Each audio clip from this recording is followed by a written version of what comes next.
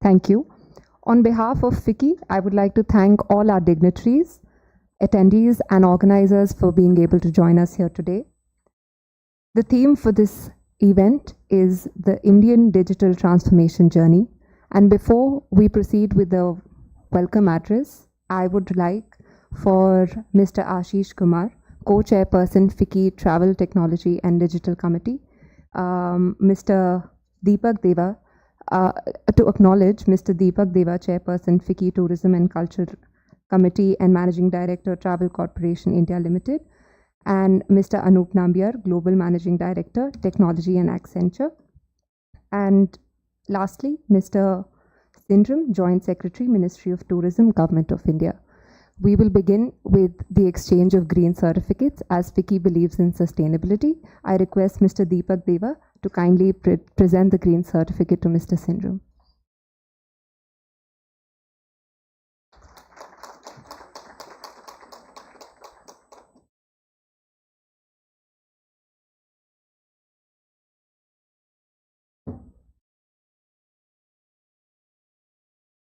Thank you. May I invite Mr. Ashish Kumar to address the gathering for the welcome address.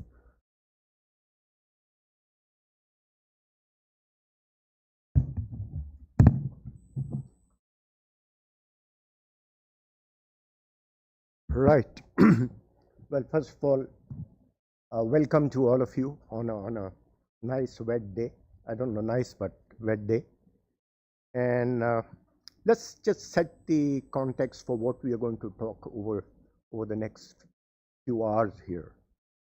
And let's look at India's digital transformation for a minute. Where do we stand as a country? Just look at these staggering numbers. 1.6 billion Aadhaar biometric cards, 1.25 billion telecom subscribers. Just look at the numbers. Look at the e-commerce number, 644 million. And then you come last to something known as the Bhashni program, which is auto-transcripting 8 languages already in India, with aimed at another 22 in the country. And not to forget the small print over here, that it also holds 640 villages under the BharatNet. Translate this in your own ways to the population of many countries, and you will realize the scale of what we are talking about. But why am I telling you all this? If you look at the Honorable Prime Minister, what he said a few days ago in Bangalore, Anup, I hope you were there, in terms of the G20 telecom. And if you just translate it, I, for one, started getting goosebumps, as if he was speaking to the travel, tourism, hospitality audience. And if you translate this, you will realize everything fits, because when he talks about diversity, when he talks about religion, when he talks about, it's not just the traveler, but what you're able to do. And if you look at a shot on medium being 2030, I really won't be surprised to see that India will be producing for the world, which really means what? That all of us today in the travel business, when we compete for the Indian market, I would like to see competing for the Japanese market to sell a holiday in Europe, sitting from here. And all that is possible, except for tweaking a few laws. And anyway, as far as the payments are concerned, the UPI is facilitating INR payments. So therefore, don't restrict yourself, is what I say, to thinking India is your market. If you open your eyes, you will realize that we are soon moving into that direction. So this is what I said. Because hiding behind these numbers are just so sheer numbers, but hiding behind these numbers is an immense opportunity. The travel industry, from where I belong, has always believed servicing the demand, has always believed in servicing the customer. Don't get me wrong, I'm not asking you to take that away. I'm asking you to look at creating customers. And the kind of data points which are going to be available with those kind of numbers, leaving aside the pyramid, the price pyramid, the geometric pyramid, you should really aim at creating customers for the travel industry rather than servicing the customer, because you have the numbers to be able to do it. And once you reach those critical masses, I think you will all move towards Japan to sell those Japanese holidays into Europe. I'm sure of that. And I like to see an Expedia come out of India. The second point, which has to be very strongly realized from this number, that travel is an extended arm of e-commerce. In fact, it is the largest segment of e-commerce. Whether if you look at the train, we have IRCTC later on. Whether you look at bus, we have Felix and Greyhound bus setting up operator here. If you mesh in all the components, you will realize it is the largest e-commerce arm. The e-commerce draft policy with the government of India is going to be hitting at soon will impact, if you look at it, the private labels in the packaging industry, and private labels here being what you call tailor-made, your own name, etc. Those are private labels, right? So if the law comes in for private labels, and you would want that to come, because that will give you that governance and quality and be able to deal with the world supply. The inventory model, these are the three. I went through the draft e-commerce policy and I saw that these are three which are going to hit this industry hard if you don't get ready for it. And of course, consumer grievances. I don't want to say anything about an article I read this morning about consumer grievances and court deciding something. But that is besides the point. So therefore, keep an eye that this travel industry is going the e-commerce route. And yes, of course, there is an elephant in the room. And that elephant is ONDC, the Open Network Digital E-commerce platform. And we have those guys later on to do a presentation. And I think with ONDC, you probably will have all the consumers and the suppliers projected in one. And I think the paramount thing to understand for the industry is you forget the word customer. There's no customer. To me, everybody's a consumer. And if you look at him from the eyes of a consumer, then you'll be able to put, and you'll see that you'll cut across, and later I'll talk in my panel, you'll cut across all this inbound and outbound and B2B and B2C and OTA and non-ATA. These are lines which are dissolving across because there is only one consumer. He could be based anywhere. He could be of a different demographic. He could be using different culture, as Honorable Prime Minister said. He could be using other objectivity, but he's a consumer, right? And I think that's where the industry needs to make. So just let's look at 13 key, which I believe are the emerging trends in technology. I could spend hours here talking about user case for you as to where these will fit in our industry, but we don't have the time for that. And I leave you best to decide for yourself where they would fit in. And if you really want to look at it, you will find each and every one of them fitting in. Even the last one on the block, the NFT entering the travel industry. I do understand some Dubai hotels, etc., already accepting NFT as a form of payment from non-Indian customers. So don't look at everything from an Indian point of view, so to say. Because if you really want to move at the global scale, you have to look beyond India. So with that, I welcome you once more and thank you.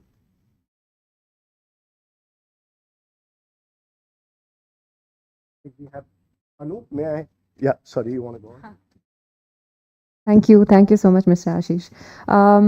Before we set the tone for the day and invite all our esteemed speakers to share their valuable insights for the day, I would request for the launch of the FICCI Accenture Knowledge Report. Our members on the dais are requested to kindly do the honors. Also, for all the members who are present here, we have a standee outside which has the QR code, which has the digital copy of the report. You may like to scan the same and access the report.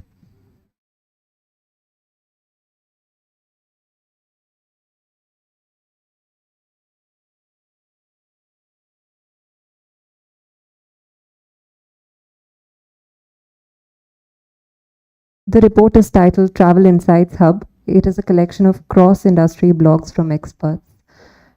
And I would repeat, you may like to scan the QR code on the standee outside to access the report.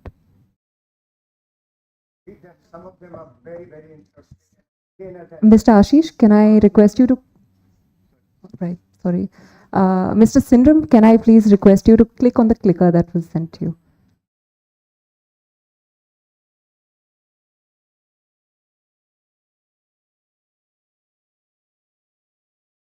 Thank you so much. Can we have another round of applause?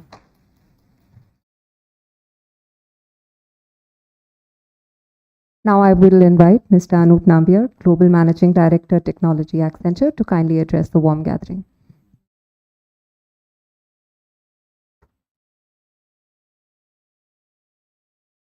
Good morning, everybody. Again, I'm trying to emulate somebody who did an awesome job in setting the context. I'm not gonna, some of the stuff which he said is really relevant, and I'm gonna continue from there. I've tried to keep it short because I know we have a lot of things to come after this. And I was thinking my whole unveiling of that tablet also gonna come after this, but I'm just gonna move around a little. Okay. First of all, happy to be here. This is my first time I'm speaking in an audience in India on the travel and tourism. As you know, this is very close to me, right? So I used to be a consultant in my past, and there is a year where I traveled 42 weeks out of a year.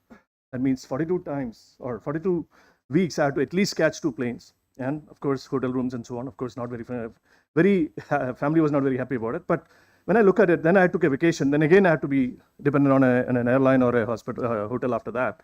So this industry for me is very relatable because all of us are a customer.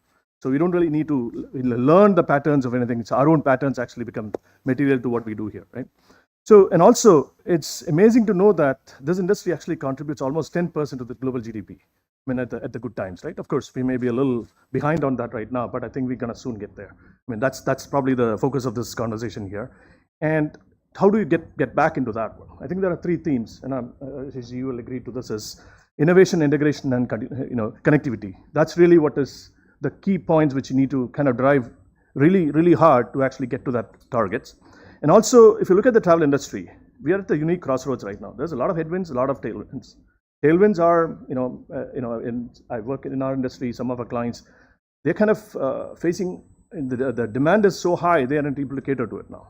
Because whether you look at the sectors, business, leisure, luxury, all that, and there's a whole segment called bleisure now, which is like we all are part of it now because we travel anyway, so I might as well have a little fun on the side, right? So if you look at that, that's the stage we have in front of us. That's a demand map in front of us. But we look at the headwinds in front of us. It's really that we have, take India, there are congested destinations, inaccessibility very often, and also severe talent shortage and this is global again, it's not just India, but I think we're facing that a lot because suddenly the boom is there, but we don't have enough people to cater to all that. Now, I look at it this way, what is the North Star in front of us? And, as you all know, India is expected to hit $1 trillion in 2047 of this industry. So that's a big North Star for us, right? How do we get there? So I know, of course, the 3 aspects I talked about is key to it. But I look at, look at travel industry. What is a key part of the industry? It's data. It's a very data-centric industry. Everything is about data. But are we always looking at the data or using the data in the right way, and are we leveraging all the capabilities which we can get out of it? I don't think so. There's a lot of opportunities left out there, right? So if I look at a travel value chain, and if I can put myself, so I'm flying to Goa now. So yes, I go to an OTA or an airline, get a flight there, land in Goa. Now I go to a Taj or a Marriott or whatever that's going to be. But if all these things are connected and they could understand my interests, like, okay, I love swimming or surfing. Okay, well, as soon as I land in my hotel, I get my, not that they have to kind of troll me or anything, but at least give me options of, okay, hey, Mr. Nambiar, you like these, okay, what are your options, right? So if these, in the value chain, and I would say value chain is actually even bigger because you have the airline, you have the travel agencies, you have the rental cars, you have the hotels, restaurants, even cruise ships and everything else comes into the picture. So if we have a view across all this, and I'm sure some of the OTA world you would have already done doing that. That's the power of data. And then, of course, like Ashish explained, there's a data privacy and everything is going to come in there. There'll be a little bit of a challenge in there. But I think there are ways to kind of manage it without kind of damaging the show, if you will, by not going against any policy or anything. I think there's a way to go about it, right? Another one is I've seen lately is inspiration travel. So I'm sure a lot of you guys are on Instagram and other things, Facebook and so on. Inspiration travel is actually a big deal now because inspiration travel has opened up the market so much that a lot of destinations which we thought was actually not a destination in the past actually is now destinations.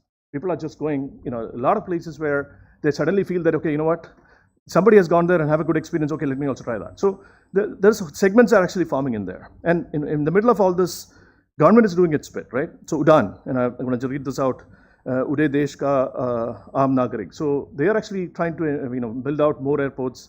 The regional connectivity services are actually being enhanced. Then there are policies like Ashish explained coming in favor of this one. Then you have, of course, ONDC, which I'm not going to get to it. Now somebody else is going to speak about that. So there is a lot happening. So how do we actually bring it all together? That's really the, I can say $1 trillion question in front of us right now, right? And just to give a little context of what we unveiled earlier. So Accenture and FICCI has been partnering for quite some time now. And what we are trying to do is, we had an idea where, rather than just looking at one industry, why don't we look at adjacencies and see other industries, how they're doing it and bring it together here. So what you saw, once you read the papers, you'll find out, is that, okay, how does other industries do things and how can we leverage that? That's what you're going to see. So what we have done is we actually went after 3 industries so far. I mean, we're going to plan more. And we have a unique cross-industry thought leadership series, which is what the blogs are all about. And they're talking about, so we have healthcare industry, we went to the energy industry, and then we are now in the payment industry. So healthcare industry, we found out, like, during the pandemic time, airlines were actually using retrofitted seats to carry, medicines and other things and so on. In energy world, it's actually the whole sustainability factor is a big thing. How do we leverage that into travel industry? And of course, payment is another big thing. I know you talked about UPIs and so on. So that's actually going to be a very key in how we actually expand this market in India, right? So that's the whole thing. This is really not just some side initiative. It's really a testament of how we are looking not just inside but outside in the adjacencies and bringing it in there, and also to gain inspirations to the growth of travel and tourism in here. So with this, you already saw that, and I hope that I'll encourage all of you to read through it and contribute to it. That's really what we want to expand on it. We would love to work with different partners and see what is that $1 trillion North Star. How do we all partner together to actually get there? So that's a brief address I wanted to have here. There's a topic, like Hashiji said, I can speak all day, but we'll get to other events now. Thank you. Thank you so much, Mr. Nambiar.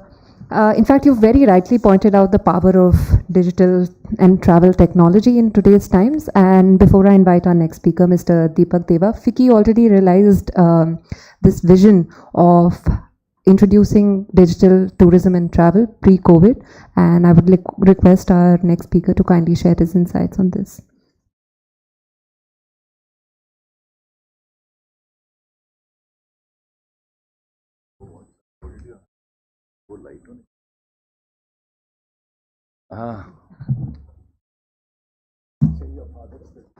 No. Mr. Simran, Mr. Ashish Kumar, Anup, members of the media, ladies and gentlemen, and my team at FICCI, they're here, strong. Anup, thank you very much. I think Accenture has really brought a very good report to the table, and there's a lot to think about. And I'm sure everybody here who goes back with the report will definitely gain from it. So thank you very much. Good morning and a very warm welcome to this 5th Digital Hospitality and Innovation Summit hosted by FICCI. This is the second one that I'm addressing this year. We did one earlier in the year, and we're doing now we're working on the technology piece. I must say this was one of the most interesting seminars that we are putting together, and if you look at the agenda over the day, you will find some very interesting moderators, but some very interesting speakers from different parts of the industry and giving their perspective, which is great learning. And I think at the end of the day, if we put together all the thoughts that we put together, there is a lot of learning, not only for us, but also for other members of the industry who will gain out of it. So I would encourage you, Ashish, that we put together some sort of an easy report after this, easy reading report for people to be able to gain from the day that we've got all these fantastic people together. You know, in this dynamic world marked by unprecedented technology advancements and global shifts, the digital transformation journey is not an option, it's a necessity. A lot has been spoken about that. And in this context, travel and hospitality, where the experience is everything, this transformation is especially critical. We all know and we all love the land that we belong to, India. It's a land of rich culture, there's heritage, there's diversity, and it's the forefront of innovation. From the ancient trade routes that crisscross the continent to the bustling hubs of our modern cities, India's hospitality and tourism industry have been central to our identity. Now, as we navigate the digital horizon, we find ourselves in a unique crossroads. India's digital transformation journey has been remarkable, with a tech-savvy population, innovative startups, and government initiatives that prioritize digital infrastructure. I must say here that the government also played a very positive role in the growth. And I think this was, a bull in a china shop. It just started and there was nobody who could control it. So you either get to go on with it or you are in trouble. But this was the good part of the technology boom in India. Our nation's vision, fueled by technology, is shaping the future of travel and hospitality. Today, we have the opportunity to explore how this digital transformation is reshaping our industry, creating new avenues for growth, enhancing guest experiences, and redefining the way we approach travel and hospitality. But let's also remember that amidst this digital revolution, the essence of travel and hospitality remains deeply rooted in human connections, cultural exchange, and the warmth of hospitality that India is renowned for. As we embrace digital innovations, let us strive to strike a balance that preserves these core values. I think this is super critical, and I come from a B2B business, and our transformation, which you'll hear about during the day in one of the sessions, is also trying to find technology, experiences, high quality service, the end customer, the emotion that the person is traveling for, trying to build this all together. And if we can do that, I think we have we would have a great success, not only as an organization, but as the inbound business, which is largely a B2B business. So once again, I extend my heartfelt gratitude for your presence here today. I have one, important announcement to make. I told Santosh earlier today. Santosh is our friend from Booking.com. The speech I wrote, barring the few things that I added in between, took me 10 seconds to make.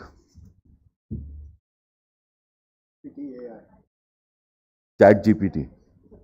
At 7:10 this morning, I put in about 20 keywords, and out came a fantastic speech. I mean, I had to edit maybe 7 words in it. I added a few things in between that I felt were right to say now.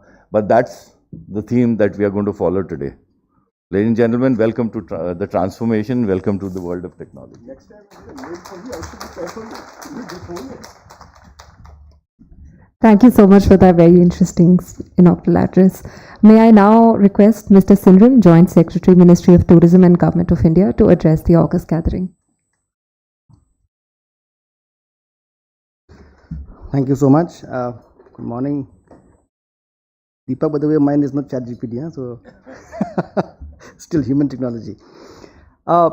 This morning I was walking up to the 4th floor with Deepak for this program. I was telling him I was not supposed to be here today, but perhaps universe has a different, unique way of making things work out. And let me tell you, it's a delight to be in your midst this morning. And I've been associated with FICCI for some time now, since I've joined the ministry.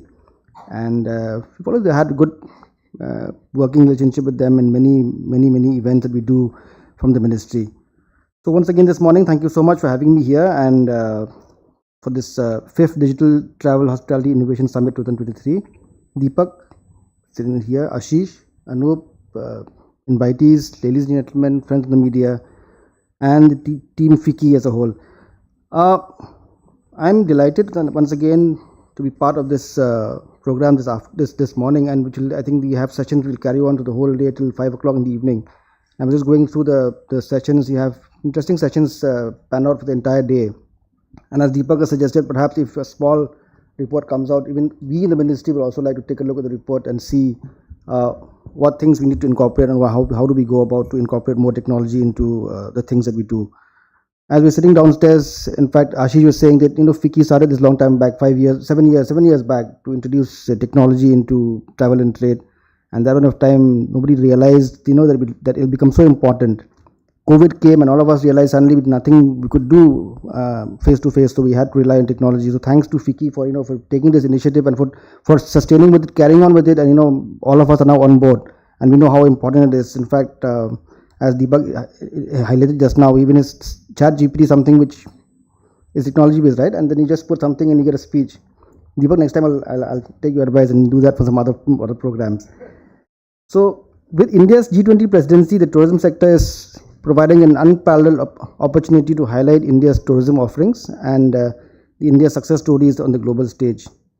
During the G20 presidency, and especially the tourism track that we had, there was a focus on several key priority areas which included sustainable development, digitalization, and the promotion of inclusive growth. The Ministry of Tourism is working on all these key priority areas with the major emphasis on digitalization. The National Integrated Database of Hospitality Industry, which we shortly call NIDHI, which is database as an initiative of the ministry towards Atmanirbhar Bharat to use technology to empower our own businesses. NIDHI is not just a database, it aspires to become a major gateway to opportunities for the hospitality industry.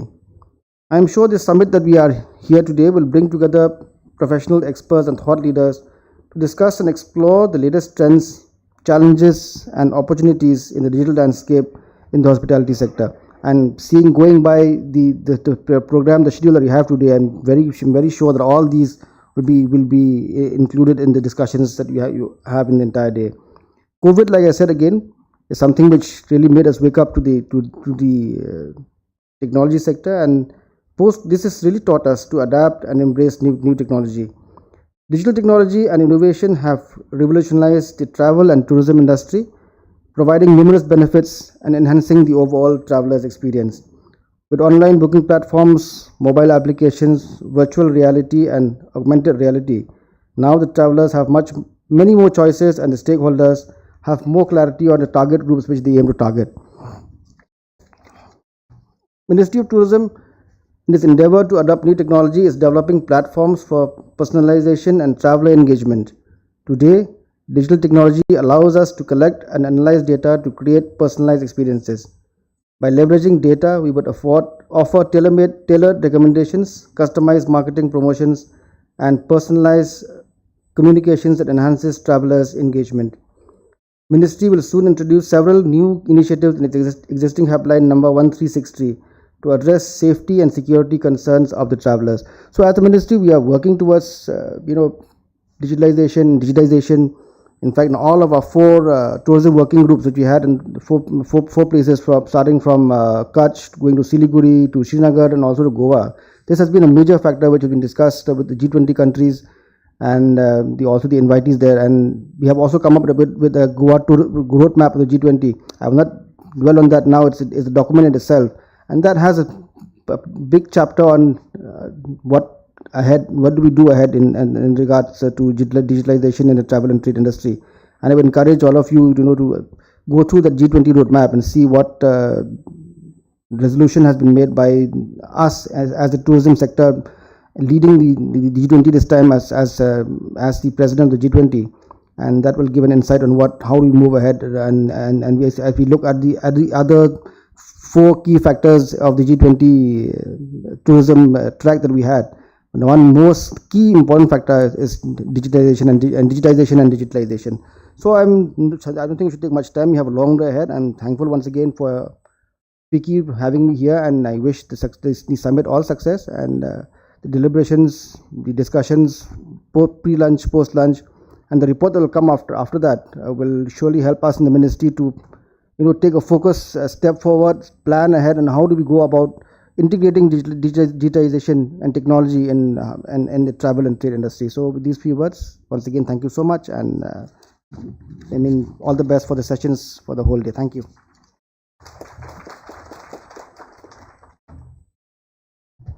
Thank you so much, sir.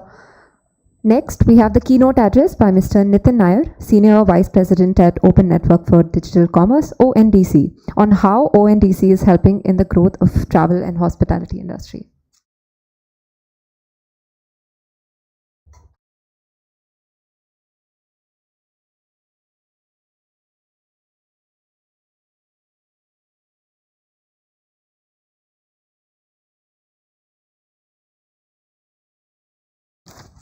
Sorry about that little mix-up.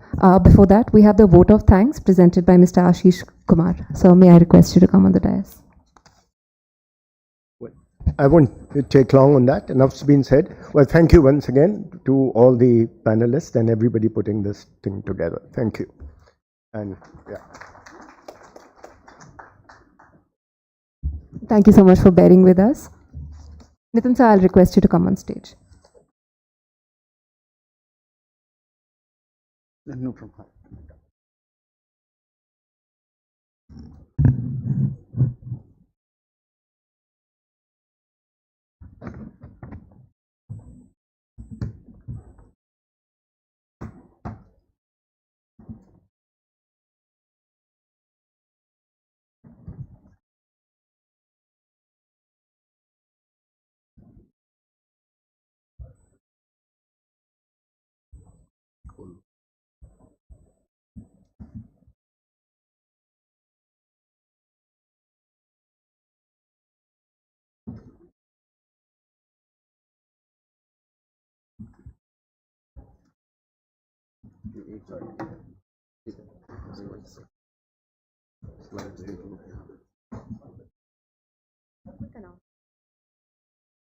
While we're loading the presentation for Mr. Nair, I'll request all the speakers on the dais to kindly be together for the group photograph.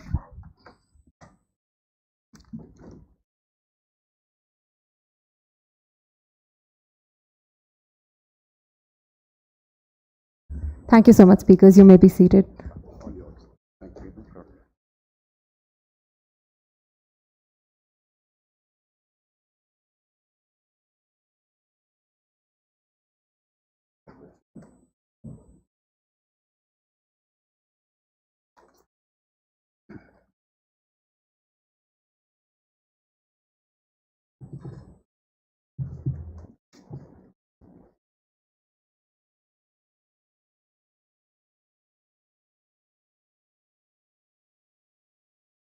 Thank you. Morning, everybody. My name is Nitin Nair. I'm from Open Network for Digital Commerce, and I'm going to make an attempt to talk about what ONDC is doing specifically in the travel space in the context of digital innovation, right? And digital and innovation, of course. And as you see the name Open Network for Digital Commerce, we are all about digital. And let me try and speak through what is on the slides here, right? So I think we'll go back to some first principles here, right? And that's important. ONDC is a very, very unique initiative, and the endeavor is to do something very different from how businesses operate today. And therefore, it's perhaps relevant to look at things from first principles again, right? So the internet was founded on the principles of openness and decentralization. What I mean by that is, this was not a private network. Anybody who had the requisite infrastructure could connect to it. Open protocols like HTTP, SMTP ensured that there was seamless communication between all entities on the network, and it was fundamentally available to anybody who would choose to connect to the network, right? Broadly, if you look at HTTP, that's what all your web browsing is about. SMTP is what all your email is about, and all of these systems, on different platforms, different technologies, are able to seamlessly talk to each other on the internet using these protocols, right? So that kind of forms the genesis of what ONDC is trying to do by the ONDC protocol, right? And why are we trying to do this, right? So if you look at e-commerce worldwide, right, particularly in the digital sector, it's largely a couple of companies that dominate the landscape, right? While it's an open network, it's available to everybody. You look at about 3-4 companies globally and about 2 large companies in India, largely, dominate the entire e-commerce ecosystem. And that's essentially one of the problems we want to solve, is to democratize and make it easier for other companies also to participate and be relevant in the larger digital e-commerce business across India, right?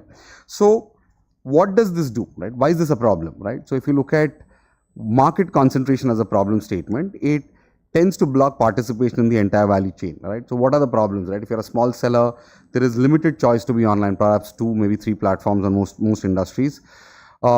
Merchants are not able to set their terms. Platforms typically set the terms, and these terms are common for everybody, and there's no opportunity to look at specific aspects of business that you may want to be interested in. If you join a platform, you follow the platform's rules, right? Discoverability is an issue. Even if companies were to try and go online themselves, put up a website, go to a enabling platform like Shopify and put up a website, discoverability and demand continues to be a problem, right? How do you get customers to know that you exist, and how do you get found, right? Everybody spends tons of money on digital marketing, etc., to improve discoverability, and that kind of becomes an inhibiting factor, right? Also, if you are you have a value chain where you also need to, for example, dispatch goods, right? Finding the the right logistics partner, the logistics costing, the entire value chain, returns, cancellations, etc., is a fairly large challenge for a small entity, and that's some of the problems that we hope to solve for, right? So how does this play out in the e-commerce ecosystem today, right? So there is entry barrier for new players, right? There is therefore limited innovation, and buyer sellers are kind of in a closed ecosystem, and this is true to multiple domains that you see on the right, whether it's food, apparel, electronics, mobility, tourism, travel, agri-produce, groceries, wholesale, etc., right? And all of these industries have this common problem statement that we are trying to address via the ONDC open network, right? So how does ONDC look at doing this, right? So I'll introduce 2 concepts, unbundling and interoperability, and you'll have to humor me for a minute in explaining how this works, right? So if you look at the chart on the left bottom, you see any industry which has got platforms, right? Platform A, B, and C, right? And on the left side, you see sellers, S1 to S6, right? And on the right side, you see consumers, C1 to C6, right? So S1 and S2 are on platform A, S3, S4 are on platform B, and some of these, similarly sellers, right? Everybody is not on every platform. And therefore, if you are S1 and S2, you cannot do business with, for example, C5 and C6, right? Unless you are on a specific platform, you onboard as a seller, and as a consumer on that particular platform, what's available on the platform is not available to you, right? But if you relook at this entire thing and say that, okay, instead of looking at this as seller platform and a buyer platform together as an e-commerce platform, if you just unbundle it and say that, okay, on one side you have seller platforms, one side you have buyer platforms, and they talk to each other through a common network, the ONDC network, then suddenly S1 can do business with C6 and S6 can do business with C3 and so on and so forth, right? So all consumers, or across any buying platform can, buyer app platform as we call them on the ONDC network, will be able to interact with any seller on any seller platform, right? So you don't need to be on a particular platform to be accessible to, a customer. You can be on any platform and yet be discoverable and accessible to the entire universe of customers looking for your product and service, right? So the first part is unbundling, which is unbundling the buyer and the seller ecosystem, and interoperability is, scripting that language that all of them talk to, which is the ONDC protocol, right? So right from search and discovery, right, buyer apps will be able to, take consumers and, find them sellers across the ecosystem, right, across the entire network, and not necessarily restricted to their platforms, right? So moving ahead, this is another, representation. If you look at the left side, you see the platform approach, where there's a platform in the middle, the buyer and seller both have to be on the platform to interact with each other, versus on the right, where the buyer and seller are all on an interoperable network, right? Not constrained by the platform that they got onboarded in, and can, interact with, the entire ecosystem on the network, right? So essentially the way to look at it is that what UPI did to transactions, right? ONDC's endeavors is to do it to, goods and services. So while payments now are interoperable and you can pay anybody to anybody, and there has been a significant impetus to digitization on the payment side, ONDC endeavors to do the same on the goods and services side. Moving ahead, this is broadly a logical representation of the ONDC network. You see the network and you have buyer apps A and B, and it could be any number. I'll talk about the numbers in the next slide. So you could be a buyer coming from any of these platforms, right? Buyer app AB. You could be a seller on any of the seller apps, seller app AB, and you could be a logistics service provider as relevant on any of these platforms. And all of them are able to seamlessly interact with each other today on the ONDC network. So where are we today, right? So if you look at we have 14 buyer applications, I think the slide doesn't come. There are 14 buyer applications, there are 7 logistics applications, and about 43 seller applications that have come in. So a total of about 60 plus apps that are live. So you'll see on top marquee names, which are large consumer applications, which have large consumer bases. Below you'll see companies which have traditionally been in the e-commerce value chain, right? Traditionally not been in the e-commerce value chain, but have been part of, retail, food, other industries where they've had a role to play as a point of sale device, as an ERP, which have now been able to now build a connector to the ONDC network and be in a position to, get demand, and thereby, bring in their customer base, which are sellers, to the ONDC network, right? So what are the categories live? So, on B2C side, we have food and beverages, grocery, home and kitchen, electronics, mobility, BPC, agri, health and wellness, fashion live. On B2B, we're live on grocery and fashion. Upcoming domains on ONDC, of course, travel, financial products and services, right? So any domain, technically a product or a service that is sold in India, eventually we will bring on to the ONDC network, right? So now let's look at travel and how do we try to conceptualize. We're still building out the thesis on this, but just to say, how do we relook at it, right? So on the left, what you see is typically how the ecosystem today is, right? There are travelers and there are hotels, so for example, and between them there are travel agents, OTAs, GDS, aggregators, wholesalers, the whole ecosystem of players. There are channel managers, bunch of people who kind of bring together the entire industry to work together, right? So just trying to relook at it, right? So you look at the buyer and the seller, right, on the ONDC network will typically, operate through seller apps, right? Travel agents, wholesalers, aggregators, OTAs, hotels directly coming onto the network, right? As well as look at travel agents, OTAs, ONDC buyer app, which are today, not a part of the travel ecosystem, also bring in consumers and connect seamlessly via the ONDC network. So this is how we would potentially reimagine this, right? And this is one way to look at it. The beauty of the protocol is that it is extremely flexible. There are other models, buyers, sellers on both sides, which can come together and kind of make this choice or make this difference, right? And there could be new, or potentially infinite models on how this could evolve as long as there is an interoperable protocol. So going back again 25, 30 years, right? How HTTP has helped internet evolve, or as SMTP has let email evolve, right? We hope to do that same with the travel ecosystem, right? So we're not just building travel, we're building all the allied parts of the business. So if you look at mobility, the entire ecosystem, transportation, the entire ecosystem, travel, retail, of course. And on the right side, you have the ONDC buyer app. Some of them are domain leaders in some of these domains, as well as trying to enter new domains, which will bring in demand and try to, do a trip stitching, right? I really like that point Mr. Nambiar made in the morning on, when you travel frequently, how difficult it is to manage all of it, right? So, sir, I totally share that, problem statement. And those are some of the things that, we really look at as path breaking.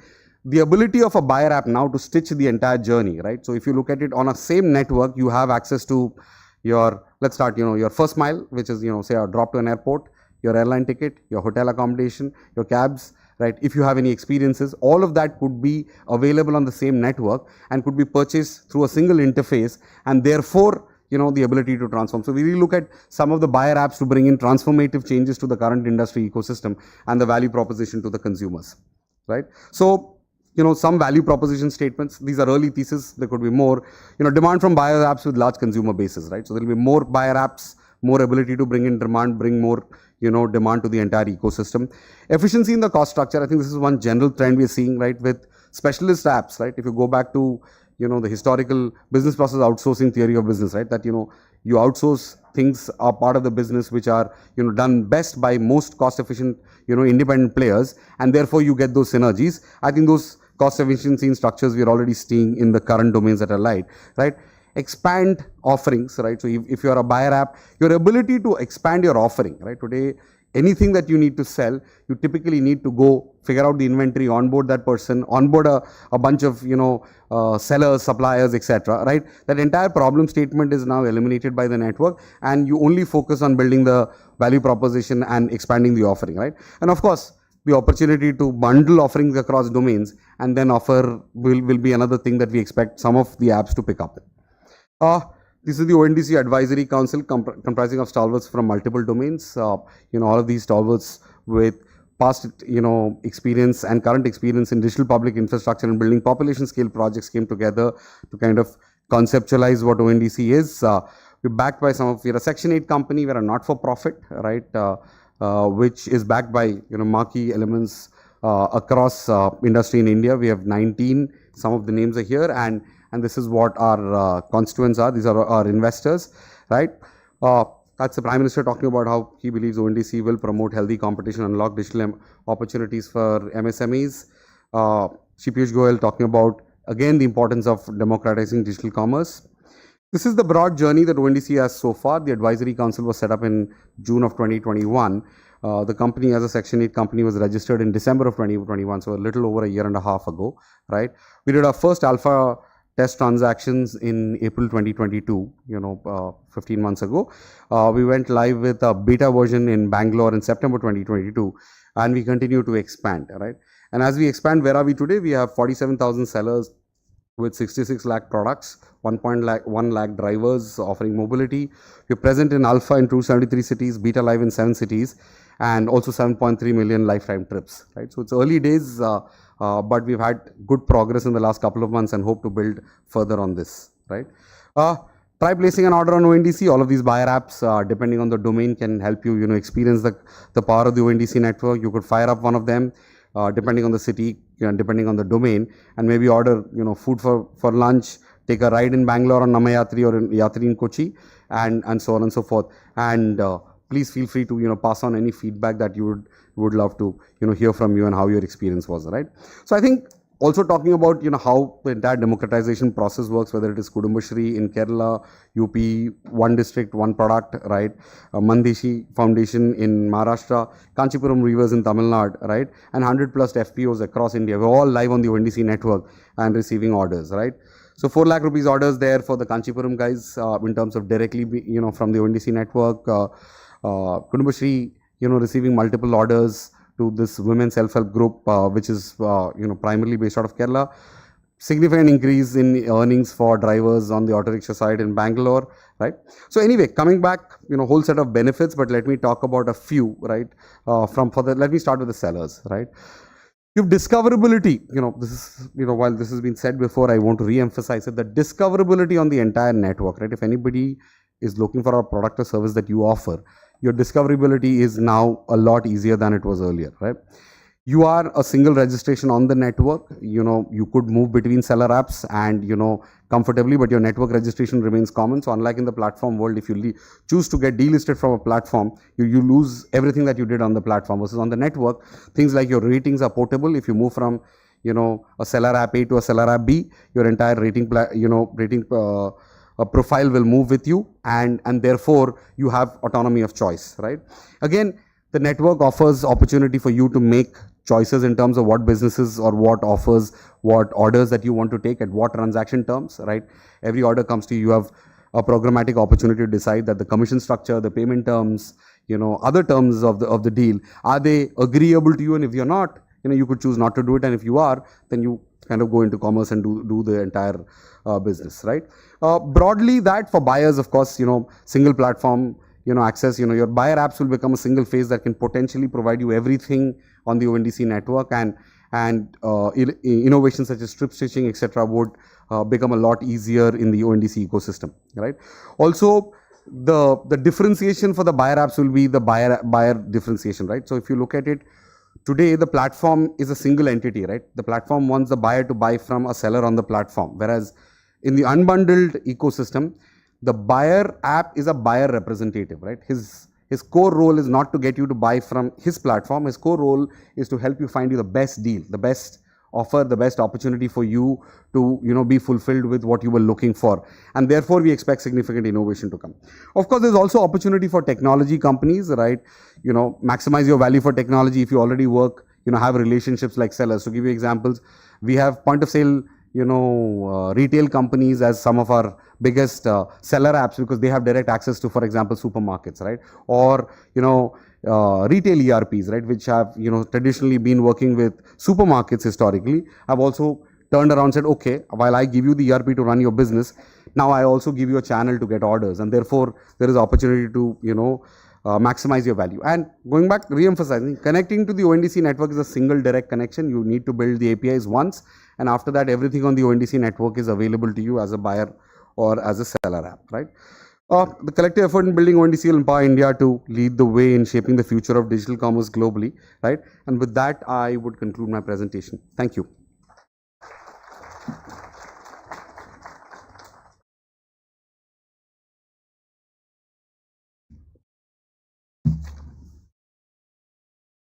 Thank you so much, Mr. Nair. Before we move on to the panel discussion for the day, I would request and share a few housekeeping rules for all the members seated here. Kindly request you to keep your phones on silent throughout the proceedings of this conference, and we will be starting with our lunch at 1 p.m. Before that, we have this panel discussion. I would request our panelists and our moderator to kindly join us on stage.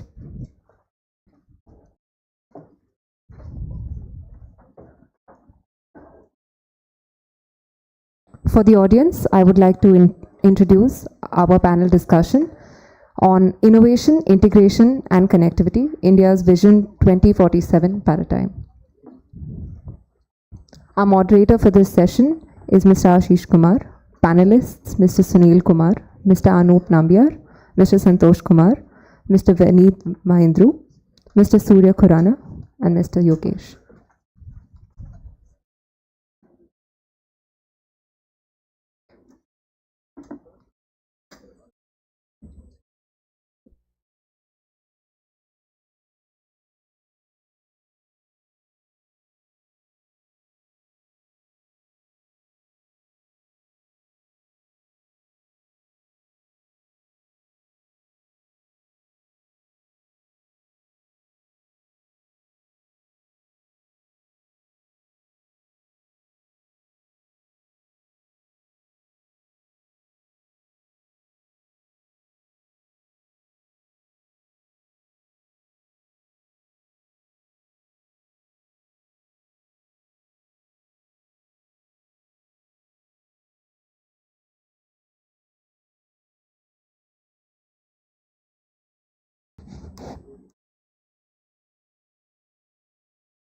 Well, we have one person missing from the panel. That's Surya. Hope he gets through the traffic. He says, traffic from Gurgaon hasn't moved at all, but hope he gets in. Then we'll talk about what Surya does once he gets in. But thank you very much again.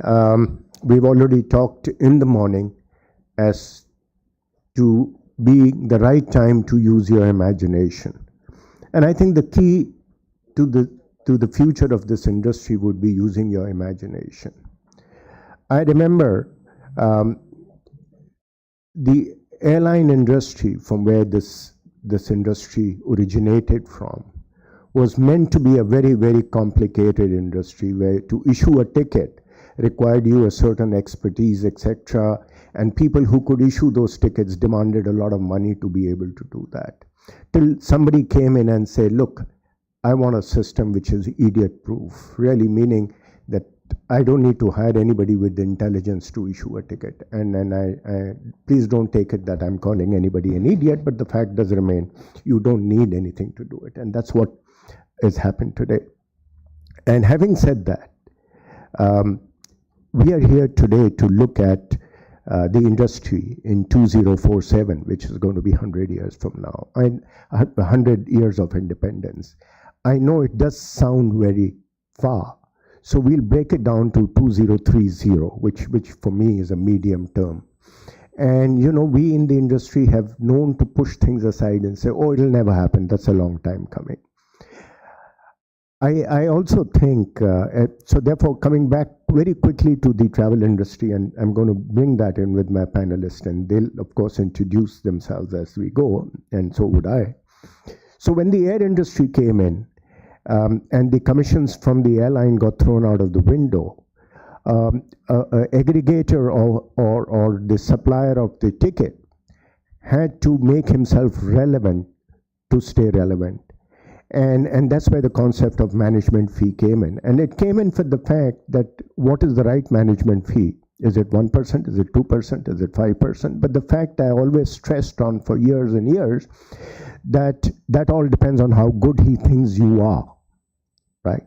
So if you thought you were worth 1%, then you're worth 1%. If you thought you were worth 10%, then you would be worth 10%. As simple as that. So therefore, your worth has to be counted.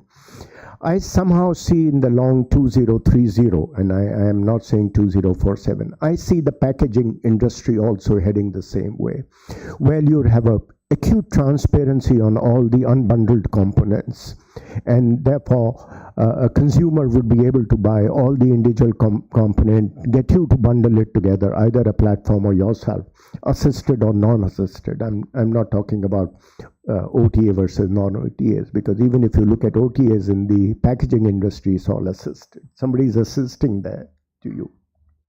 So therefore, I see a complete transparency coming in, and at the bottom line, the consumer will decide whether he should pay you a 5% margin or a 10% margin or no margin at all. So get ready for that, is for sure. I see. So let's come back.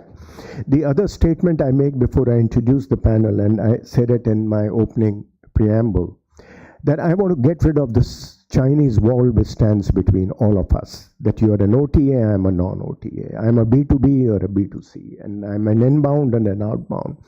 As long as the consumer is out there, it doesn't matter where he comes from, whether he's based on a high street in London or he's based in Raebareli. To me, a consumer is a consumer, and therefore his journey will have to be facilitated in the same manner. It may, and that's why we also have Vineet Mahindru here, who I'm going to introduce from the inbound, to tell him that he probably won't have an inbound, so to say, as he sees it today. It may look differently for sure. His boss Deepak has just walked in to challenge that. And I also welcome Anup Nambiar, who you've met before when he presented the paper. And we have Yogesh Chandra next to me, who's from RateGain. He'll talk, of course. And Santosh again, who heads the booking.com, and Sunil Kumar, IRCTC. Now, the question I have later probably for IRCTC, are you guys masquerading as an OTA, or are you a railway ticket aggregator? I'm not sure. Sometimes I lose those thoughts, but it's over to you. So let's open this up. What we are going to do is have each one, starting from Vineet, take 2-3 minutes, and then we'll have a freewheeling to each other and probably leave about 5 minutes in the end for the audience. Is that fine? Vineet, over to you. Thank you, Ashish. Thank you for the introduction, and good afternoon, everybody. It's a pleasure to be here today. And as Ashish mentioned, I come from a very so-called traditional B2B space, which has so far kind of shied away from transformations or digitization or digitalization in the travel business. Till the time one day we woke up and said, well, OTAs are taking over our business, and then we went fighting with the hotels to say, can you give us better rates, and so on and so forth. But as an organization and as a business, I think one of the points that we missed out at that stage, and that is what probably I would set the stage with to say, is we missed what customers were looking for from us, or why we existed in the business. And I think that's where the transformation process always starts, is when you start revisiting and relooking at the value proposition that you carried for your customer. And if you, I'm sure all of you have gone through the recent reports that have come in post-pandemic, where experiences are probably becoming more and more important. Clients are wanting somebody to handhold, and travel advisors are far more popular than they were before. And this was recently also reported in Skift report, which said that the advisory part of the travel has gone up from 27% before pandemic to 44% today. And they are looking for the old-fashioned TAs to also handhold them. The gap which got created was the transfer of this knowledge from us as a DMC to that of the person who's selling it overseas. And technology came in very quickly with all those OTAs coming in with information of different hotels that were available, and very basic information, without really giving an insight of why you should choose that product. And that advisory role which we thought, or we existed for, we digressed from that and started becoming a supermarket like everybody else.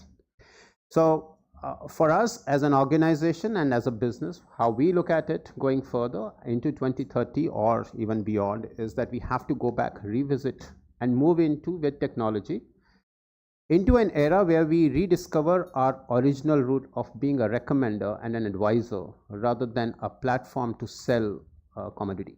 And that's the shift that we are making as an organization when we undertake a digital transformation, working towards creating our own recommendation engines based upon the data which we have a lot, which we have never used. With a history of over 60 years, we are sitting on a gold mine of data. We never used it. It was just lying there. And today we are using that data to build a recommendation engine which kind of repurposes our existence as an advisor rather than being just a pure service provider, coupling that with our network of offices which help us deliver the best of the services. So that's where we are. That's how we see 2030, where our role is going to be again going back to being the trusted advisor. Technologies that we will use, of course, will vary. Government facilitation in terms of ease of moving through blockchains, etc., will probably support us, but we see a very bright future for us going further in the industry. Right. Vineet, again, what irks me today, and not of course yesterday, was the number of pricing layers between a consumer on a high street in London to the time he actually consumes the holiday on the ground. There is a wholesaler who contracts it out with a company in Delhi. He in turn gets it to Kerala. He in turn gets it to Rajasthan.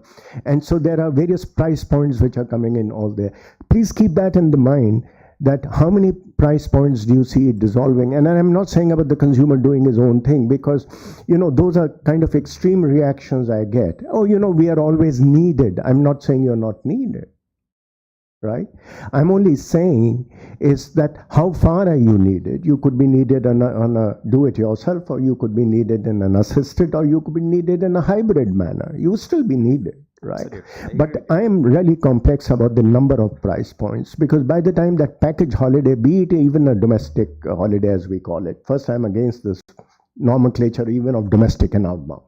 Right? There were times when we say I specialize, and there was an association formed up only for domestic operators. I wonder what role they have now, or outbound operators. But keep that in your mind, and we'll come back to you later. Yep. But over to Anu.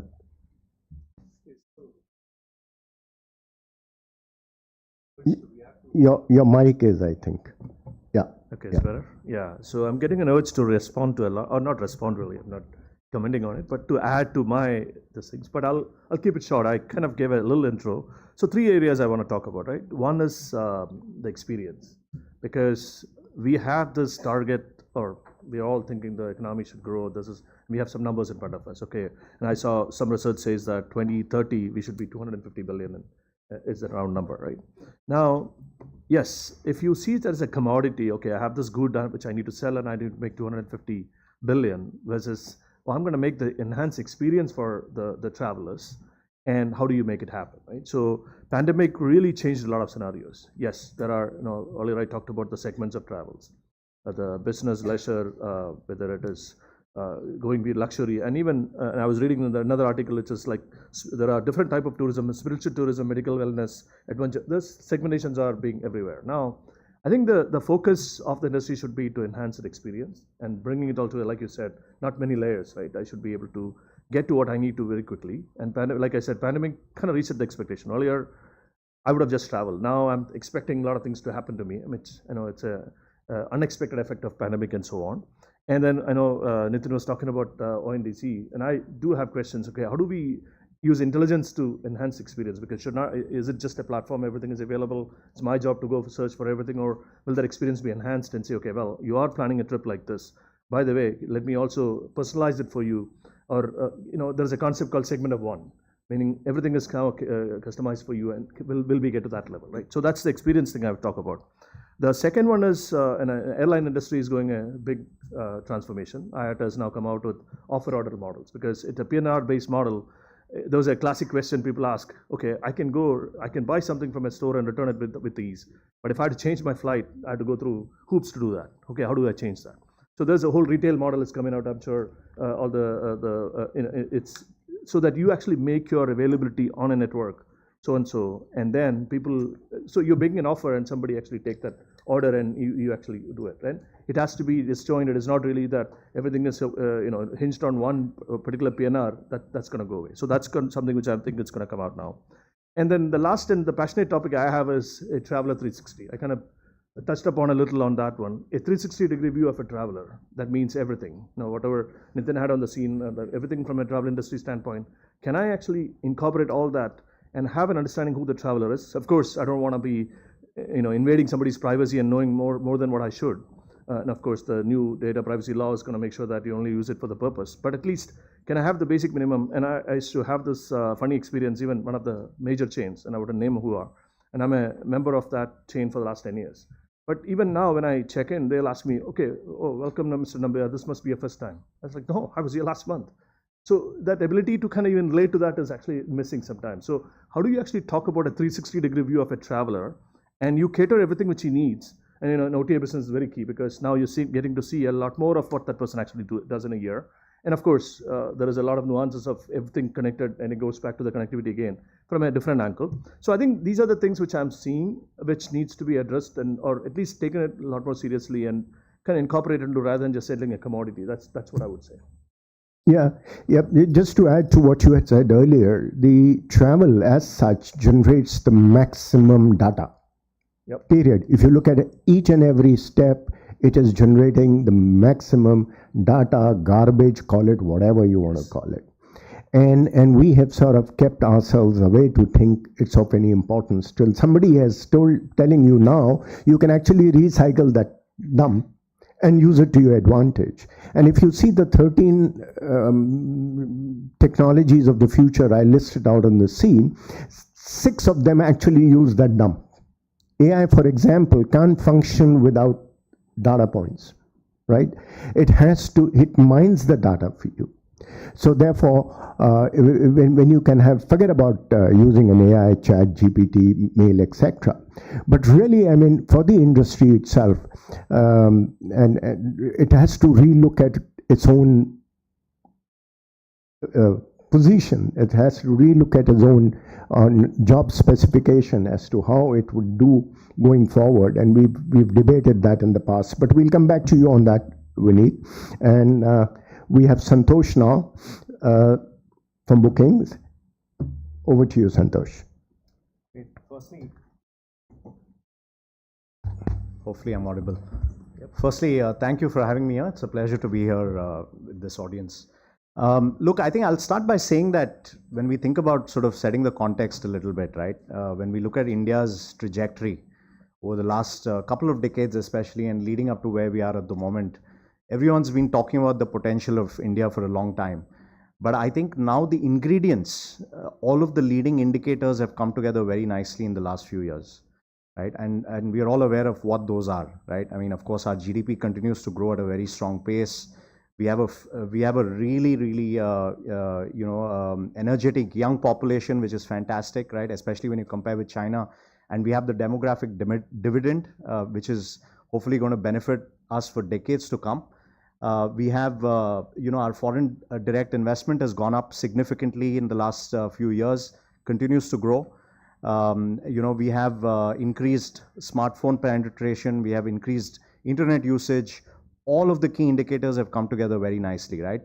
And I think for us as a company, as a global company, when we entered the market, our presence in India has actually coincided with this really nicely. And I think that's sort of, brought us to a stage where we're investing in India more and more. And to give you a little bit of a context, 10 years ago when we entered the market, it used to be a challenge for us to get people to list with us, right? Even in the bigger cities in India, but now tables have turned where people come to us and say, we would love to list on your platform, right? Because they realize the kind of reach that this kind of a platform gives them, the kind of dividend that this gives them in terms of transparency and availability. So I think where I'm getting to is that I think India is at a cusp of change. I think I don't have a crystal ball. I can't tell you what's going to happen in 2030. If I could, I would be in a different profession. It's very hard to say what's going to happen in the future. But I think India has all the right ingredients in place, right? I think what will get us there is hard work, creativity, professionalism. and that will come from the young population that we have. And I think, you know, if we look at some of the things that we are doing as a company, you know, we feel that one of the areas that we continue to invest in very heavily is technology in general. You know, and I think my panelists alluded to it a little bit. The understanding of the consumer is super important, right? You know, and to give you a little bit of an example, we do today 1,000 A/B tests every single day on our platforms, on our website and our app. The version of the website and the app that one consumer sees is very different to the one that another consumer sees, right? So hyper personalization is kind of the way to go. And that only comes from constant experimentation and trying to understand our consumer. And we will only put out something when we are absolutely sure that the consumer will buy it and will adopt it. So keeping that in mind, I think there are a lot of things that we continue to work toward as a company. You know, I'm happy to touch upon that in greater detail, Ashish, as the panel proceeds. Well, thank you, Santosh. Just do that. And so we have Sunil Kumar coming in from IRCTC. And like I said before, I have been over the years quite confused. Are you a GDS for railway or are you an OTA? But having said that, when I also think back, I think you guys have been damn smart about it, because what have you done? You have used that footfall to optimize your revenues, right? If he is buying something, but I do hope going forward, of course, technology will enable you to do much beyond what you're doing today. But Sunil, over to you and we'll talk more on this subject.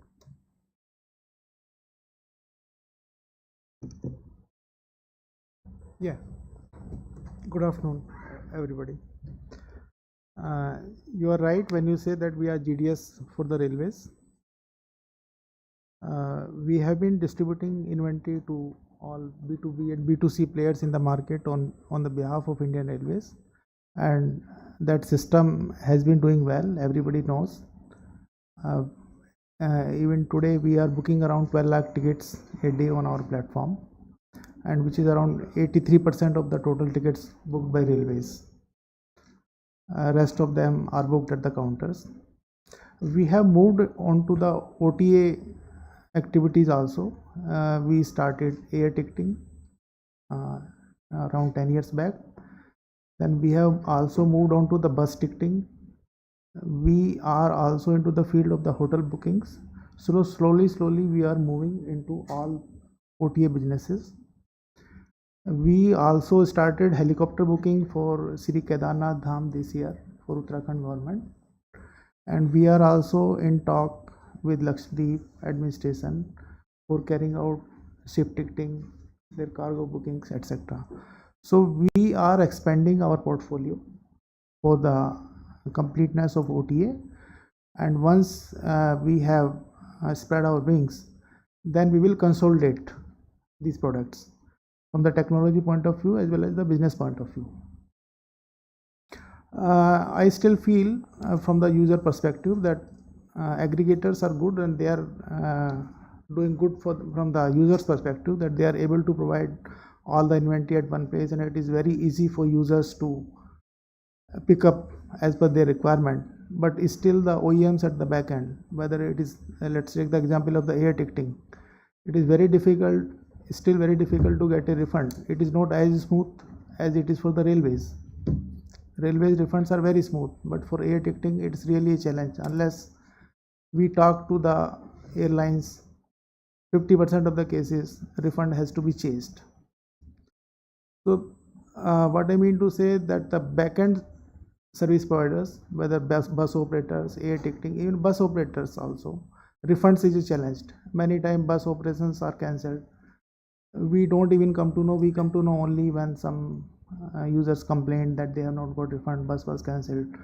So those processes have not smoothened. Aggregators can help. Once those processes at the back end are smooth, then definitely the benefits will be passed on to the users.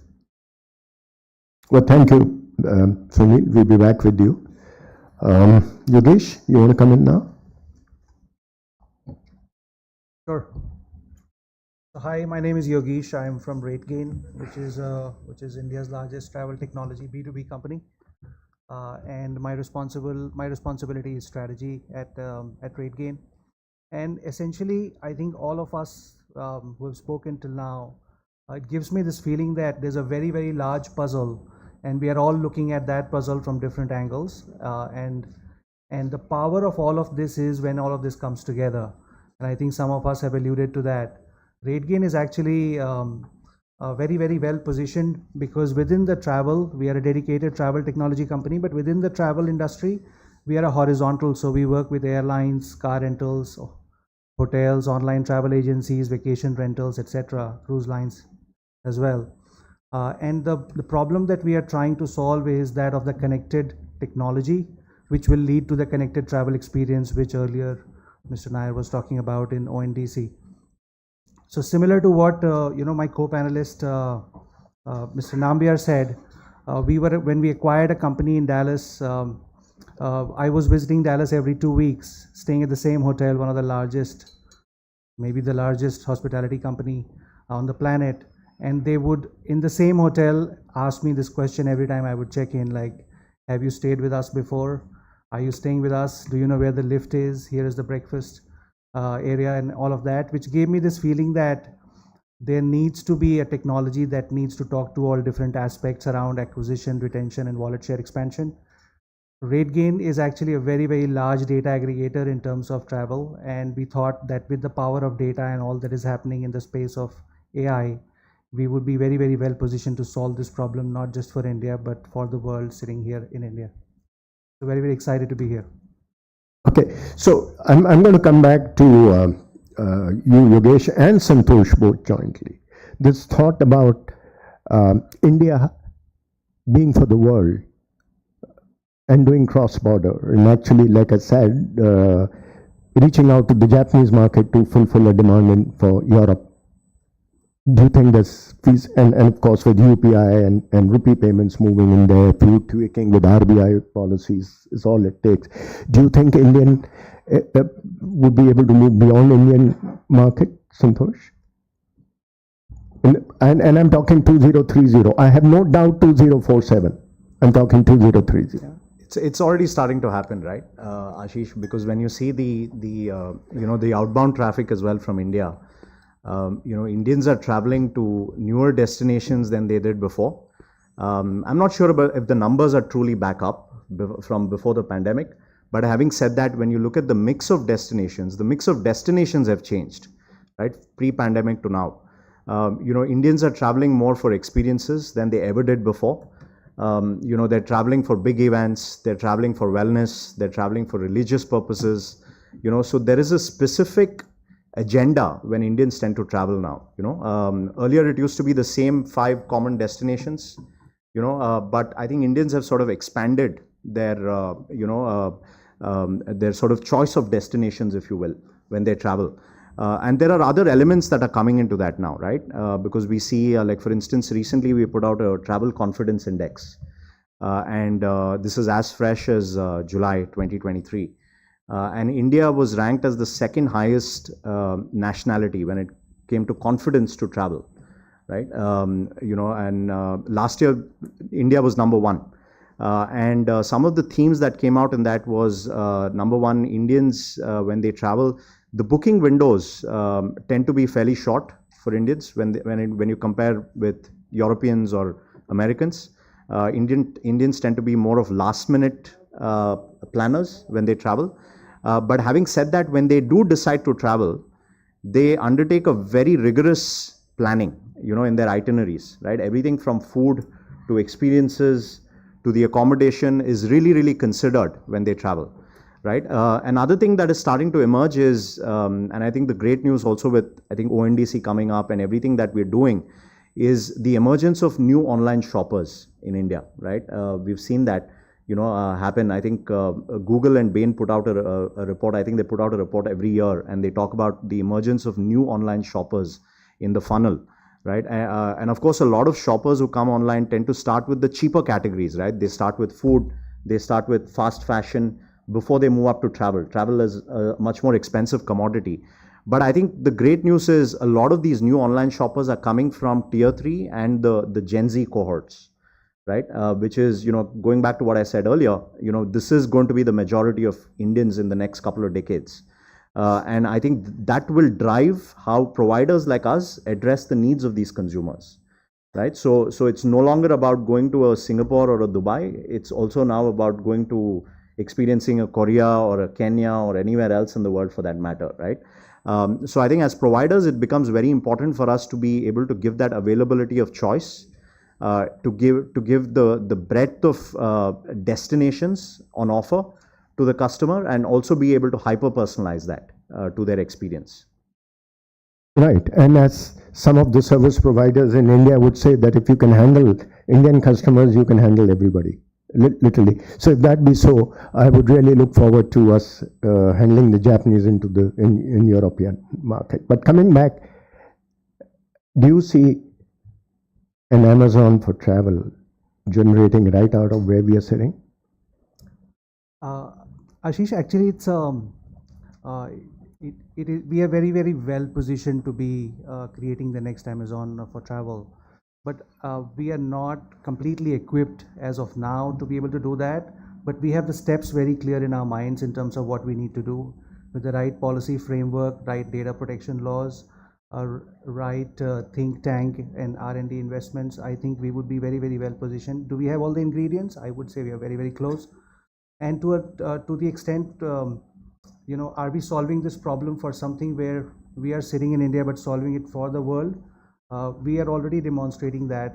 We've got a company in Germany which is very, very focused in the DACH region of Switzerland, Austria, and Germany. We help that through that company, hotels in that area acquire traffic from different parts of Europe. And the entire data science, the entire bid management and acquisition happens here in India. So we have all the ingredients. We just need to kind of develop the framework and the right policy so the world can look up to India as the right place where the data can reside in a protected manner. Right. So, as they say that technology is, of course, a great leveler. It flattens everything which comes in its paths. So, Vineet, how much do you see the inbound end-to-end flattering?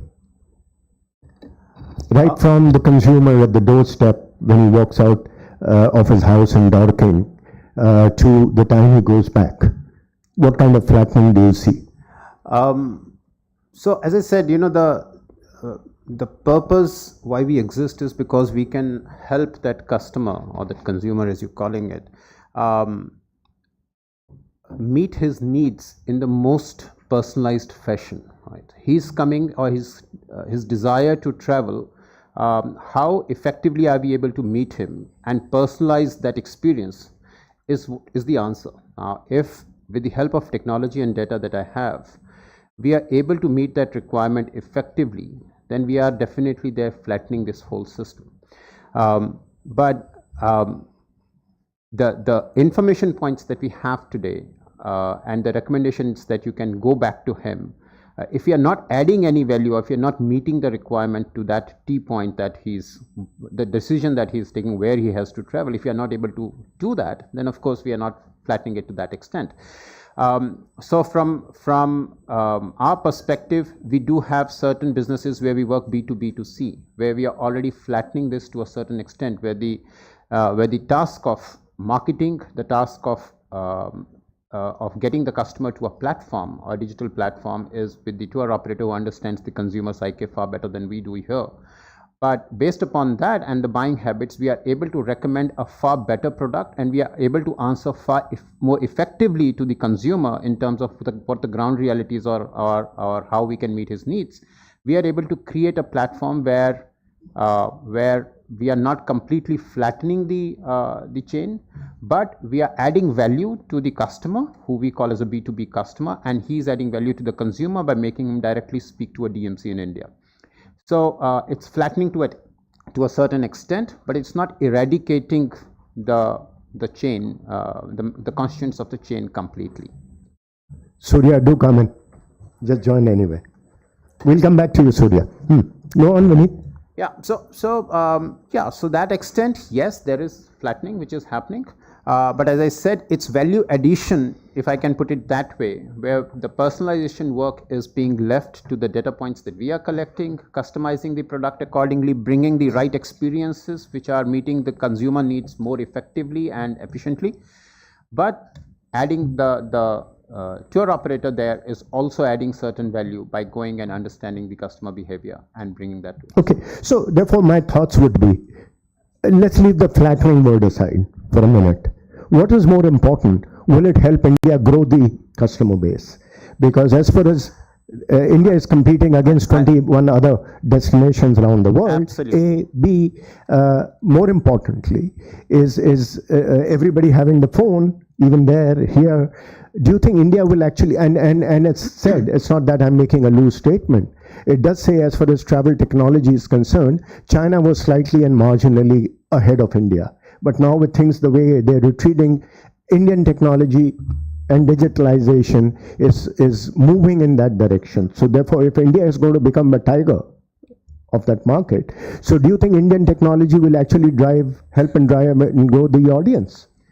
Let me take a slightly different take on it.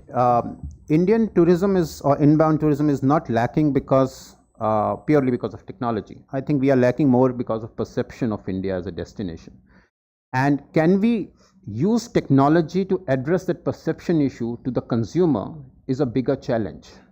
The retail person sitting there, or the tour operator sitting overseas, or the consumer sitting there, are we able to address his concerns about India, about the travel arrangements in India, about the facilities in India, etc., far more effectively using technology by giving him a AR facility where he can, or a VR facility, to understand what exactly he would get when he gets to a Delhi airport.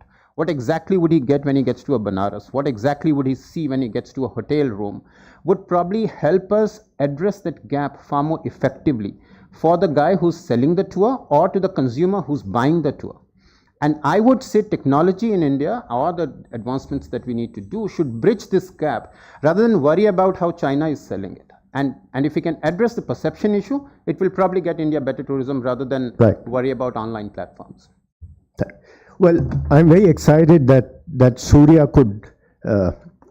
Khurana could get over the bottleneck of traffic. After all, he comes from the mobility industry. And if he can't do that, his passengers are not going anywhere in a hurry. Well, Surya comes with the background of Uber, but he actually now has moved in as the managing director for Felix Bus, which is the largest European brand for coach transportation, also owner of Greyhound in the US.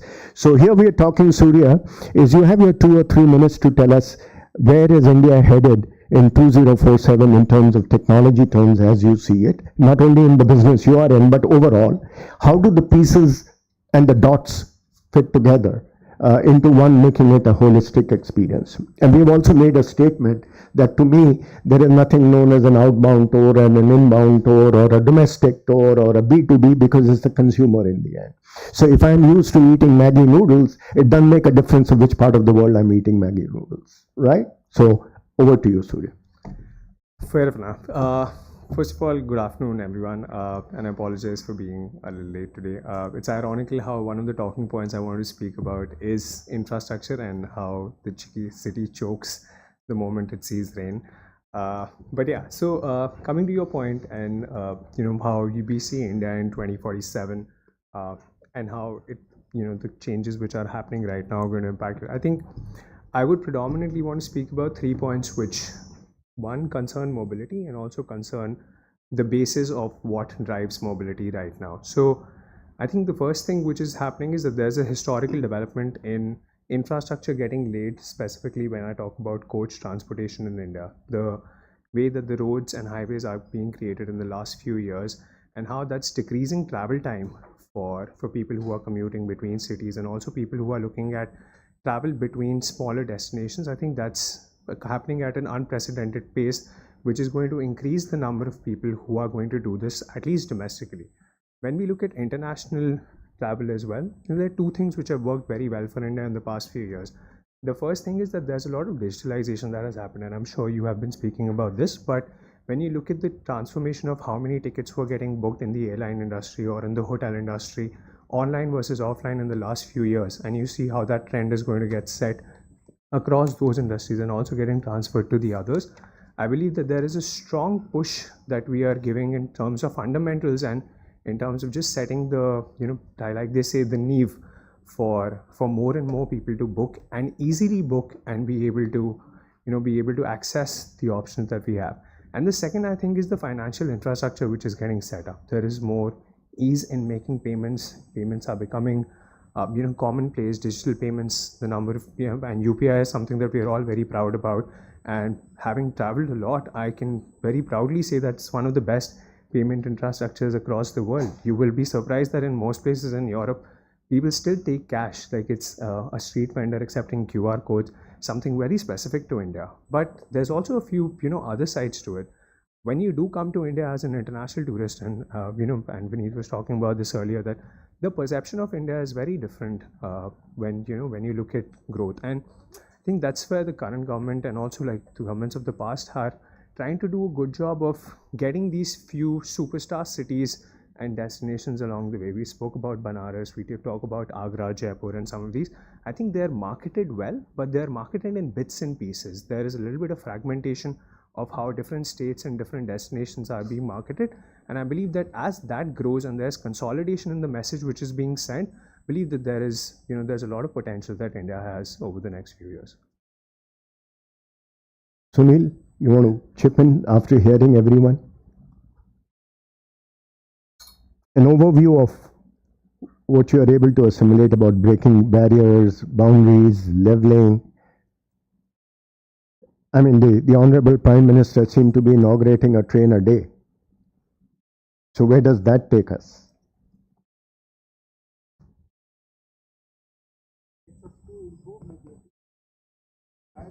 Yeah.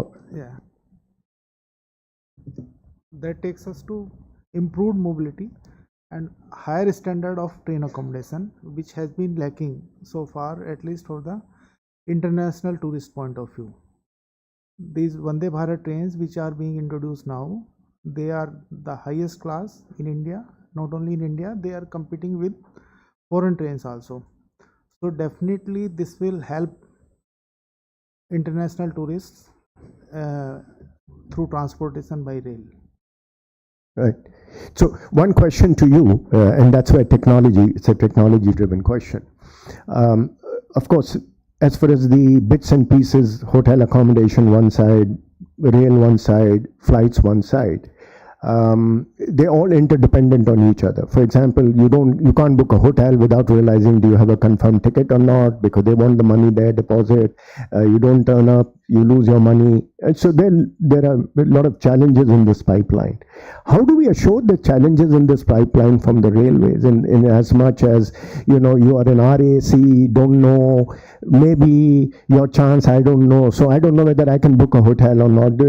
I don't know if I can pay money to Felix Bus to be able to book that coach for me. How are you going to circumvent all this? I'm talking railways specifically because it's the mass movement. Actually, rail accommodation, travel accommodation characteristic is entirely different from air and bus.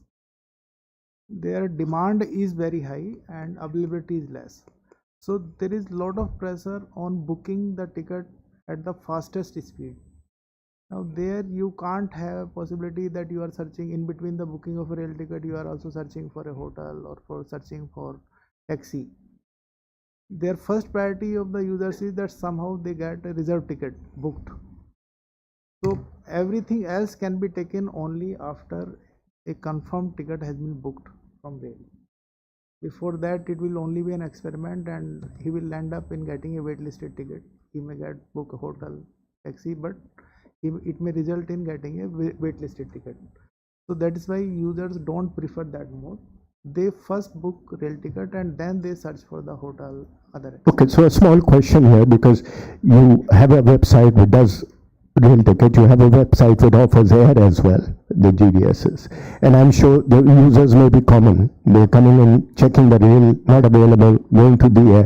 What's the kind of percentage you've seen move between checking for air, railway not being confirmed, then moving on your side for air? Is there a percentage data available? How many of them switch actually to air?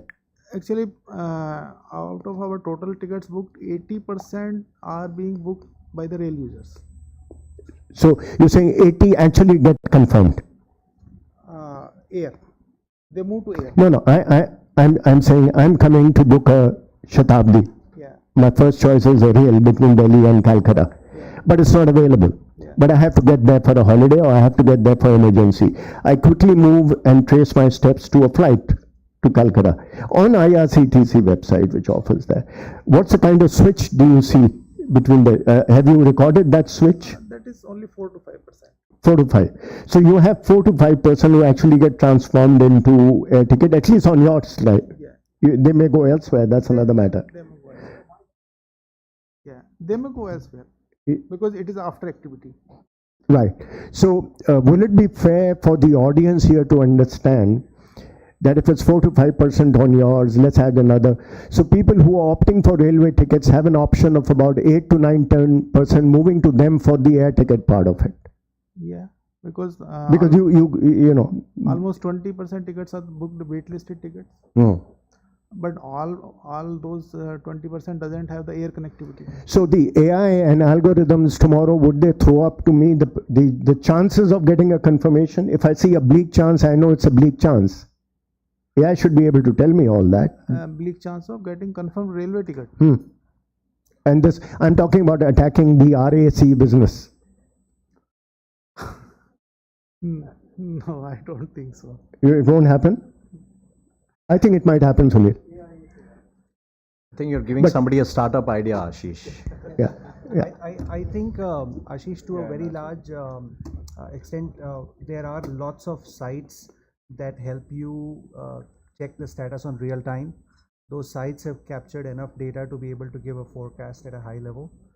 What can, to Santosh's point about a startup idea, what can really be of value is the moment you understand that the chances of getting a confirmation out of an RAC are getting bleaker, you are naturally put into a funnel that goes into giving you a confirmation from an alternative mode of transport, whether it is a Flixbus or an airline. And we also have to remind ourselves that, Santosh earlier spoke about it, the consumer behavior has also changed, right? In India, people were booking travel primarily on rail because of school holidays, and there was high level of predictability on when would it peak and when would you get a ticket easily. But now, because of the last moment, the ability to be more experiential, capturing more experiences, doing multiple trips, making impromptu trips, also means that the consumer behavior has changed. And if that is going to clash with the fact that by the time a consumer decides to travel the impending weekend, all the tickets on rail have been booked, they would look at natural ways in which they can book the same destination through an alternative mode of transport. And the integration of all of this, like all the inventory sitting together on a single platform, which again is a data problem, it is an integration challenge, but also an opportunity, is what we should be looking at to really optimize that travel experience. Right. All I'm looking for is transparency, and I'll be looking for this transparency from VFS or whoever on the visa front as well. Am I getting a visa or I'm not getting a visa? If I'm not, I'll go to Thailand, where I'll get one on arrival. Simple as that. And in today's age, nobody wants to be left thinking, what do I do next? Okay, we have one for each of you before we come to the question 2047. What do you see the travel industry look like? Just dream big. Starting with you. Surya? We'll go down this way. Yeah. I'll actually first want to add a point to the previous conversation that you were having. I think predominantly the coach industry has always up until now been a second option to people who were not able to book, who were not able to book railways. And I was speaking to some of the folks at Make My Trip. They're actually they're using AI to start putting in an algorithm where you can actually see percentage success rate against some of your bookings. So it is in the mix, and there's also individual folks who have created these these predictive algorithms who are going to help you to understand that during what time, at what T minus X hours or days when you book, what are your odds of actually getting a train ticket. And the fundamental problem still continues to be that as the number of people who are traveling are increasing, while the Honorable Prime Minister might be inaugurating a new train every second day, the number of kilometers traveled by railways in India is not increasing as much. The number of coaches are getting changed, and we're getting newer trains, but that's not increasing. Anywho, coming to your question. 2047. Travel at 2047. I think that I'm an optimistic person, so I'm gonna look at the optimistic side of it. I believe that India actually has, given the fundamentals that we just spoke about a while back, India actually has the potential of creating a much larger chunk of its GDP to come from tourism, both domestic and international. You look at a lot of countries, predominantly in Europe or even some in sub-Saharan Africa, see that north of greater double digits of their GDP actually comes from tourism. When you look at India, you see that in terms of what it provides, the rich culture, the vast diversity in terms of the kind of locations that you can visit, the history that it gives, geographically how diverse it is, India actually has the full package for both domestic and international tourists to come over here. That point that you spoke about of having that one package entirely booked for you without having to book it in bits and pieces, that being worked upon right now very well through holidays and some of these other packages, which are now also reducing the interaction between an agent and between an end user. I believe that, combined with, again, very strong fundamentals on ease of making payment, then marketing the Indian sites and marketing the Indian heritage very strongly, and taking away that taboo of the poster child of third world poverty and a land of steak charmers, away to making India actually at the forefront and actually the poster child of the new age Silicon Valley, and also how all of our cultural and heritage sites are becoming more and more liked and actually wanted by most international tourists to come here. And lastly, the safety perception, that being changed. So marketing happening in the right way, combined obviously with a lot of infrastructure development which is happening. We have some of the best airports in the world.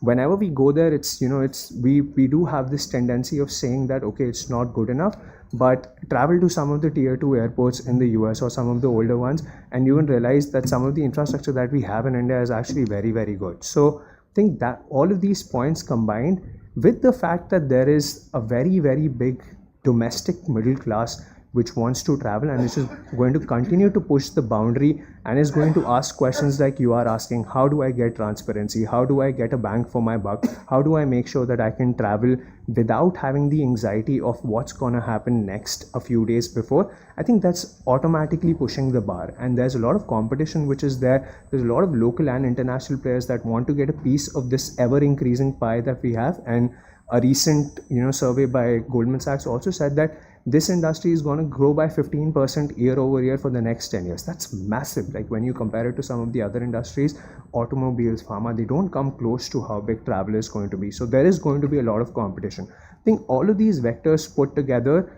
mean that India at 2047 can actually be a nation which can proudly say that tourism, both domestic and internationally, actually contributes to a big part of the 7 trillion or 10, 20 trillion economy. Right.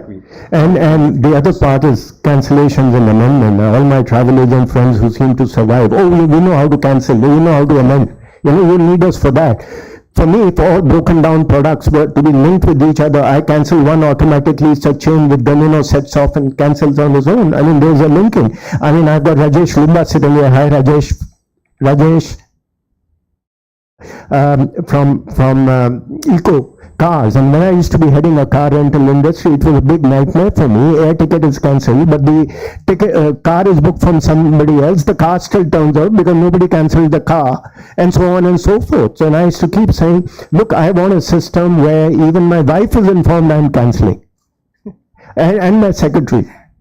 Why do I have to make 10 calls to cancel one thing? Honestly speaking, we have been able to link. Oh, great! I mean, that's the point I'm trying to, because everything is linked in some manner. 2047 very quickly on the inbound specifically, 2-liner. Yeah, right. We don't have more than 2 lines. Perfect. So the customer 2047 or now would travel on 2 purposes, for 2 reasons. And there are the two factors which will drive it. One is the experiences that I'm going to get in the country and how easily can I get into that country. Now, experiences we have, everybody is talking about it, India having a large diverse portfolio. The ease of coming to India, if we can sort it with the technology that India has and India is delivering, whether it is blockchain, where I can travel seamlessly, whether it is ARs and VRs, which can help India sell better, and whether it is the infrastructure which we are building, we've got a bright future. And I think we can leapfrog if we can get our act together on these 2-3 fronts. Thank you. I believe there are going to be only two kind of customers, one who pay for themselves and one where somebody else pays for them. It's as simple as that. And when you're holidaying, you're understood to be paying for yourself, unless you go what Tanuja is doing on MICE, somebody else is paying for it. Over to you, Anu. So Two you have liner, a risk please. of asking Yeah. me for 2 lines because they covered pretty much a lot of what I wanted You to can say. pass. But yeah, so what I had said, no, I would not pass on this one. I want to add a few things, right? See, look at banking, look at telecom. India is like leaps ahead of everybody else. So, like everybody said, UPI. I was in France a couple of weeks ago. I was trying to do GPay. Sorry, this is not allowed in this country, or whatever that is, right? So it's actually in US as well. It's transferring money is not easy. So that way, the progress we have made in those two areas, telco and banking, it should happen here, right? They covered a lot of that. But I would say there is one more aspect we are missing. So I'm from Kerala, and a lot of these guys say, okay, you're from Kerala. Oh wow, we'd love to come there. But are we actually investing into that and preparing those destinations as prime properties, right? We are basically saying that, okay, I have this place, you just come over. But you go to take a Kerala and put it in some other country, the marketing happening on that will be much more bigger. So I think we need to, tier 2, tier 3, all those destinations, we need to decongest them or kind of expand them. Tier 1 should not be the only, so you said superstar cities, right? Yeah, we have superstars all over the country. Are we actually targeting them? That's there, right? And basically, and the first thing I said when I did my initial speech, that integration and connectivity. So all the point, yes, I can have all these fancy destinations in front of me, but from going to one to another is not very easy. I can travel here, but who's going to take me? Or there is no successful trip planning which we can do covers multiple cities in one go with a painless travel. Like you said, somebody cancels something, I'll have to figure out everything else, right? So I feel we have all the ingredients. We just have to kind of, just like the banking and telco disrupted itself and got ahead, we need to kind of do the same thing in travel industry. That's what I feel. Santosh? I think growth is inevitable, right? We are going to grow, that's for sure, by 2047. What I would love to see is sustained growth, right? We need to be responsible as a country. I think we have all of the right things in place. We have the culture, we have the tradition, we have the history to back us. I would love to see India be a leader as far as responsible tourism is concerned, as far as sustainability is concerned, right? And I think that's where we can make the difference, right? I think there were a lot of good points already made. I won't stress on it, but I think, especially this one around what Anup said, dispersing the tourism traffic is very important, right? Because we have so many people going out there wanting to experience the world. And it's important that we develop our country so that we have more destinations to cover, right? Look at the coastline that we have. We have close to 2,000 kilometers of coastline, right? And we have barely a few cities that we can go to enjoy, right? Beyond Goa, I mean, you can't name, 3 or 4, right? In that entire belt. So how can we create maybe 20 Goas by 2047, right? So that should be the aim. Yeah, and this rationing of traffic, I'll tell you, I went to a boarding school in Missouri and people crib there, oh, so many hotels, no wonder this, that. And I said that, since the English left us, have you created a single hill station? Where will this growth go? It'll go somewhere. Sunil? In my view, major modes of travel in India will grow enough and you will not have any bottleneck, at least from the travel point of view. With the assistance of other like accommodation, etc., and point connectivity, I think pressure on technology will reduce. Good. So do I see IRCTC actually becoming a GDS of hosting all rail inventory globally in their platform to be made available under one single thing? Globally. Railway everywhere. Yeah. You're working towards that? Yeah. All right. That's optimistic. Yeah, I would say India 2047 has the ability to become a global connectivity hub for international travel. for domestic travel, tremendous amount of infrastructure in terms of hundreds of airports, alluding to the point that Santosh and Anup were talking about, getting to surface to second tier, third tier travel destinations that are just under marketed. They are no less in terms of the appeal or the value that they offer. And thirdly, creating travel technology, infrastructure and capability out of India, built for the world, which is what RateGain is after. Okay, thank you. We move to the audience. I can see Shaz there I have raising a his question. hand. I have a question. Yeah, we'll come. I just happened to have seen him first. Yeah.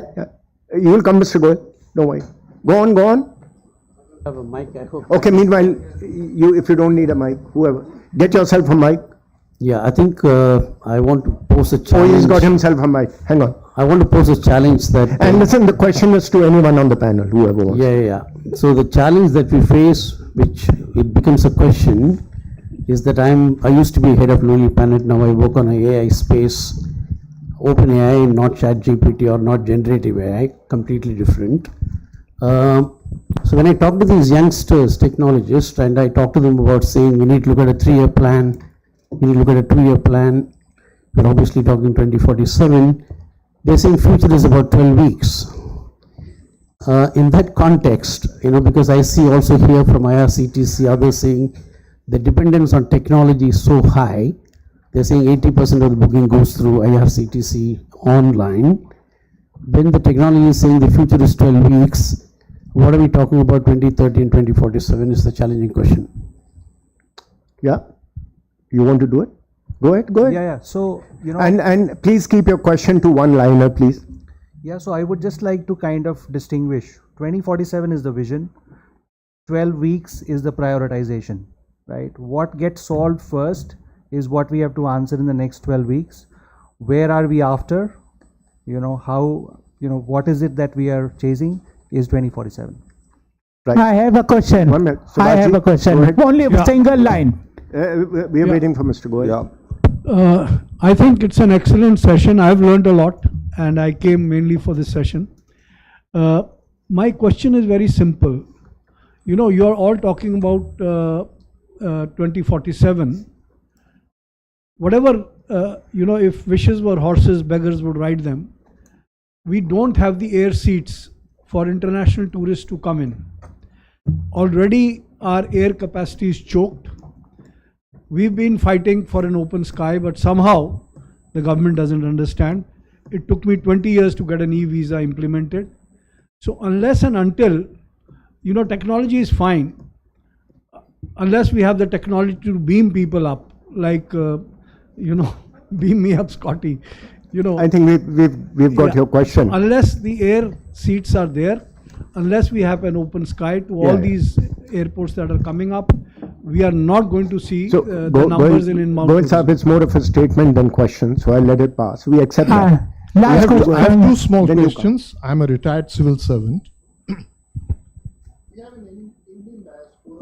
We We have an request Indian you to use your diaspora of mic. 20 million contributing $110 billion for the first time to the Indian inflow of funds. The total global remittances are 647 billion. What are you thinking about in terms of this large market segment, 20 million coming into India every year? Number one. Number two, you mentioned about hotels not recognizing you. How is facial recognition technology going to help in this? Thank you. Santosh, you want to take that? I can probably answer the first part, right? Sir, I think in my view, with sort of Indians coming into the country more and more, right? You're right. You're absolutely right. I think India continues to be one of the highest exporters of people, right? Anywhere in the world. And that will continue, right? Given the population that we have.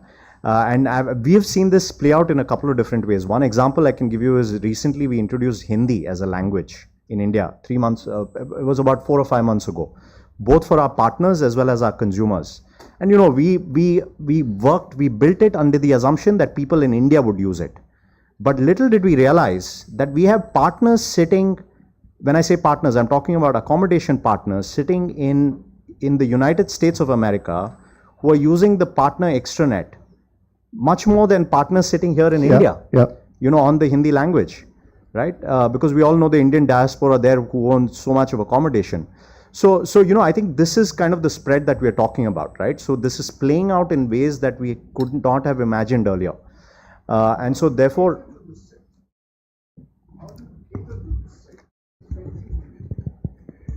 cater in as much the infrastructure you're talking about? Inbound. You're talking infrastructure? Well, there are two ways. It's always chicken or egg, demand, supply. No, but let me stop you here. The point I'm trying to make is, we are talking about inbound tourism of foreigners. I'm talking of a market segment which is remitting $110 billion, more than twice your FDI. Are you having a market segmentation strategy using Kotler to handle this large market segment? And how are you using facial Well, we'll leave this part to individual companies and the government of India to be able to do that. But having said that, I'll only share one experience to what Mr. Goyal said. He himself is a veteran, and so are you. I entered this industry in 1979.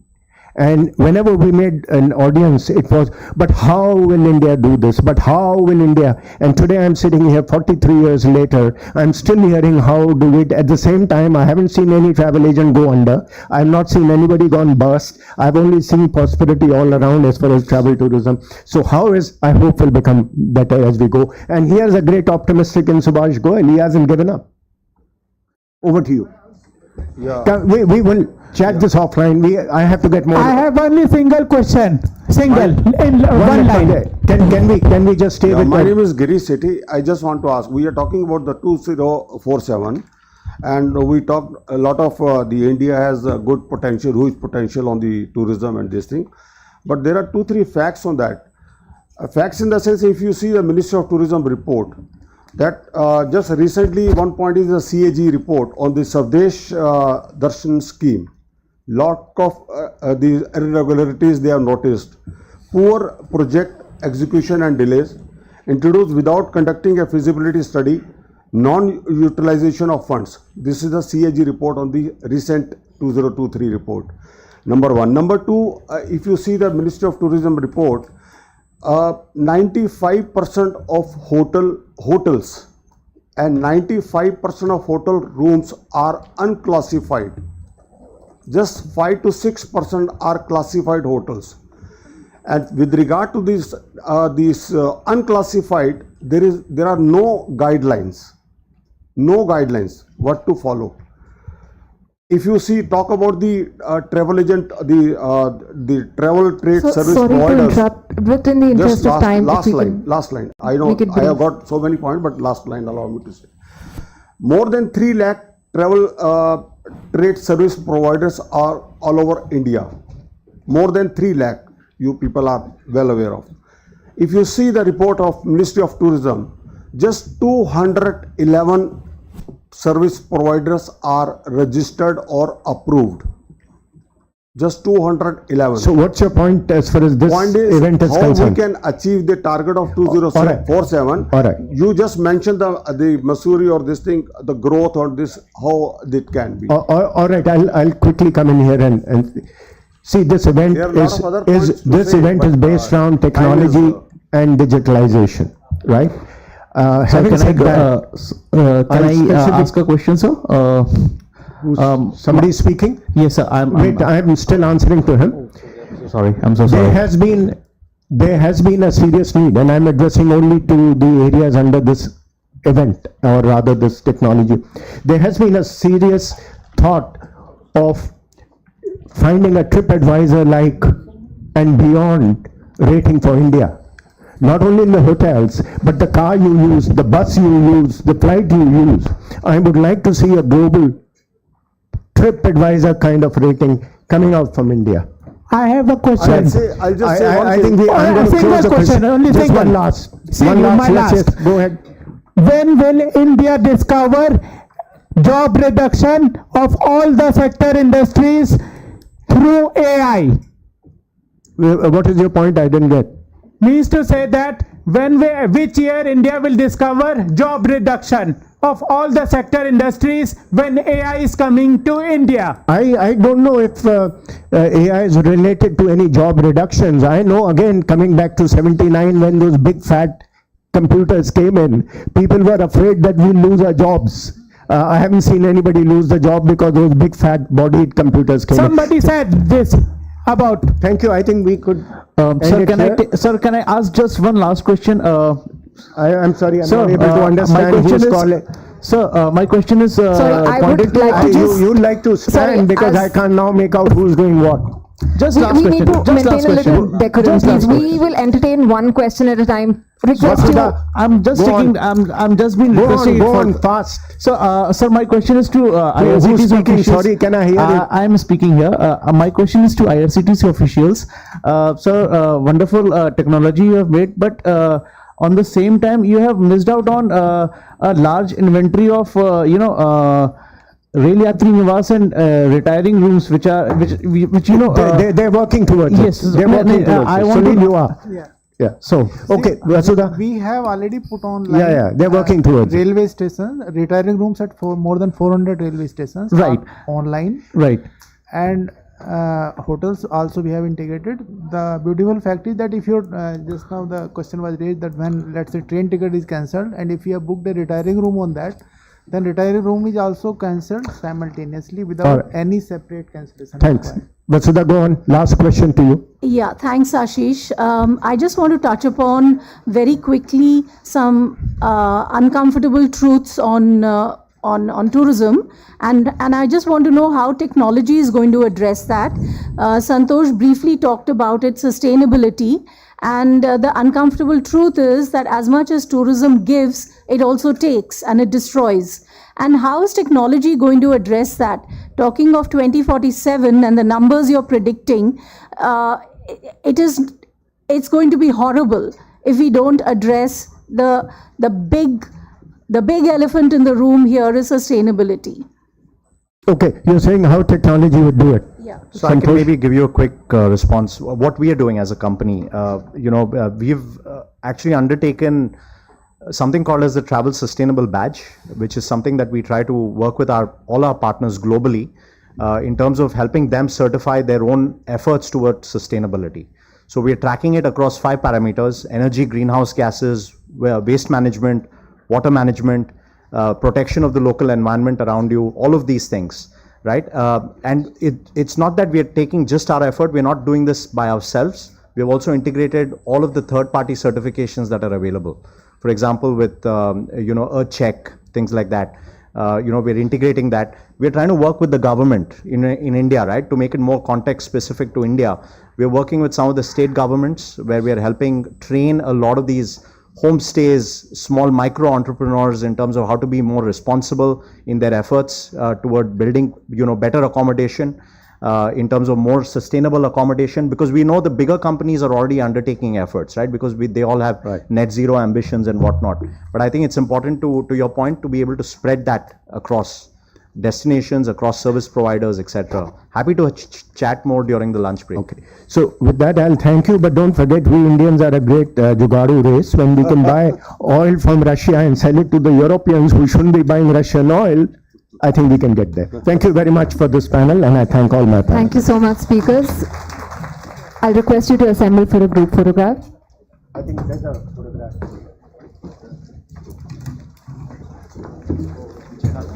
We'll be reconvening for the sessions at 2 p.m. sharp, requesting all the delegates breaking for lunch to please join us. Hello. How are you? Everybody digress from the topic. Infrastructural issues. What is this?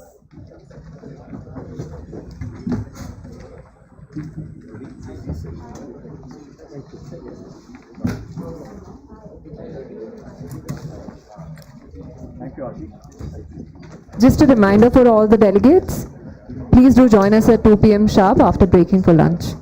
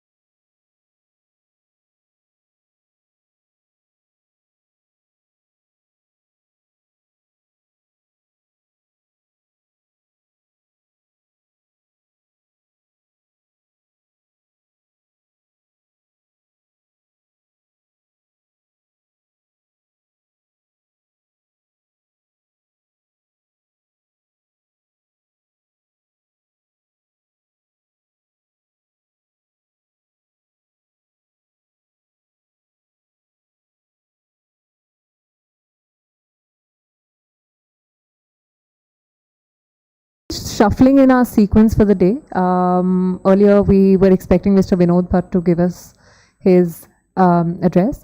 We have two lovely women from Google who have an interesting session lined up for the day. And seeing that the house is present, I think we can start with the next session.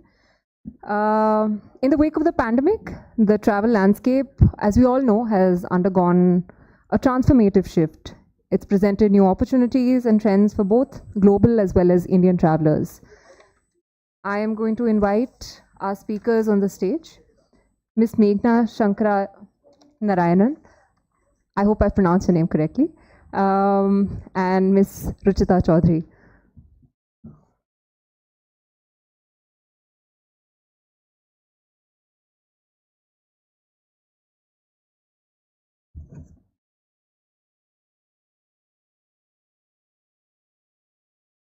Hello, I'm audible? Yeah.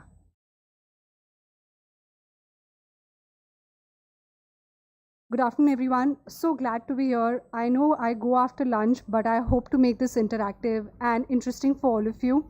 I work with Google. I'm an industry manager taking care of the travel and food tech vertical. Before I start, I just quickly wanted to have a show of hands of how many people have traveled internationally this year. Okay. And how many of you have traveled domestically this year? Almost everyone. So yeah, so we have a great travel enthusiastic audience today. And that's a great segue to what I'm trying to cover today, which is travel trends in India. Instead of actually taking you just through the trends, we thought why not make it a little more interesting for me and for you to do this in a trivia or a quiz format. Let's get you thinking a little on some numbers, on some stats, and let's see how much everyone is aware. And in case not, I'll give you the answer myself.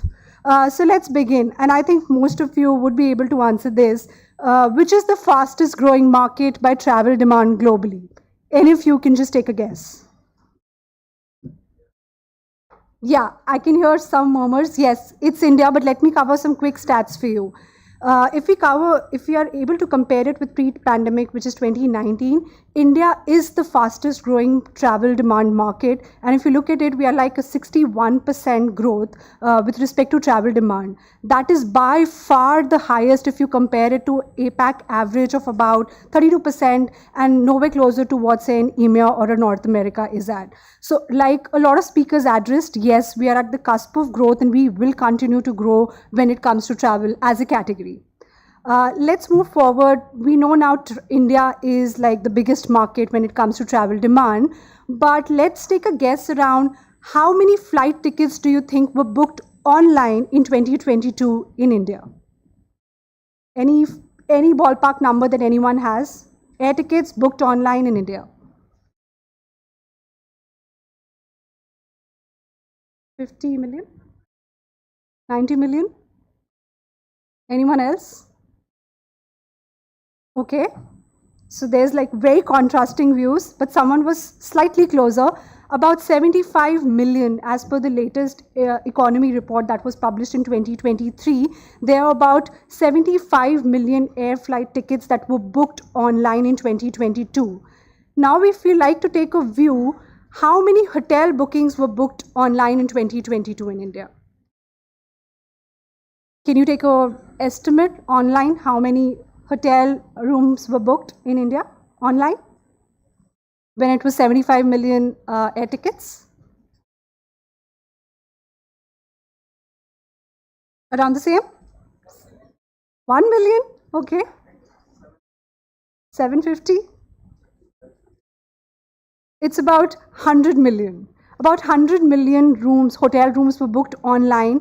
And take into account, this doesn't include a lot of offline market. This just takes into account travel room bookings that were made through an OTA or through direct hotel sites, etc. But of course, like the overall room size or the room length would be massive when you compare or you bring into account online plus offline. Now, if you look at from a Google standpoint, we wanted to ask you, like, what do you think is the monthly search volume on Google for accommodation related queries in India, say during the last quarter? And when I talk about accommodation queries, it covers things like hotels, hostels, vacation rentals, anything related to accommodations. How much do you think is the Google search volume, say monthly, that would have been there in the last quarter? Okay. We're talking, let's take a context of India. We're talking India context. For accommodations. Yes, I've asked accommodations related. 150 million? It's about 100 million monthly accommodation related searches that happens. And like I mentioned, it would be you're searching for the specific hotels, you're searching for hotels near me, you're searching for hotels in Goa, vacation rentals near me, and so on and so forth. It encompasses all these queries. So about 100 million, give or take, are the accommodation related queries that we saw, say, last quarter happening on Google. If I have to give a fair sense out of this mix, about 87% of this were queries related to domestic hotels, whereas about 13% was related to international hotels.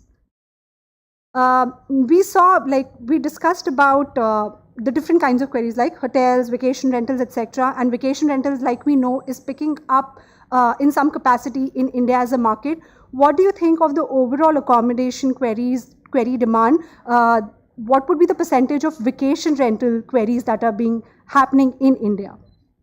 What percentage would contribute from vacation rentals?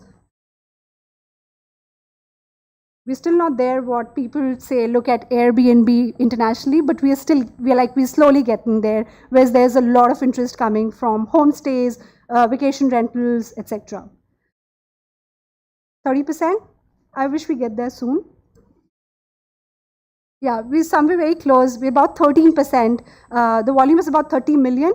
So about 13% is what comes from vacation rentals as of now, 13 to 15%, give or take. If we move forward, I kind of briefly touched upon with respect to accommodation queries, about 87% was for domestic and 13% were for international. What percentage do you think air travel is coming for international? Is it the same? Would it be different, higher, lower? What do you think? Yeah, higher? How much do you think it could be? 30 to 40%? It's still not that high, but about 24%. The volume is about 70 million. So about 24% is actually for international flights, and arguably so, because you will try and look for flights in case you find something in your budget that you can do, is when you would ideally move to a hotel booking or a hotel query. So yeah, it's slightly higher for international travel for air. Let's go to some of the interesting facts about understanding which are the popular routes, popular destinations, popular points of interest. So domestically, which do you think is the most popular route for air travel in India? Okay. Delhi, Mumbai? Delhi, Goa? Yeah, so Delhi, Mumbai and Delhi, Goa, and that beautifully sums up, like Delhi, Mumbai would arguably be a lot of business travel, and of course New Delhi, Goa is the most favorite route for any leisure travel. Both about 700K is the demand volume for both, but yeah, both are at par with respect to the most popular route with respect to air travel. We now know from a domestic standpoint, which one do you think is the most popular with respect to international route? New Delhi, Thailand? London? Bangkok? Paris? It's actually New Delhi, Dubai. Yes. Ease of travel, shorter distance, lot of things to do, etc. Yeah, a lot of it contributes, but yes, for a very long while, New Delhi to Dubai remains the most popular route when it comes to international travel. About 500K is the volume. Let's go towards which destination city domestically sees the highest demand for accommodations in India. We covered the air travel routes, so it was New Delhi, Mumbai and New Delhi, Goa. What do you think would be the destination with respect to accommodations? Mumbai? Rishikesh? Shimla? Goa? Yeah, slight change out there. Yes, Mumbai remains there, but it replaces Bengaluru when it comes to accommodation, unlike the air travel route, which was for Goa. So the volume is about 10 million for the accommodation queries for these destination cities. International city, what do you think? With respect to accommodations, Would it change? Would it be different than the air travel route from, say, New Delhi to Dubai?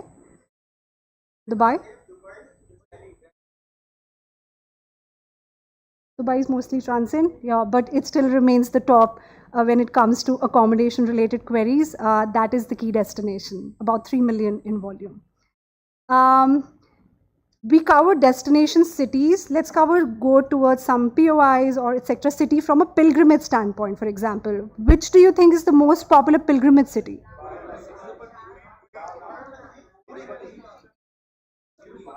Yeah, you see with so much confidence, I like it, and yeah, that's true. It's Puri, Odisha, mostly driven, a lot of queries coming from for Jagannath temple.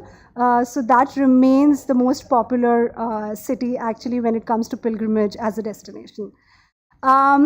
Which country now, we covered a lot with respect to inbound, how it is a big opportunity for India. Which country do you think drives the highest inbound demand for India? UK? China? Germany? Singapore? Yeah, that's true actually. It's US. So if I can put it into slight context, about 35% of inbound demand is coming from 3 major continents, which is US, UK, and UAE, but almost 20% is just driven from US. So that high is the volume. Let's move forward. Now we covered Dubai as a top international destination, both from an air travel and from an accommodation query. But which do you think is the fastest growing international holiday destination for Indians looking to travel abroad? Vietnam, Croatia, okay. Georgia. We covered one actually, so yes, it is Vietnam, but the other one is Bhutan. So we see a lot of interest and year-over-year growth coming for these two regions, and these are growing at the fastest pace with respect to demand that is coming, or people looking or searching for these cities to travel. We covered a lot around air accommodations, but of course there's more to it when it comes to travel, right? So let's look at some other modes of transport as well. So which mode of transport has the highest share of e-ticketing in India? And I think in some session we did cover in some shape and form. That's true, yeah. So yeah, about like we mentioned, about 80% of reserved rail tickets are actually booked online. So this is by far the highest for any mode of transportation. Now, we did cover something around cabs, etc. But how big you think is this market? How many cab rides were booked through apps in 2022 in India? Let's take a wild guess. It's a big number. Overall, through ride-hailing apps. 700 million? Billion? It's closer to a billion, but it is about 880 million. And to kind of break it down, some few stats, about 1 billion is for autos and actually bikes. About 25 million Indians have used online ride-hailing apps in 2022. And the most common use case is to and fro from airport and railway station. About 44% is this use case. So yes, that's interesting. Let's cover some points of interest. So in India, which is the most popular domestic tourist attraction? I'm saying point of interest, a specific tourist. Yeah, this doesn't change. I hope this doesn't change. Or I hope this does change with what we were trying to see, dispersing around travel demand into different cities for different attractions. So yes, I think we all know, but I want you to take a guess at an international location, which is from India, people looking for international most famous tourist attraction. Eiffel Tower, I thought so. It's not that. Burj Khalifa, it's not that too. That's not the case. It's actually Universal Boulevard in Orlando. Yeah, your kids are wanting to go there and so are you. So yes, that really demands the highest number of queries when it comes to tourist attraction internationally from India.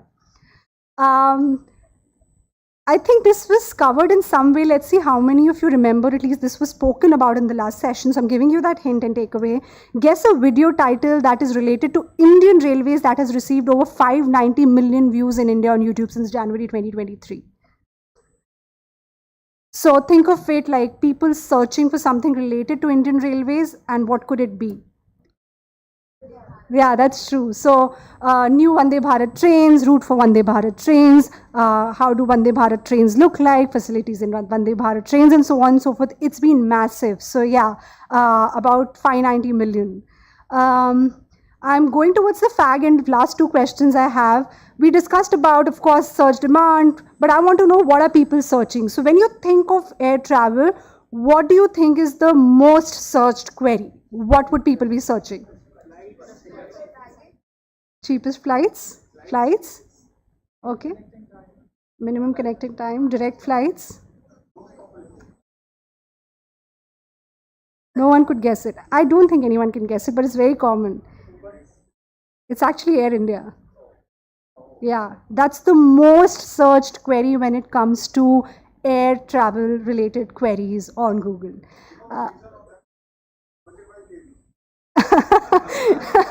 Interesting. Could be. Last question. We discussed air travel. Can someone take a guess at accommodations? What would be the top searched query? Is it a hotel chain? What it could be? What would you search, for example? Something very close to what you said. So yes, it's actually hotels and hotels near me.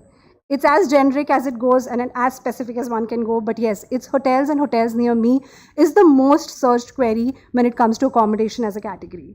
With this, I hope you found this interesting as I did hosting this for you. I will now hand over to Meghna, who is the head of industry at Google for travel and food tech vertical, to talk about the rise of video in travel planning and discovery.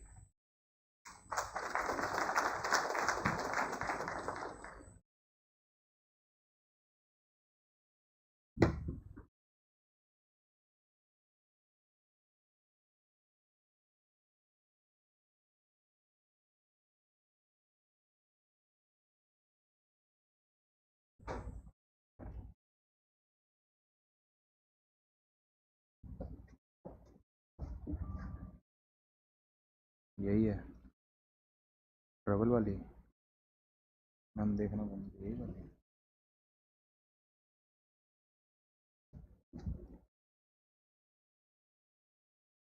Okay. I know it's a tech conference and I work with Google, but every time I've done this, there's been some tech glitch or the other. So let's hope that this time proves to be the exception to that rule. Thank you so much. It's wonderful to be here. I enjoyed the sessions before lunch. I loved Ruchita's session, and I hope that there's lots more before networking starts. How many of you know this character on the screen? Squid Game? Can I see a show of hands? Okay. And how many of you watched it? Okay, quite a few. Okay, this is a good audience because then what I'm going to about to be, reveal is actually going to make sense for you. So 142 million people in the world have watched Squid Game, right? Now I'm going to go, and please remember this number, 142 million people in the world have watched Squid Game, which is a series on Netflix. Yeah. And I'm going to go ahead and play this. I recreated every single set from Squid Game in real life, and whichever one of these 456 people survives the longest wins 456 grand. Okay, how many of you know this character? Okay, Mr. Beast, excellent. And I don't know why it stopped presenting, but okay, thank you, tech. What was the number that I asked you to remember? Yeah, and this is actually a fully produced show, 142 million. And this is a creator on YouTube, Mr. Beast, who did his version of Squid Game. And he got how many million views? Yeah. And if you see the difference, right, to produce Squid Game cost about $21 million for Netflix. Mr. Beast did this along with the giveaway, which was, like $500,000 anyway. Along with the giveaway, it cost Mr. Beast $3.5 million. So almost, kind of 1/5 the cost and about 3 times the impact of views when you think about it from a media standpoint. This is how important video is for the travel sector in India.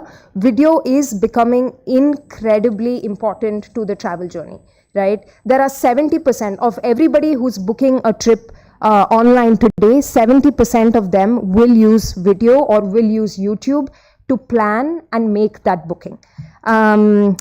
India, incidentally, also has the highest number of YouTube travel searches anywhere in the world. So if we look, yes, you can, kind of go back and say it's a figment of population. So I'm also going to show you that India is the number 2 market in spite of population sizes and so on when it comes to someone actually typing in a Google search.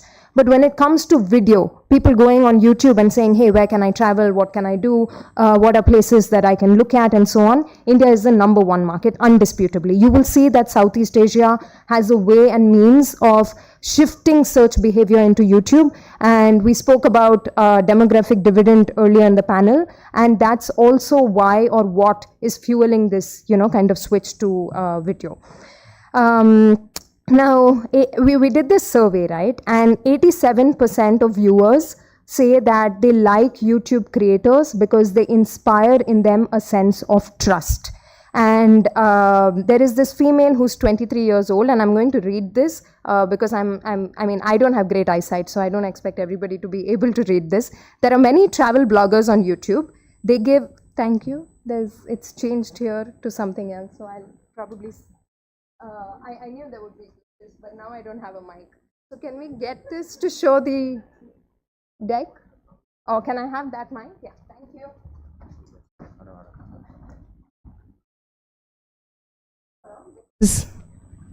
The presentation here has changed. Can we get this to sync up, please?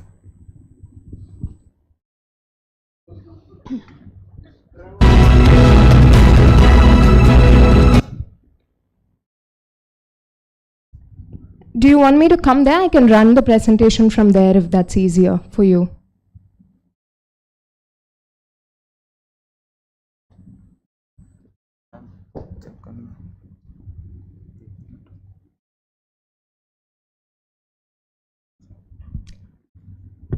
But he has the, so this ye slide or ye alag hai na?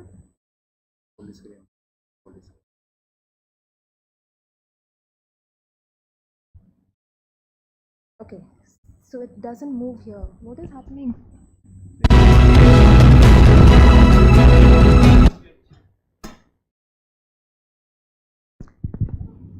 Can someone speak to me from there as to what is happening?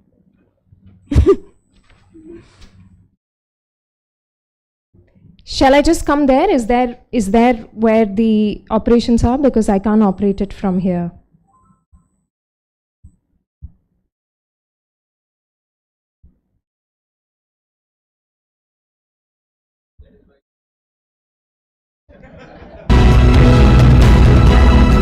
And this is in spite of running a couple of tech checks. So Purna wildlife સેન્ચ્યુરીમાં જો તમે આવો છો તો તમને Mahal eco camp સાઇટની અંદર traditional tribal community વાળા હટ જોવા મળશે.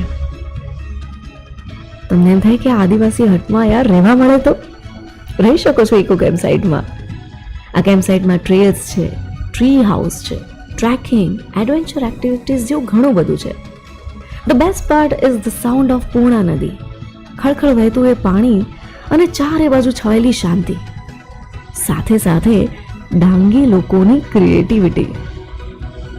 ટ્રાઇબલ કમ્યુનિટીની ભાષા તમને સમજાય કે ના સમજાય, પણ એમણે બનાવેલા વાલી પેઇન્ટિંગને જુઓ ને તો એમનો ભાવ ચોક્કસથી સમજાય. Okay, thank you. How many of you have heard of Aditi Raval? One. Are you a Gujarati? You travel a lot. Okay, perfect. So I'd like you to spend some time looking at the comment over there, right? Which is, I'm Gujarati. Aditi Raval is also Gujarati. If she says Saputara is a wonderful place, I believe her, right? So that is the kind of trust that creators today inspire. And you will see this theme kind of come out as I show you more videos, hopefully. And you'll kind of see how even ambassadors and traditional brand ambassadors, when I say traditional brand ambassadors, I mean movie stars or cricketers, don't have the kind of recall, trust, and implicit belief that YouTube creators inspire. Now, fingers crossed, please. I'm going to click next and let's see what happens. It's a surprise to everyone. Okay, I need to move to the next slide. If someone can please help me.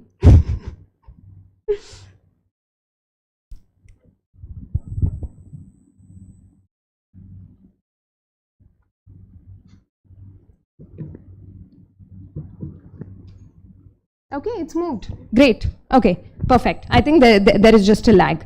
Now, those of you who watched that video, there is a car in that video. How many of you recognize that car? Okay, yes, please. Which car was it? Yes, okay. Now, the video itself and the creator herself are from the travel industry, right? But they seem to be promoting very subtly a product from the auto industry. So when you're thinking of partnering with creators, don't think about it as working with someone within a silo or within a particular industry. You can work cross-industry. In fact, you can work with a creator who's teaching you how to make dal bati churma and you can talk about Rajasthan, right? So that's how wide the scope is. We also want to think about the number of languages that there are, right? If you saw the last video, a lot of it was in Gujarati, speaking to very clearly a Gujarati audience. Now, you can work with creators to speak in that language, and vernacular is a huge part. In fact, okay, let me go ahead and tell this. I'm married to a Gujarati, and he comes from this part of India which is called Navsari. And their family is into prawn farming, right? And none of them speak a word of Hindi. They don't speak a word of English. But their annual household income is about 7 to 8 crores every year. Now, this is a tier 3 audience who has fantastic purchasing power that most mainstream media does not speak to, right? They've done about, I think, 3 international trips: Singapore, Thailand, and Dubai. Now, they will depend on Gujarati food, they will depend on Gujarati creators, they will depend on Gujarati content to fuel, you know, kind of their aspirations and travel journeys. So let's think about that when we think about video. The previous segment also spoke about AR and VR, and while those remain, you know, kind of technical interventions, I think a simple heavy lift is actually video, and how we can kind of leverage video to create aspiration, awareness, and so on. The third is, you know, we get a lot of questions when we speak to brands. We tell them that, hey, think about partnering with creators. And they say, no, we already have this really cool advertisement that we want to show you. So we've done a number of measurement studies to see if there are ads that have creators and do they work better than typical, you know, kind of ads. I'm going to show you one ad, and I really hope it plays.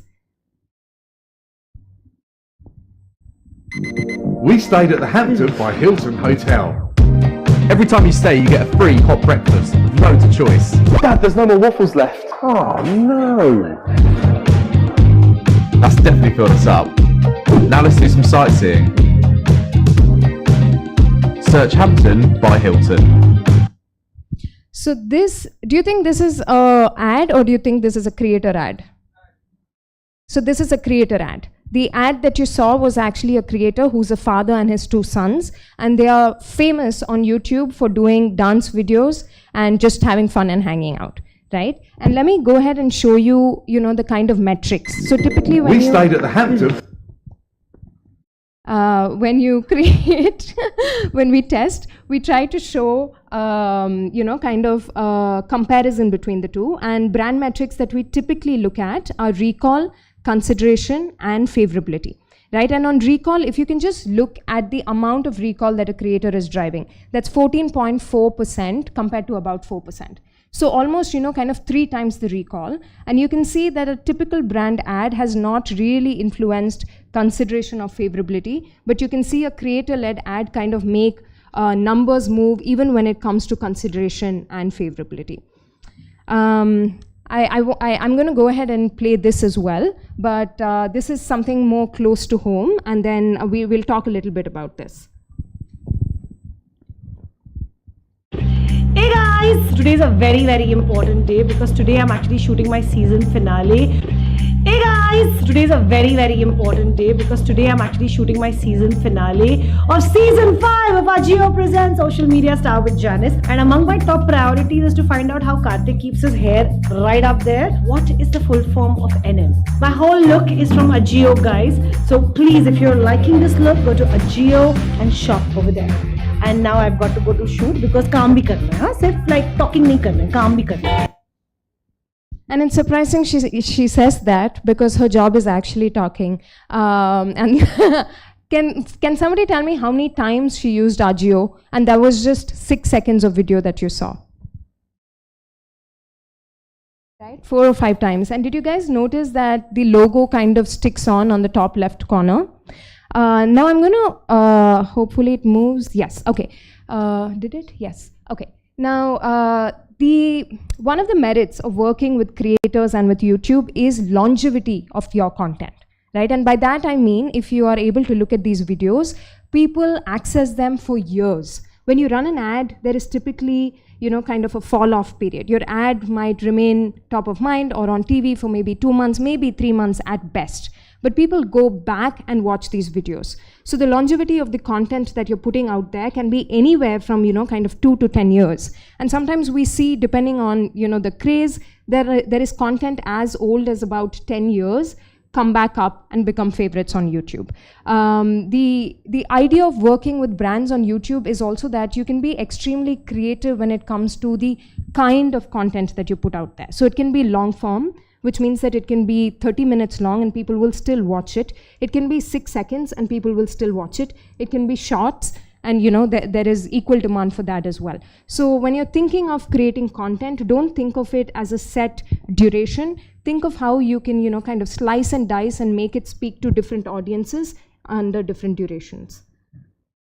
This is interesting. And then on audiences, right, we tend to work with our own biases. I would urge us to look at data and kind of see what is data kind of telling us about our audience, and then what can we use that insight to kind of come up with. And over here, Google team gave the insight that most people traveling to New Zealand are also gamers. We gave this to the Australian Tourism Board, and this is what they came up with.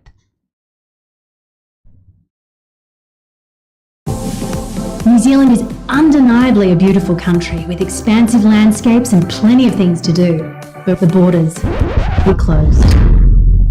So how could Tourism New Zealand get future visitors excited about travel in a way that they would connect with and understand? New Zealand's most famous backdrops have been used in some of the world's most successful video games. And with Tourism New Zealand looking to speak to new audiences, they soon discovered there was a crossover between their traditional audience and a slightly younger gaming audience. TBWA Sydney and Tourism New Zealand produced a campaign that invited the world to come and play NZ, a platform that gamified tourism with quests to explore the country and reignite Australians' desire to travel.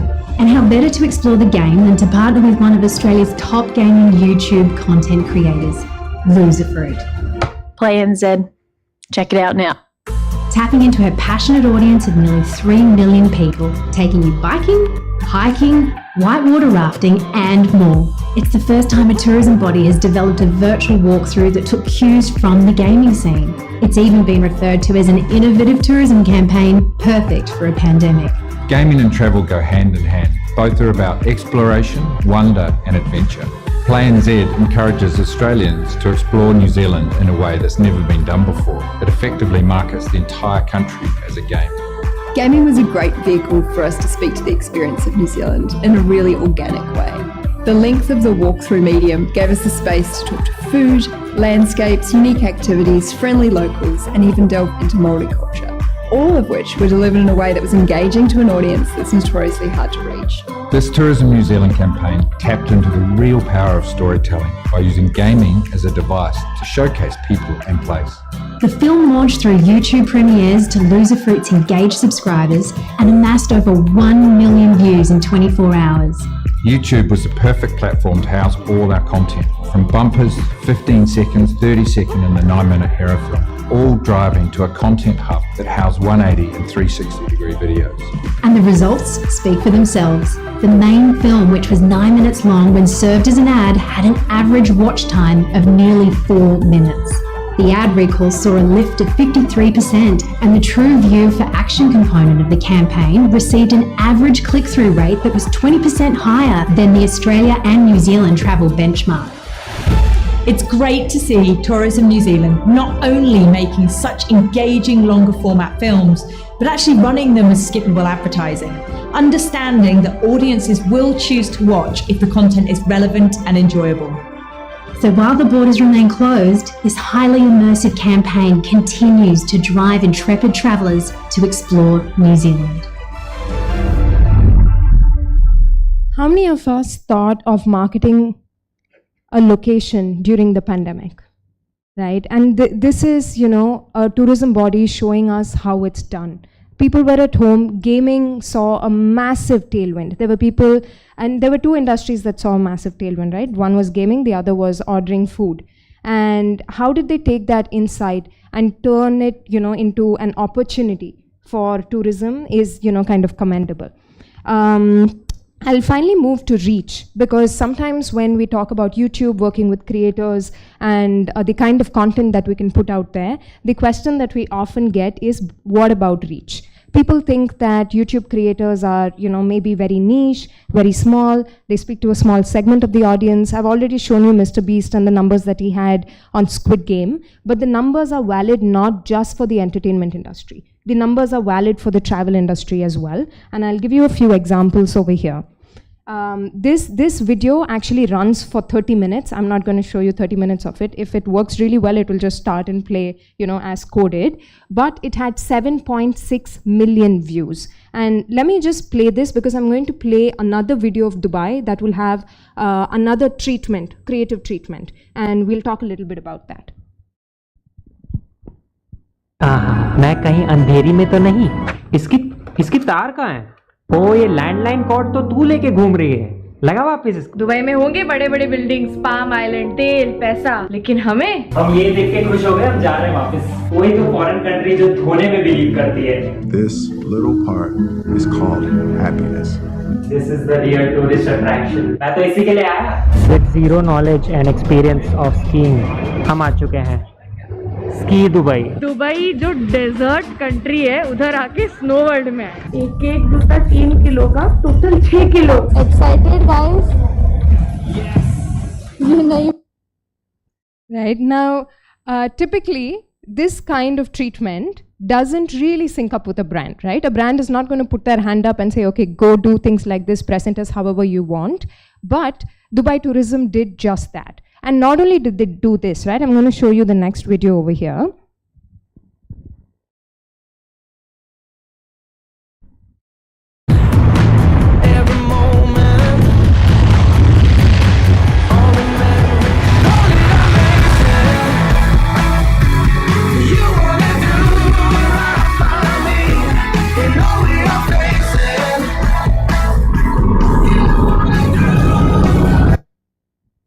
Okay, now it's the same brand, it's Dubai Tourism, but the two treatments that they have are completely different. And what I really admired about Dubai Tourism is they didn't go out and make an assumption saying, this is my audience, this is what they will like, I need these beautiful visuals, massive investments, clean looking shots, and that's what is going to drive traffic. Right? They worked with creators. They figured that people coming to Dubai are of different shapes, kinds. They have different, kind of interests, and they tapped into both. And your brands can do that with creators. This is where I wanted to land the message of reach, right? The number of tourists who came, from India to Egypt in 2022 was 11.7 million. Now, this one video of an Indian talking about his trip to Egypt had about 2.6 million views. So of your entire target audience, if you're able to reach and speak to at least 20% of that, I think that's a great win. And it's also a light win, because working with creators doesn't require you to, kind of have a brand calendar, sign contracts, in details, and so on. So it allows you that, ability to capture exactly who's looking for what in your market and speak to them and send your message. And finally, I'm going to reference back to the element of trust, right? And I'm going to read this out where it says that, I'm checking to see if the slide and what I'm looking at is the same. It is. I follow Brewist Passport on Instagram. They're really good and they're based in Delhi only, which means this person is also based in Delhi. They've been publishing videos and traveling all over the world. They recently uploaded videos of the North Pole. That's my latest obsession.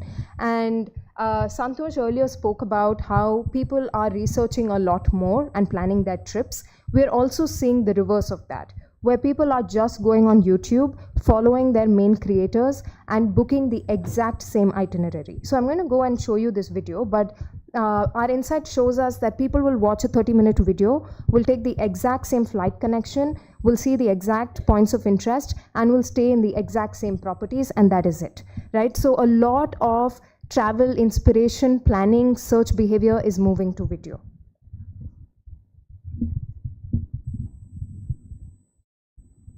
How our day usually goes. We wake up, have breakfast to the most amazing view. It's a new view every day. True. And then we get ready for a Zodiac cruise. So that's like a little boat, and we just go around and go close to a glacier or just icebergs, see some birds. The other day we saw a polar bear, and then we come back, have lunch, rest a little if needed. A quick nap. Although with me it's not possible because I'm always just trying to capture everything. It's He's so always beautiful. the restless one, but I always try and catch a quick nap in the afternoon. Then in the afternoon there's another excursion, usually where you get off the Zodiac and you get wet, but you have boots, so that's not a problem. And today we are going for a hike which will take us to the edge of a glacier. So let's see how that goes. We are going to take you along. Oh no, wait. You forgot how we end the day with the most sumptuous dinners every single day. Every day we come back, have some nice hot beverage, and then we get ready for dinner, which is an elaborate affair. We have had some amazing food so till far. Midnight. Usually goes till midnight because We've we made some, linger around. we've made some good friends on the cruise. So beautiful evenings and beautiful days. So right now, let's take you along for one of the excursions. We're on the Zodiac now and having a good time. It's a very calm day, so it's a good Savi's time. happy. Yeah, I hate choppy waters. This has to be one of my favorite stops. The glacier is so gorgeous. Stunning. So we just got off here and now we will walk back towards the glacier and get some photos there.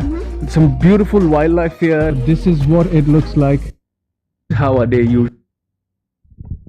All right, thank you so much. But the idea that I wanted to land is, from the last video, it would have cost a fair bit for us to, think of an AR, VR experience and things like that.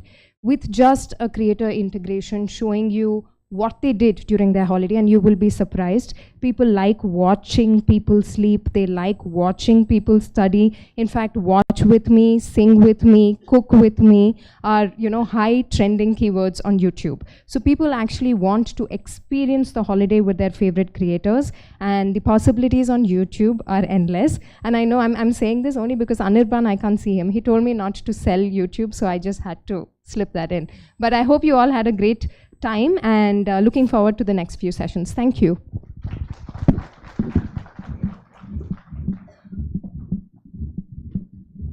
Thank you so much for that super engaging chat, both of you. Meghna, Ruchita, thank you very much. Next, we have a fireside chat. I request Mr. Puneet Kumar, CTIO Growth and Strategy Lead for Microsoft Platform Accenture, to please join me on stage.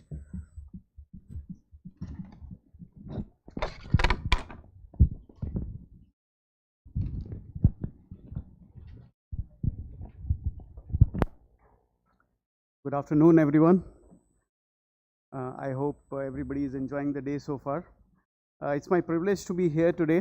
I find the day very, very special, and I think very thoughtfully this date has been chosen. Our own Chandrayaan lands today, 6 p.m.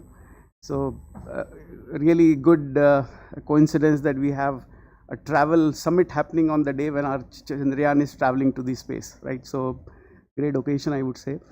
My role at Accenture is primarily focused on On looking at technology, there's a lot of technology that we get thrown at, right, at all times of the year. To look at what is right, what is not right for us and our clients, incubating the right ones, scaling up for clients. That's pretty much what I do every single day.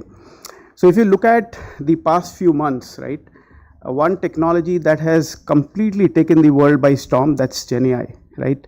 And it's a technology that really has started with consumers and then moving to the enterprise. What it means is that every single one of you, I'm sure today, right, would have used ChatGPT in some form and shape, right, done something with it, right? So that's how everybody is aware about this technology. It's a matter of just using it the right way. That's how it is, right?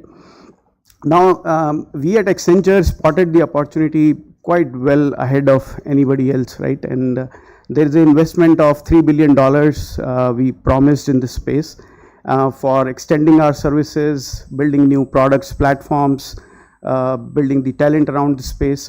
And when we do all of this, our ecosystem partners really play a big role, right? So we have one of our biggest partners is Microsoft, 20 plus years of relationship, so 360-degree relationship, partner number one of the year-on-year, multiple awards we have won with Microsoft. And we have today Himani Agarwal, who is the head of Azure in Microsoft. I would like to invite her onto this stage to join me on this chat today. Welcome, Himani.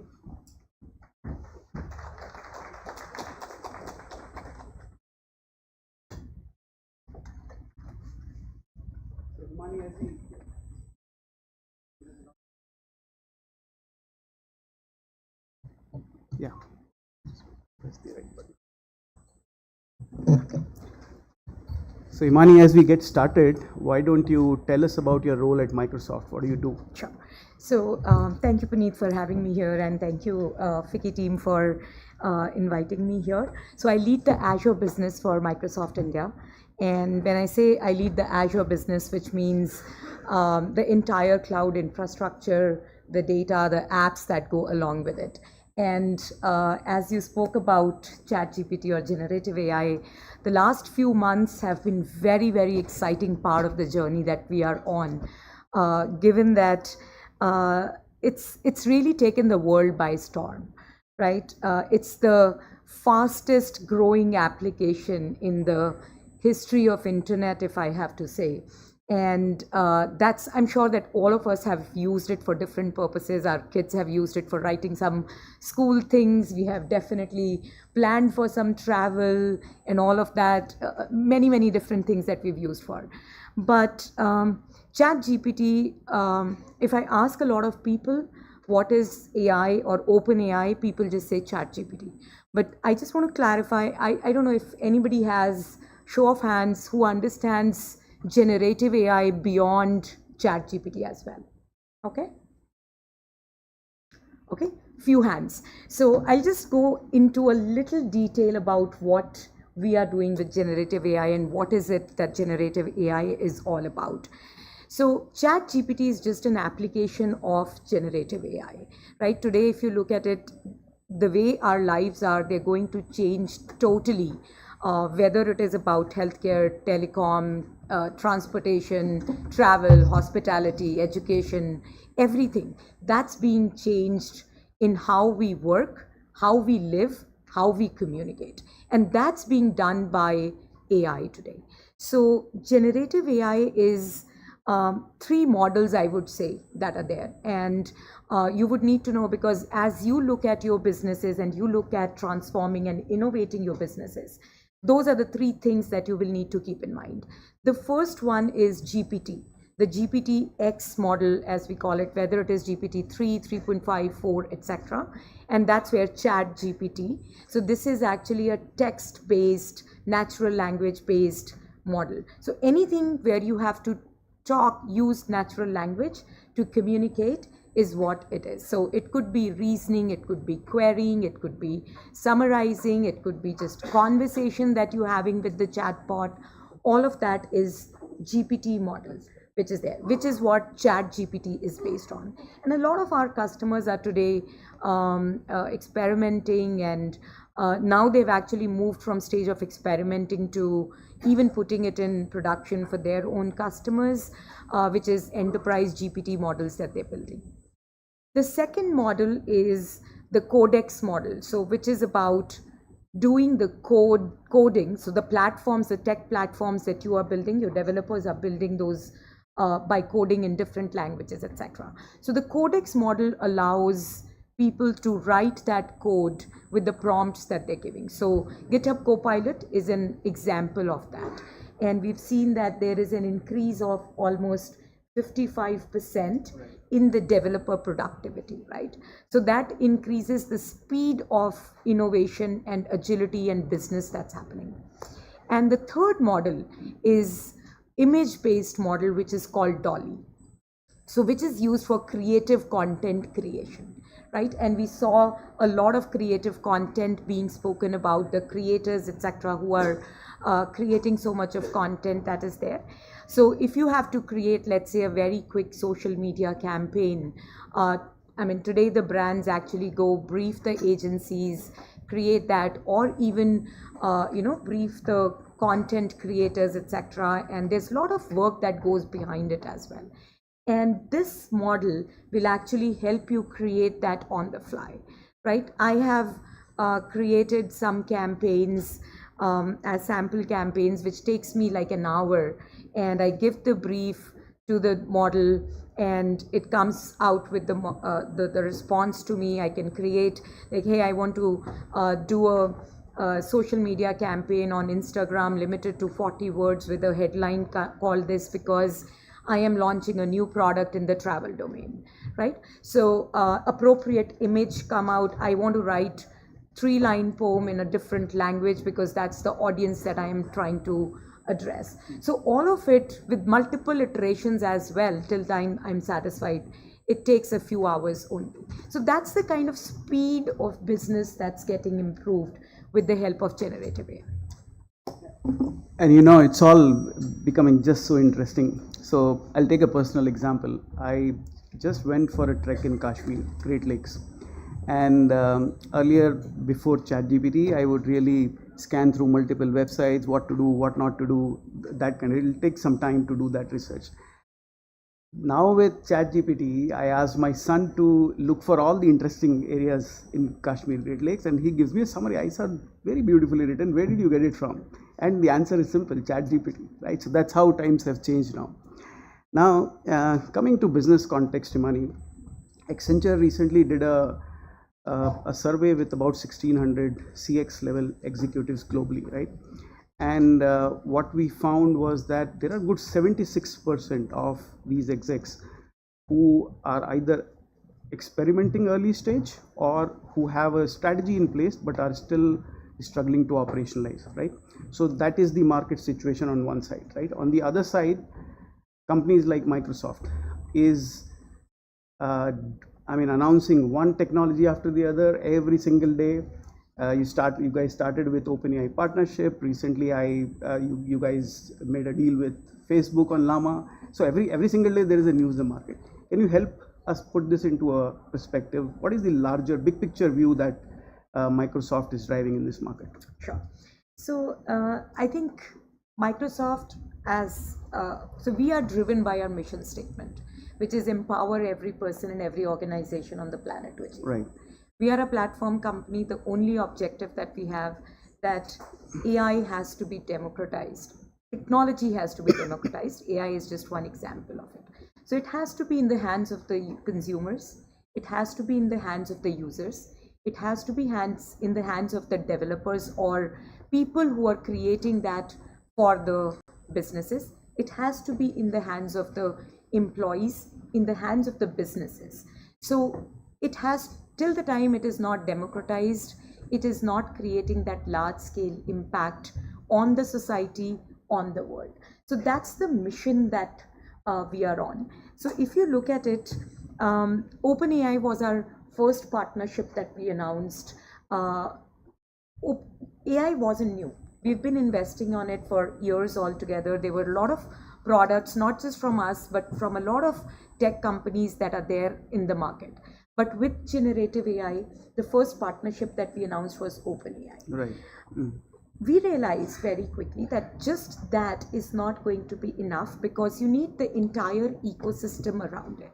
There are hence open models that are there that you need to also bring in. So that's where we brought in Llama, because that's an open LLM, large language model, which people can work with and create the models. There are others that we are creating. There's Whisper is another one that we have announced, which is in preview right now. We are creating our own models as well. Our customers are creating that. And one of the big examples that I can take is the work that Microsoft Research did with Métis to create a model for Bharat and not India.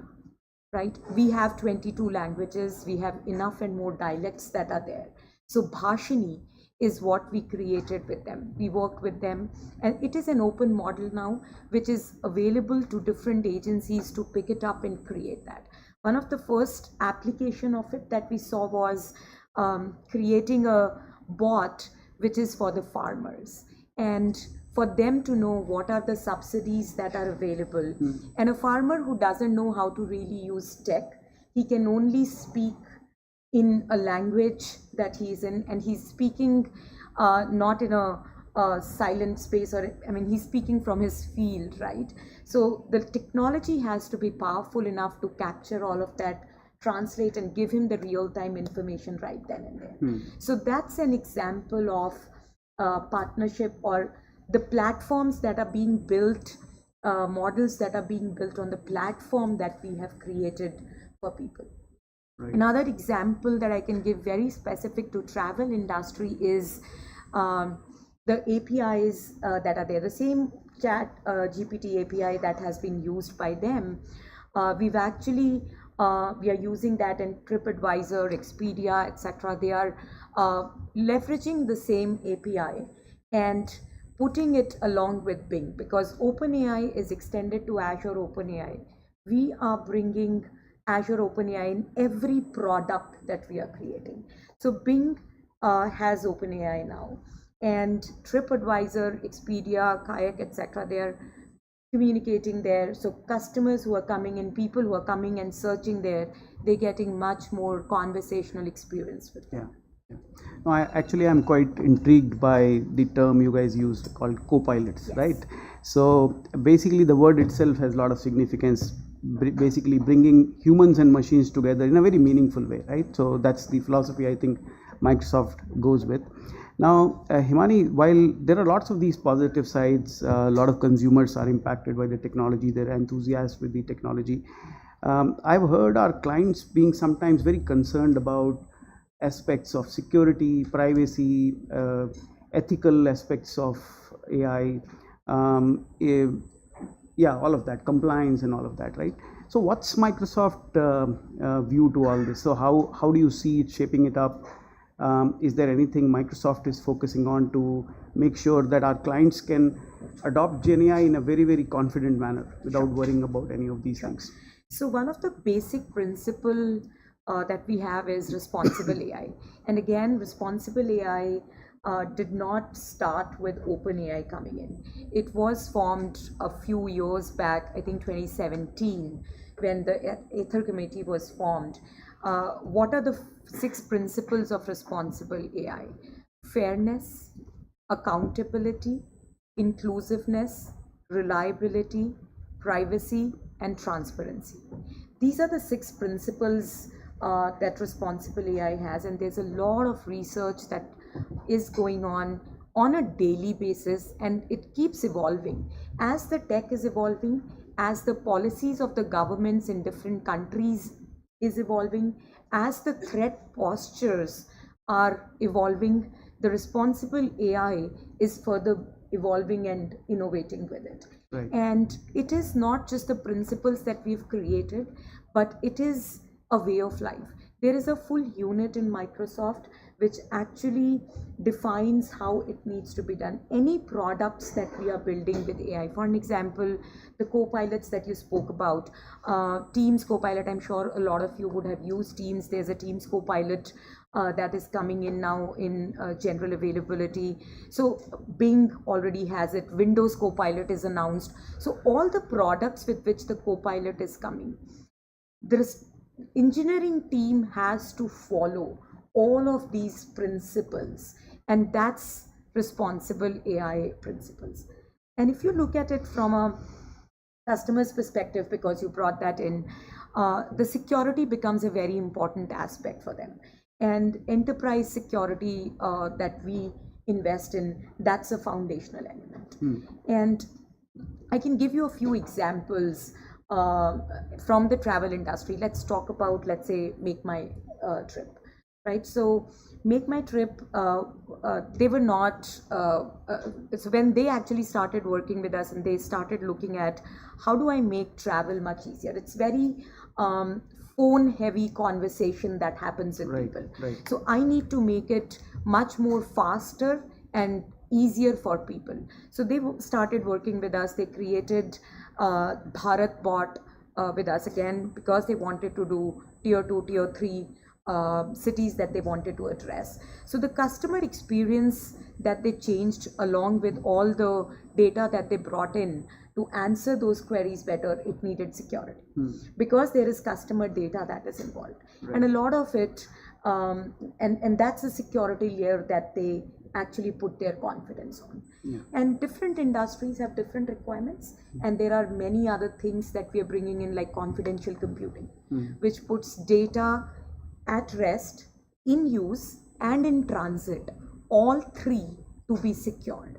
So, and especially with the law, the data law being passed for us in the country, this will become super important. Yeah. Oh, this is wonderful, Imani. A lot of good perspective coming in from you.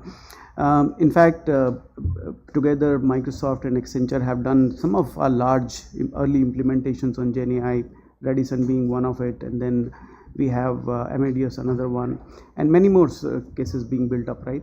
I'm sure clients can confidently adopt GenAI, and we'll see more and more things coming up our way.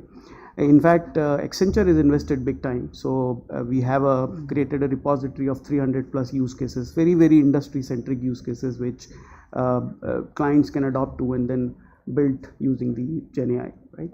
Now, I think the way we look at the world around us today, there is a lot of curiosity on GenAI, right? Lot of companies are doing experimentation. So it's a good thing to do experimentation, being confident about what you want to do, what are the use cases that make sense, right? And then I think where things fall apart sometimes, right? We tend to look at GenAI very, very tactically. So GenAI is not ChatGPT. ChatGPT is a very consumer-centric, small-scale work, right? That doesn't give you any value. The value really lies when you bring your enterprise use cases, which are meaningful to you, backed by your enterprise data. That's where magic starts to happen, right? So that's the approach we generally advocate with our clients. Start experimentations, get to a strategy, see what makes sense for you, and then start to build those use cases. That's how I think we have been approaching all the GenAI implementation so far.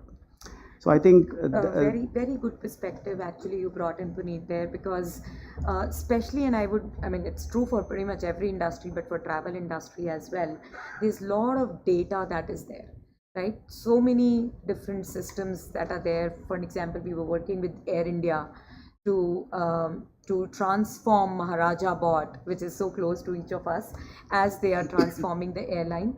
So they were transforming the Maharaja Bot, and they realized that we'll probably, of course, need generative AI, but what do we do with so many data sources? So they needed to do that pilot and POC and all of that. And so they have the data coming from flight systems, they have data coming from their booking systems, they have data coming from, let's say, the black boxes, etc. They have data coming from their customer systems, from their travel partner systems, huge amounts of data that is there. How do I bring all of that data together? So that's where we worked with them, created a Delta Lake, and brought Maharaja Bot to life in actually 2 to 3 weeks time. Now, if you look at it today, the traditional way that people do is whenever you talk to a data officer in the organization, he worries or she worries that my life will become, instead of a chief data officer, it will become a chief integration officer, because I will just be ingesting all of that data, integrating all of that data, and my life will just go in that. So that's where I think the tech platforms like Fabric that we've announced that come in, where you don't have to move your data from one place to another. You have data in, let's say, AWS, you have data in Azure, you have data in Google, you have in Oracle, in SQL, on-prem, some text files or whatever it is there, you leave that data there itself. We just create a lake on top of that without moving the data. And within weeks, within days, you actually have a complete lake that is available, which you can build and give it to your users, your business users, to get that insights and create or make those decisions. So I think it is all about putting that right strategy, putting those right POCs, pilots, experiment with it, fail fast, learn fast, succeed fast. Yeah. Well, yeah. Yes, for sure. I was about to open it for Q&A, but yeah, you can go. Excuse me, can we get the mic, please?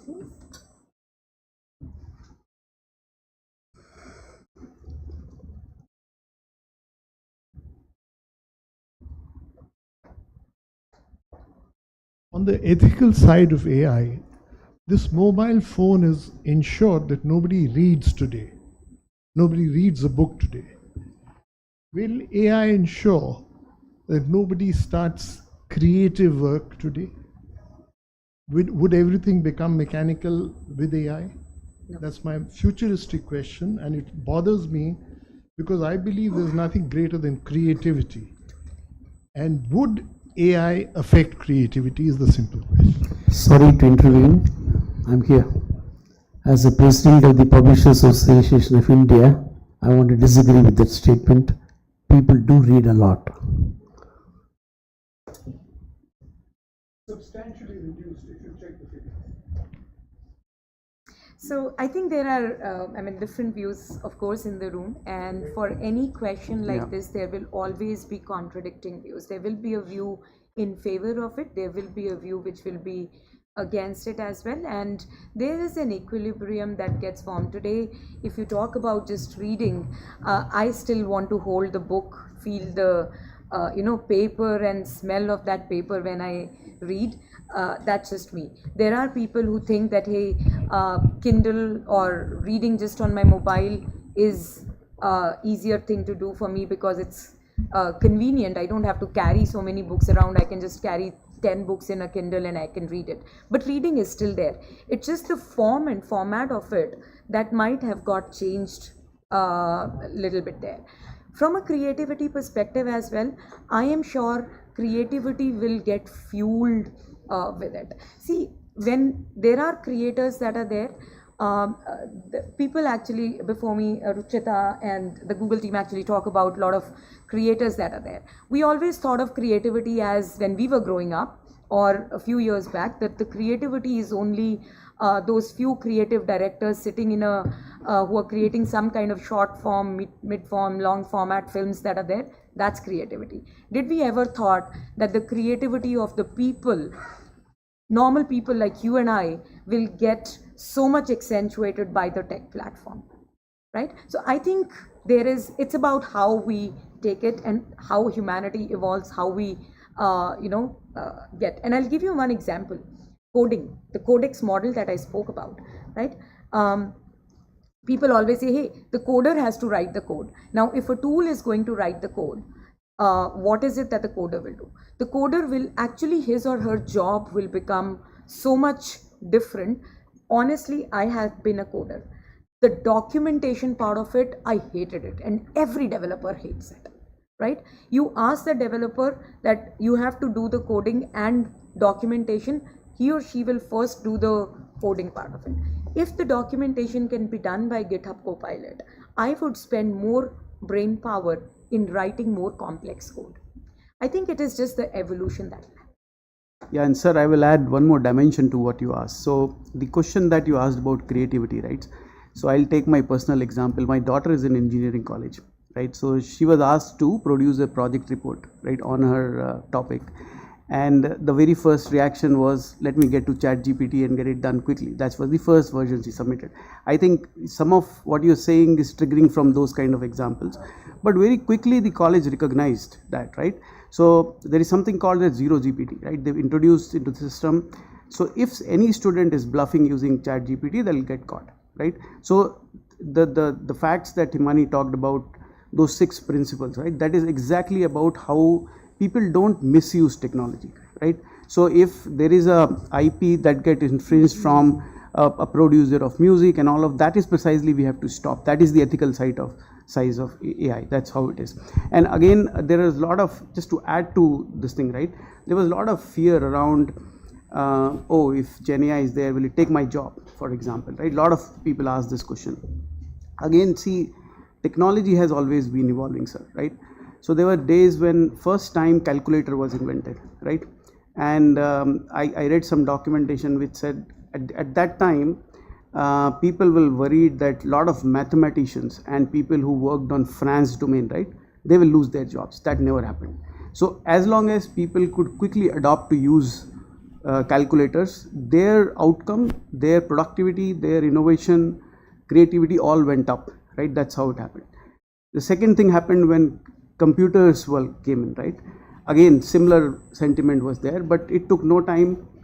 India as a country produced more IT professionals than anywhere else on the earth, and we know what it has done to our country, right? So that's how I see Gen AI as well. There will be early stage setbacks. We will have to play the balancing game. We'll have to come over the obstacles and use it for betterment of humanity. That's how we see it. Just 2 small comments.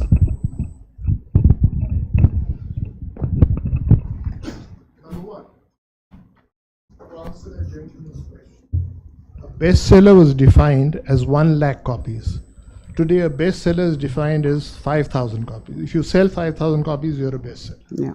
That's the kind of. Second thing is music, painting, art, creative writing. All that will get very substantially affected by AI as I see it. Now, I'm not denigrating that. The point I'm trying to make is original music, original songwriting, original creative Shakespeare's will vanish. Is that true? I have slightly different views, sir. I think that the level of creativity will enhance multifold, right? So today we see Shakespeare as our baseline, right? We have all read it, we have all felt it. If you apply AI to what Shakespeare has done, you will see another dimension of creativity. So that's the Google team was talking about a lot of those video-based things, right? If you have to, let us say, do a lot of concepts using a mix of human and machine, so machine in this context is AI, you will suddenly see how much more creativity can you bring in. So we believe that AI will actually augment creativity rather than taking it away from human beings. That's how we see it. Yeah, expressions you. Correct. Yeah, it has to be, see, AI is not 100% correct all the time. So there has to be a decision maker in terms of a human in the loop. There has to be, so there is anything that we produce has a lot of emotional value, right? All these ads we saw in the earlier session, until you are able to connect the human chord, nothing works, right? So all that is human play. So that is the creativity we have to take care of.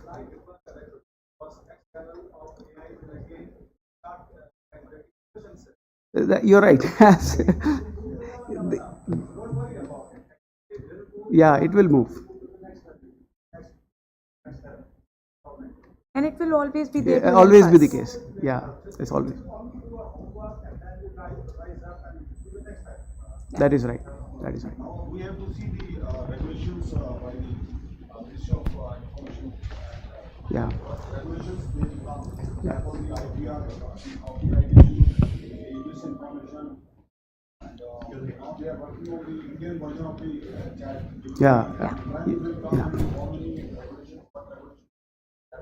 Yeah, you're bringing up a very important point. You want to go ahead? Yeah. No, you're bringing up a very important point. I think if you look at a lot of countries, this has already started. In White House, just 2 months back, there was a big meeting, right? It was hosted by Kamala Harris herself, right? Inviting all biggies, right? So Satya was there. I mean, all big companies. So the topic was this. So you're going big after GenAI. How do you control it? How do you regulate it? So I think that is bound to happen. Unless that happens, this technology can go anywhere. Right? That's where I spoke about the responsible AI principles. Because the policies will evolve. It's a new thing. The government will bring in the regulations. Different governments across the world will bring in different regulations. And hence the principles, and there has to be a constant evolution of the checks and balances that we need to put. So I had a question for Himani. So more practical, just one question. And what was that? So you're from Azure, right? Yes. Is it some, like you mentioned, OpenAI for Azure? Is it something proprietary to Azure, or I can be having OpenAI for AWS also, or control lists or whatever? Sure. So OpenAI is the model. So the models that I spoke about, that's created by OpenAI. We have a partnership with OpenAI, and we have ingested those models in Azure. Hence, it is called Azure OpenAI, AOAI, and that comes with all the goodness of the models, plus the security and the responsible AI and all of that, along with the infrastructure. So is it a feature that somebody who's hosting on Azure gets to use? Yes. Yes. Okay, because we are on Azure and I have an offline. I had some feedback also. I'll give you offline. Sure, I can connect offline. Sure. Thank you so much, speakers. Thank you, Mr. Puneet. Thank you, Ms. Himani. We'll have a quick photograph.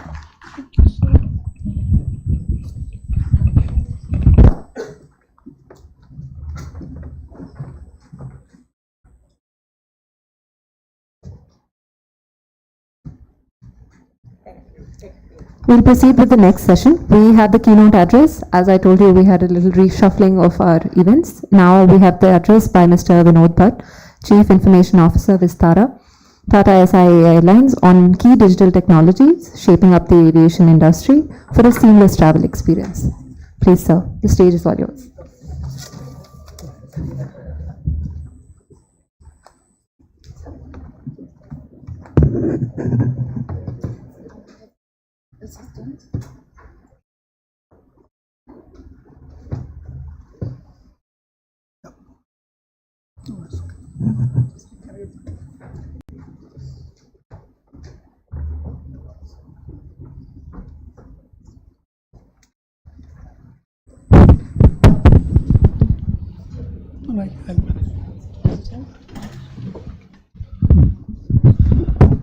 Good afternoon, everyone. I know the session after lunch is a little tough. So, see, I've got a few minutes, probably 10 odd minutes to talk. But I want to give you perspective after Google spoke, Microsoft spoke, Accenture spoke. I think where rubber meets the road is where the customers are there. So I'm going to give the customer view of where the key technologies which are really shaping up the aviation. From my perspective, and primarily from the travel experience point of it. So some of it may have been covered by others, but you will get a little bit more detailed analysis. So I will talk about what are the touchless services which have come. You would have seen the travel, particularly aviation, some of the immersive technologies. I will also talk about some data and insights, why they are critical. We talked about earlier sessions that there are a lot of data getting generated. We'll also little bit put a viewpoint on AI and generative AI. We'll talk about it a little bit. Also this data security and compliance, why it is important from the trust perspective. See, touchless, I don't know how many of you used DigiYatra. So what is different in DigiYatra? If you have to sum up DigiYatra in one sentence, what is it? Fast, what else? You don't have to show the physical Aadhaar. What else? What else? There is one more good tagline of DigiYatra. Close, yes. Have you heard the phrase that your face becomes the boarding pass? This is what it is. So your face is the boarding pass because it's touchless. It is absolutely touchless the moment you enter the airport and until you board. This is one of the services where the touchless is basically impacting. If you look at the whole identity, it has completely changed, has become biometric. And also the operational efficiencies. See, behind the scene, if you look at this, how much of operational efficiency which have been built, which are not earlier there at all. And more importantly, the whole passenger experience on top of it, right? But do you think there are other services also which are touchless for customers? Or only DigiYatra is today top of the charts? Anyone has visited Bangalore T2 airport? So what do you see differently? It was recently launched. Did you see anything which was in this context of touchless? Have you heard the term SBD? S is self, B is no, baggage, D is self baggage drop. So you don't have to go to the counter now. You can yourself drop the bag. And how many of you have used the kiosks? You can print the boarding pass. You can put the bag. You can make your travel completely seamless, completely touchless. And it doesn't end there. There are a lot of devices which are coming up, which are going to even streamline or make this whole world touchless. And when you say touchless, more from the customer experience point of view. That is what is driving it. And also the productivity, also the experience, and also the integration. See, airlines and airports are very different. Many times you forget that where the boundary is ending. When you are having a ticket, you just walk in, for example, of any of the airline ticket, you walk into the airport thinking that the whole airport is owned by that airline, right? But there are a lot of partners for part of that ecosystem. So how do you deliver the seamless experience and make sure that customer from booking the flight until the journey ends, the experience is same? So this is the first element I talked about. Let's go to the next one. Immersive. Some jargon on the top. AR, VR, MR, XR, right? Anyone wants to give a shot at it or experience at it, what it is? Augmented reality, virtual reality, mixed reality, extended reality, and there is one more, metaverse. So how it is related with the experience part of it? Yes, please.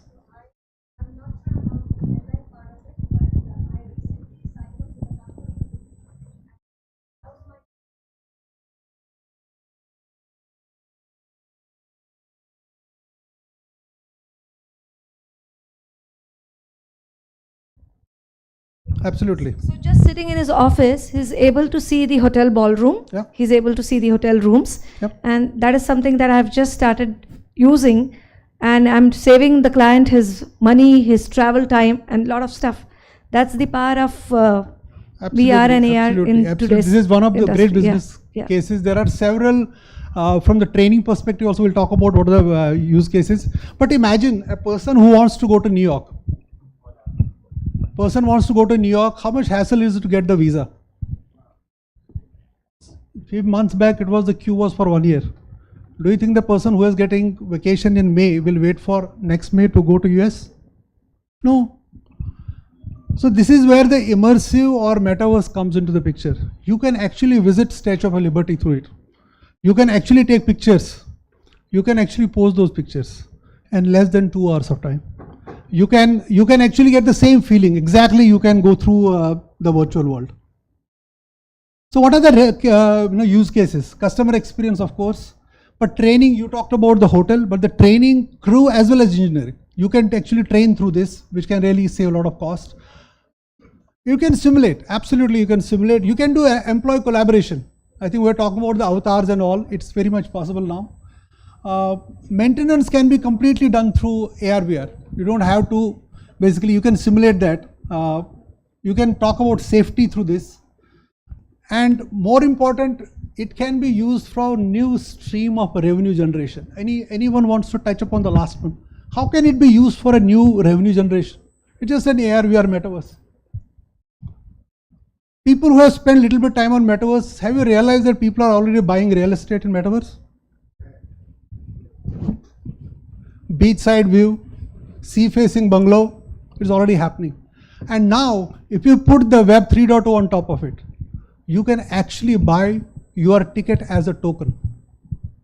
I can have an NFT token, which can be bought by me, sold to you, and the person can be sold. The ticket can be sold multiple times, and the royalty can be earned by the airlines and also the person. So the new world is changing. Yes, the technologies are getting mature, but this is a new world which we are going to embrace, and new products and services are going to be launched. And that is what the new revenue generation is going to be critical. See, data is, I would say, last 2-3 years, airlines have got 60-70% of the data, more, what they ever used to have. So most of the services have moved from offline to online, right? So there is data everywhere, every touch point. So what we do with the data, if you look at the pre-flight, in-flight, post-flight, there are tons of touch points where you get the data. Everywhere there is data. So how do you get the view of customers? First of all, understanding customer is a big deal in airlines. Because there are very minimal data which customers share with you. And on top of it, when you want to address a customer, you need to make sure that you are addressing the right customer. There is where your AI, ML algorithms come into the picture, and you dedupe and make sure that you are having the right 360-degree view of the customer. And more importantly, you put the whole marketing engine as well as the service engine on top of it. So if I'm calling tomorrow airlines, they will know that this is Vinod, he has traveled recently, or he has misplaced a bag. So before even saying anything about me, the airlines will exactly know what kind of customer I am, what kind of league in terms of loyalty I am. They can address it very differently.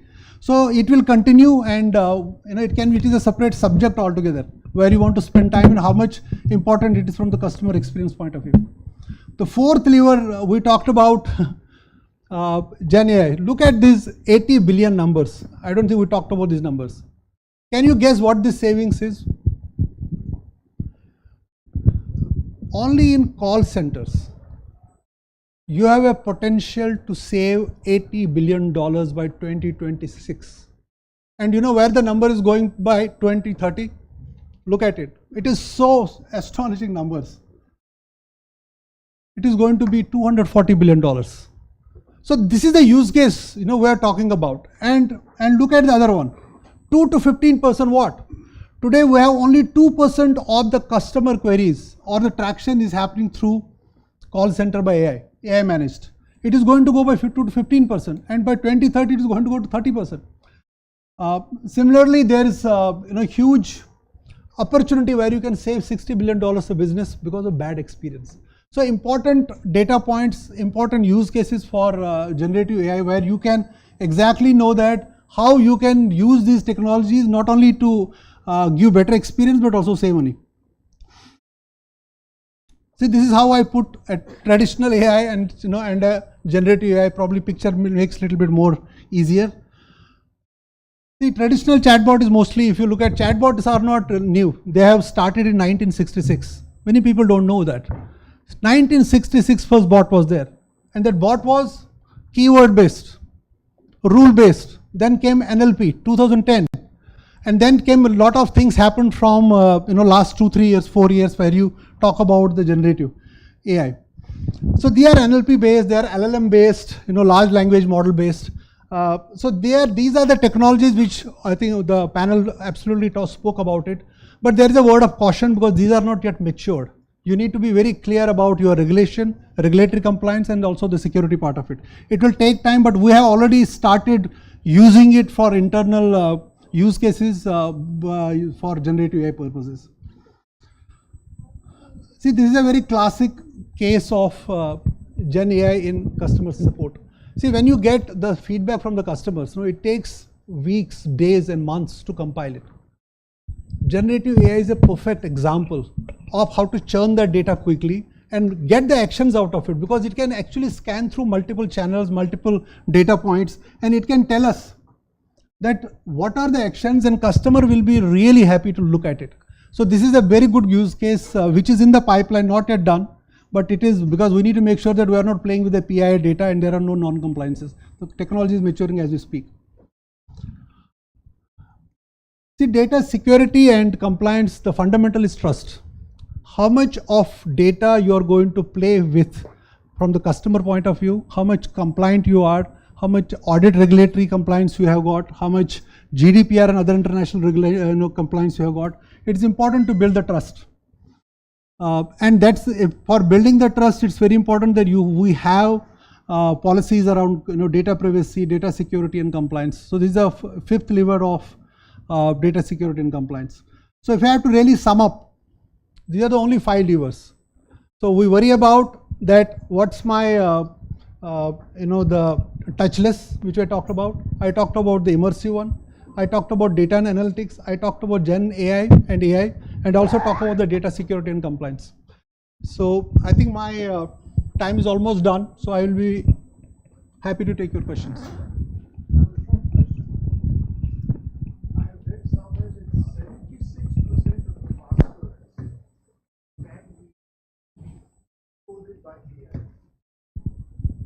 Where are we left then? No, see, it's a very heavy question, because it depends on what kind of security architecture is there for that, because you cannot generalize it. For example, if you are using an application or a platform for a system, for example, Azure is here, cloud is Google is here, or even the applications which have been developed in-house by the customers. So it depends on how much security you have put in, whether it is 2-bit encryption or 8-bit encryption, 16, 32, 64, 128, depending on where you are. But if you are, obviously there is a lot of literature material out that what passwords you should not use, and also for the architects what should be the identity and access management protocols and the implementation. So if you take care of that, then you should be fine. If you leave it unencrypted, if you leave it too easy to guess, of course you are more prone to get hacked. Any other question? Thank you very much.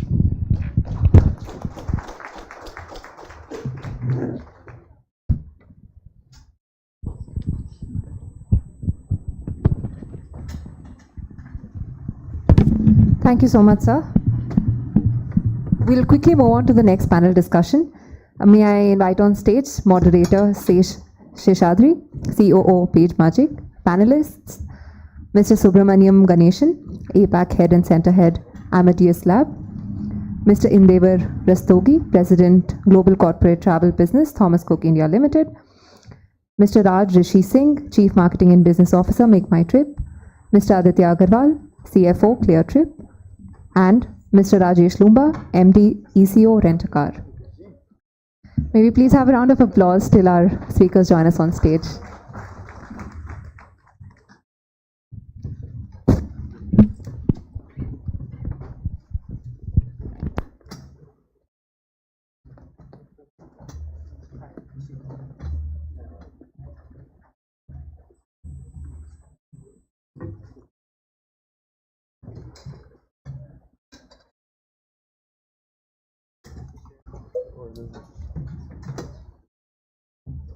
I think we just take this one, just push these.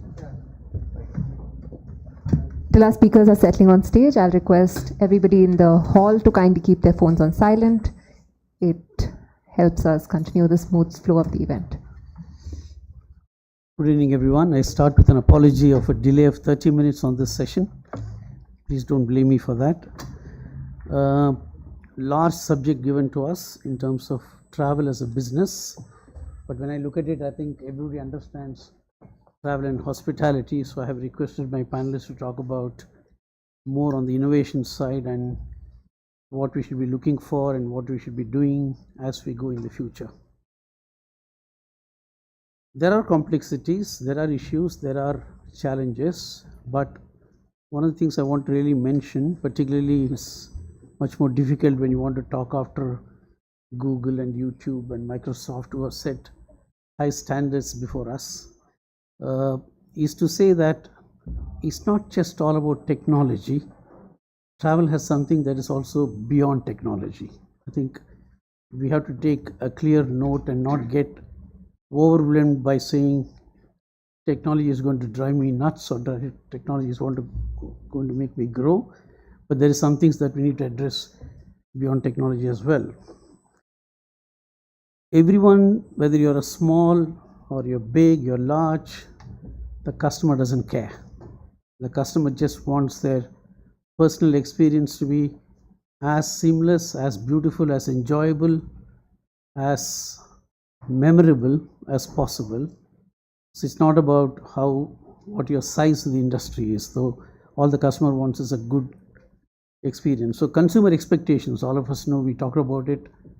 As the technology is improving, the expectation is also growing along with it. The kind of aspirational expectation in line with the growth of technology, I would say, also keeps moving upwards. There are a few concerns personal which I want to talk about when technology intervention comes in, is this dynamic pricing. I definitely want the industry to address this both from a consumer perspective and from the long-term perspective. There are two clear examples right at the moment staring at our face. One is G20 in Delhi and the India-Pakistan match in Ahmedabad. You know how the hotel rates are, how the airline rates are. Are we being responsible, or are we want to make a quick buck when there is an opportunity? This is something that we need to really look at as an industry. As I said, this is beyond technology. Maybe there is technology intervening and helping us doing that, but we need to look at that. There's another interesting one I read yesterday where I think as travel people, we should be very interested as to where this particular incident goes. So here is a travel agent who organized a fantastic trip to one of his clients in Sri Lanka. And this case, I think about 4 years ago. And in the normal course of things, the travel agent would have obviously organized a taxi locally. And unfortunately, the taxi driver went and rammed the taxi into a 40-feet container or something like that. And interestingly, the court awarded a 50 lakh compensation to the person who undertook this booking for failure of service on the travel agent. Now, as I said, I don't know what the circumstances are, but imagine whatever technology you use, whatever you do, at the end of the day, this travel agent might not even know who the driver was, who didn't even know who the arrangement was done through.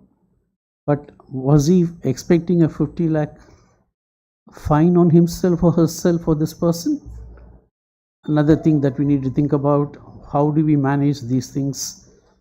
It may not be a stray incident, because this is one thing that we care about. Now, these are things which I want to talk about when I'm talking about travel. Reputation management has become a very serious issue. Once again, technology, right? Because the social media, drop of a hat, people write about your service, drop of a hat, people praise your service. Again, technology play into social media is something that I want to talk about, or the panel will talk about.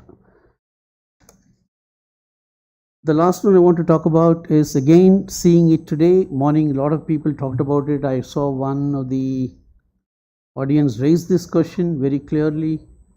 Over tourism, we are seeing what's happening in Uttarakhand.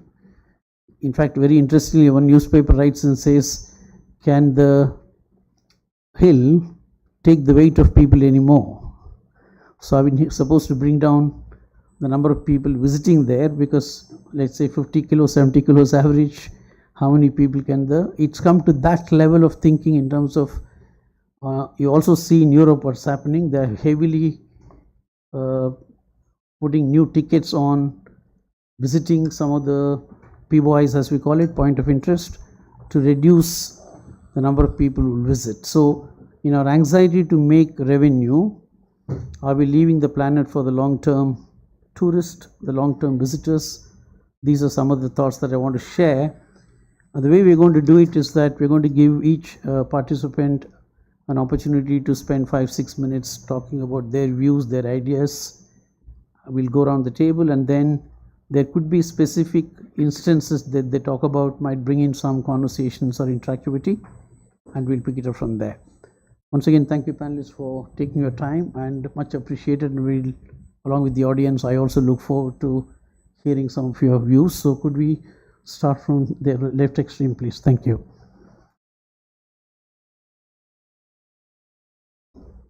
Yeah, thanks, Jesh.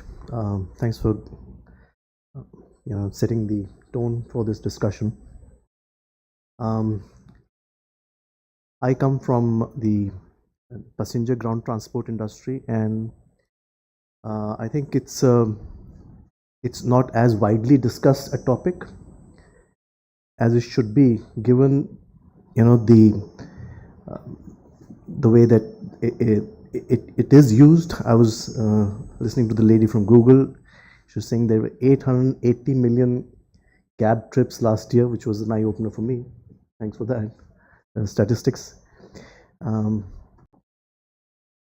So on the ground, this industry is largely fragmented and unorganized. And the way we are, looking at this as an opportunity to consolidate, to organize it, we are not in the same space as an Ola or Uber. We're more in the pre-planned category, because Ola, Uber is more on demand. So we service the pre-planned requirements of our corporates, of tour operators, travel agents, the events market, which in itself, all these categories are a very, very large market, and what they need is dependability. They need predictability of service. So how do we achieve that?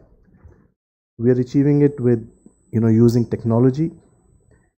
But I mean, today also the entire thing was all about technology. Innovation was technology. Everything was technology. But in our business, I guess it's more of it's a human business.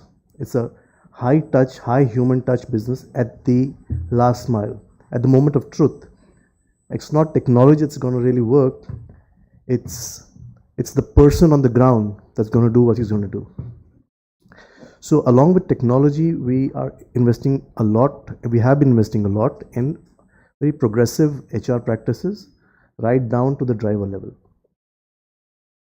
And that is one of the biggest gaps that we see in the industry. The training level and the skill level at the last mile. I was reading today in Economic Times, Larsen & Toubro says we have a $50 billion order book which can be fulfilled, but we do not have enough trained laborers. We have laborers, but we do not have enough trained labor. The L&T is short by 30,000 trained laborers.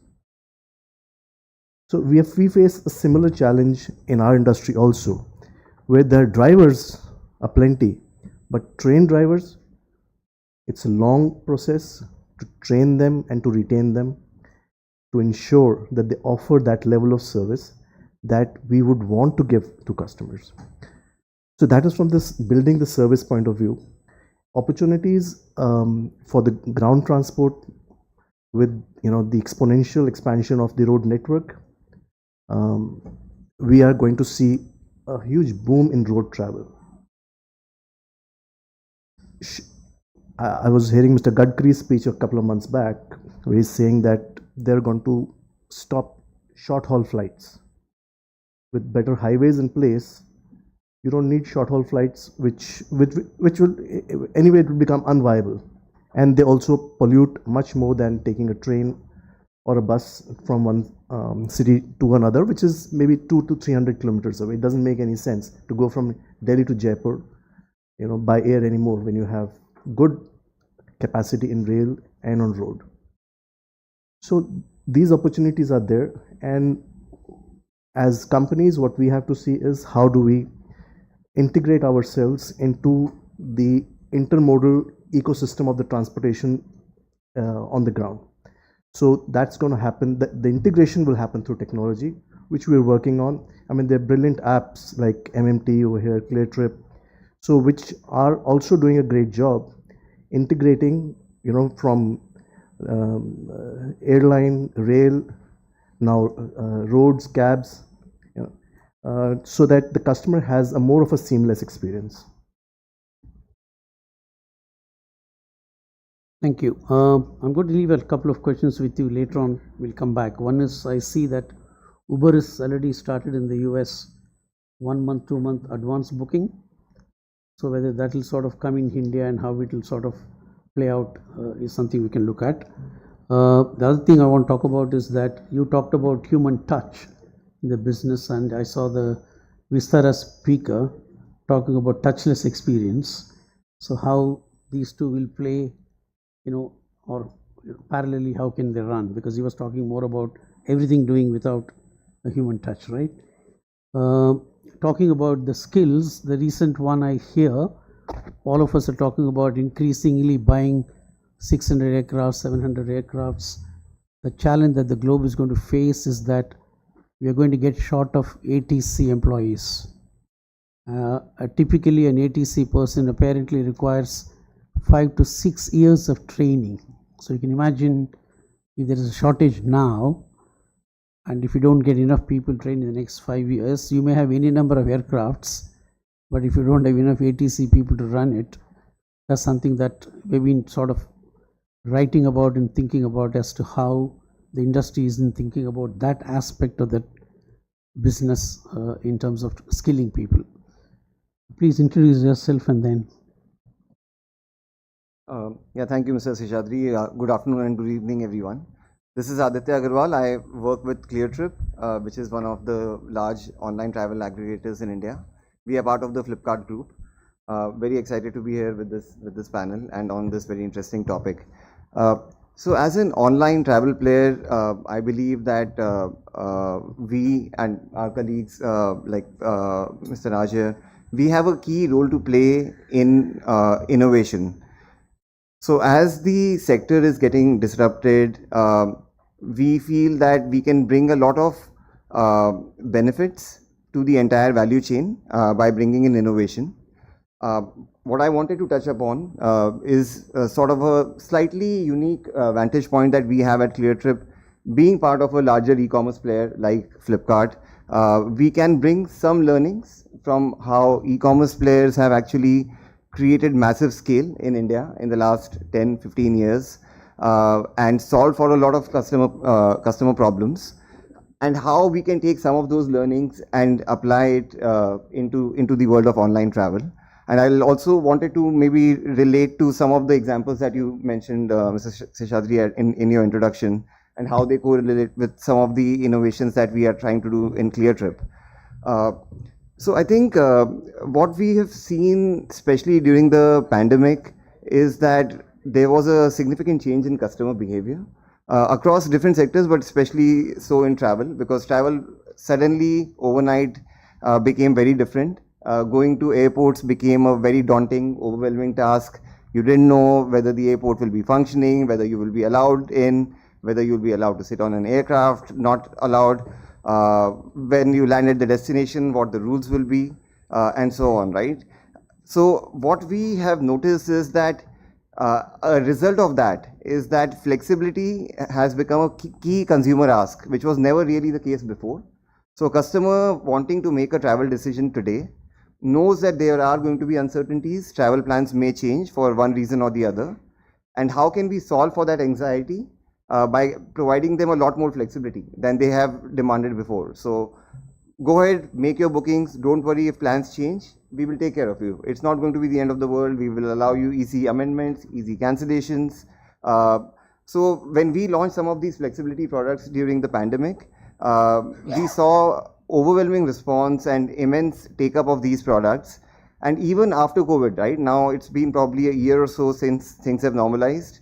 We see that now it has become a default, which is a big change in customer behavior. Typically in travel, especially in air travel, people have gone with the lowest common denominator. People have tried to go for the lowest fares.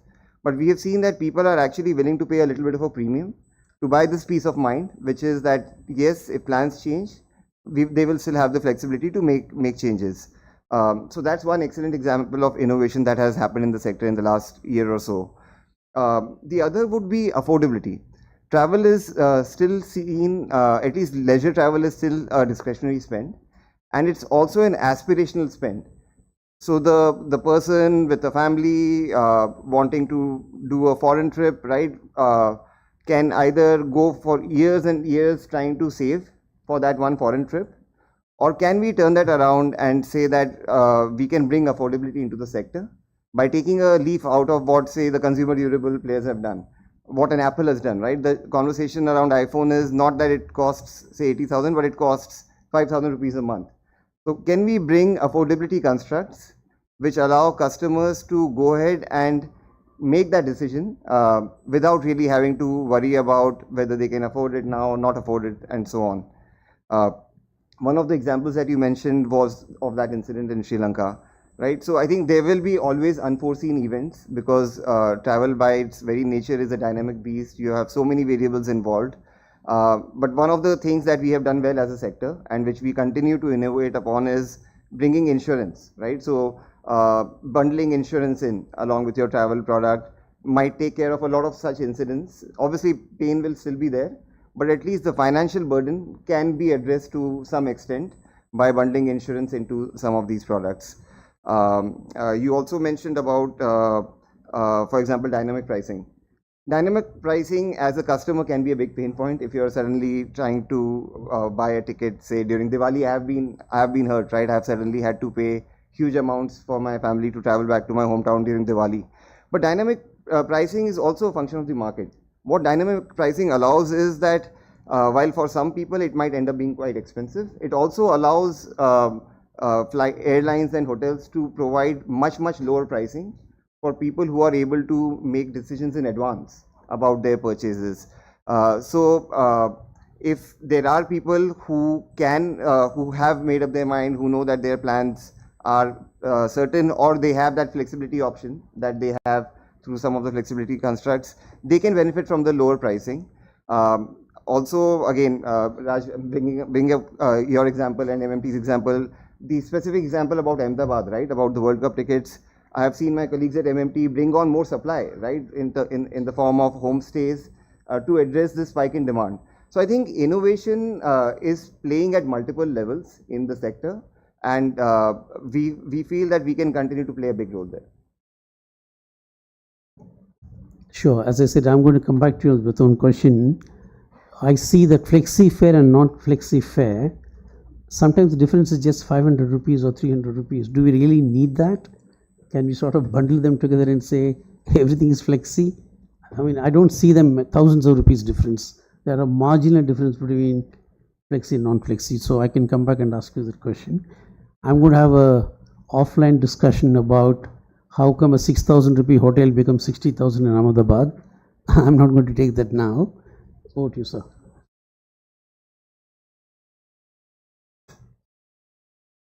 Thanks. Thank you. Thanks, Shesh. I think, first of all, thanks for putting us in a difficult situation of doing an extempore. Always more difficult. I actually tried and did a chat GPT to find out, is there a good opening statement? But okay, but I think I can do +1 to Aditya, because I think, Aditya, you kind of summed it up brilliantly from an OTA point of view. But it's just a few things. I think we should all feel lucky that we are in an economy like India, that the economy is growing, travel per se within the economy is growing. Also, what's happened is that that post-COVID, the Indian consumer has become more confident. He feels more empowered, and also we've seen travel shift from being a discretionary spend to being a must spend. I mean, leisure no longer is discretionary. So there's a lot of tailwinds for all of us who are involved in this business of travel. That said, travel is dynamic. There are multiple supply points, multiple touch points. It's also a very thin margin business. Absolutely. And because of that, I mean, while we might feel from a supplier point of view that why dynamic pricing, I think dynamic pricing is also required for ultimately the travel economy to be profitable. So there are times when your occupancy is low and there are times when occupancy is high. Now, how much is always questionable? Oh, sorry. I'm so sorry. I kept on being on a rant. Is it better now? Sorry. Yeah. So while there are ills of everything, but there's some logic behind that as well. We can always question how much of dynamic pricing. As an OTA, like what Aditya said, that we are very focused on, and I think all OTAs are, on actually consumer experience. We are absolutely consumer experience led. What that means is that we have to, like this consumer who feels very empowered, who has everything on his hand, we have to ensure that even for travel it is similar. that we provide him with choices, we provide him with flexibility, and we do all of that transparently. And for that, I think we have to constantly innovate. For example, if we feel okay that there is dynamic pricing in the market, but also you can add on products like Fairlock. I mean, that's one of the products that we have, where you actually can, for a small premium, lock in pricing and say, okay, my plans are flexible, but I need the advantage of a low fare, and hence can I lock the fare, right? And similarly, many more. For example, there's a product called Trip Guarantee, where what we do is that if you do not have a like a confirmed train ticket, you can buy that insurance product, and if that train does not get confirmed, then you can actually fly. I mean, so I think we are always on the hunt of innovation and using technology for the one purpose that the experience of this consumer is great, and when he interacts with travel, it's seamless for him. Shesha, I would want to give a couple of examples. One, I think Aditya helped me out already, which is saying that, okay, like when we found that there are scenarios of very high demand and pricing going up, we actually said, okay, why can't we let the economy of Ahmedabad participate on that ticket opportunity and open up supply, and consumers can actually stay at homes. I mean, so that's like one way of, again, enabling the consumer while obviously hotels were full. I can just think of one more example, which is when we looked at like the various demand types in India. What we figured out is that a large part of travel economy is people traveling for work. Now that experience we thought was, okay, very different than the B2C experience, which is powered on the mobile phone, where you have all the choices. So one of the things that we've been working constantly on now for the last 4 years is bringing the B2C experience to a B2B traveler. I mean, how do you enable business travel with the same ease of doing leisure travel? So the short is that we are constantly innovating, and for innovation you have to be constantly in touch with technology. So I don't think it is about the technology per se, but it's about it. How do you use technology? How do you leverage it to ensure that the journey of the consumer is sorted? That said, travel is a complex business. Booking is only one part of it. The real rubber hits the road when you're traveling, and multiple things can go wrong. So post sales become very important. And again, how do you use technology to enable post sale? That why would a person need to call you up? Why can't you do self-help immediately if he's got stuck somewhere? And yeah, there will be some cases like the Sri Lanka experiment example you said, but I think those will be extreme. And how do you ensure that, given those extreme examples, how do you make everything else accessible, everything else transparent, and more self-help for the consumer? Okay, I'm talking about experience. I'm going to come back to this question. Is that if you look at Frankfurt as a city, there's a fantastic messe there, right? So you have car shows, stationery shows, book shows. The government and the Frankfurt City Council and the hotels come together. And in fact, when you check into a hotel, there's a postcard which gives you the calendar of shows that happens in messe. And you know, if you're going into that period, you pay 230 euros per room. But if you don't go to the period, you pay 80 euros per room. So there is a rack rate and there is a Skype rate, right? And they're telling you, the city is telling you, you're here for a fare, you better cough up this money because you're full. So think about it and say whether we could get into that kind of an environment where we do have a rack rate and then we have the spike rate because there is something happening around the country. So I'll probably come back and ask you that question. Go ahead. Hi, my name is Indivar Rastogi. I look after global business travel for SOTC in Thomas Cook. I've been in the company and this role for over 8 years, and in the company over 15 years actually. I've seen my role in the last 5 years change every year to a great extent. And I'm going to talk about just business travel because that's where I come from. That's my subject that I handle in the company. To what Raj said, I think very valid. You know, we as business owners also have to look at margins very closely. We do have headwinds when it comes to that.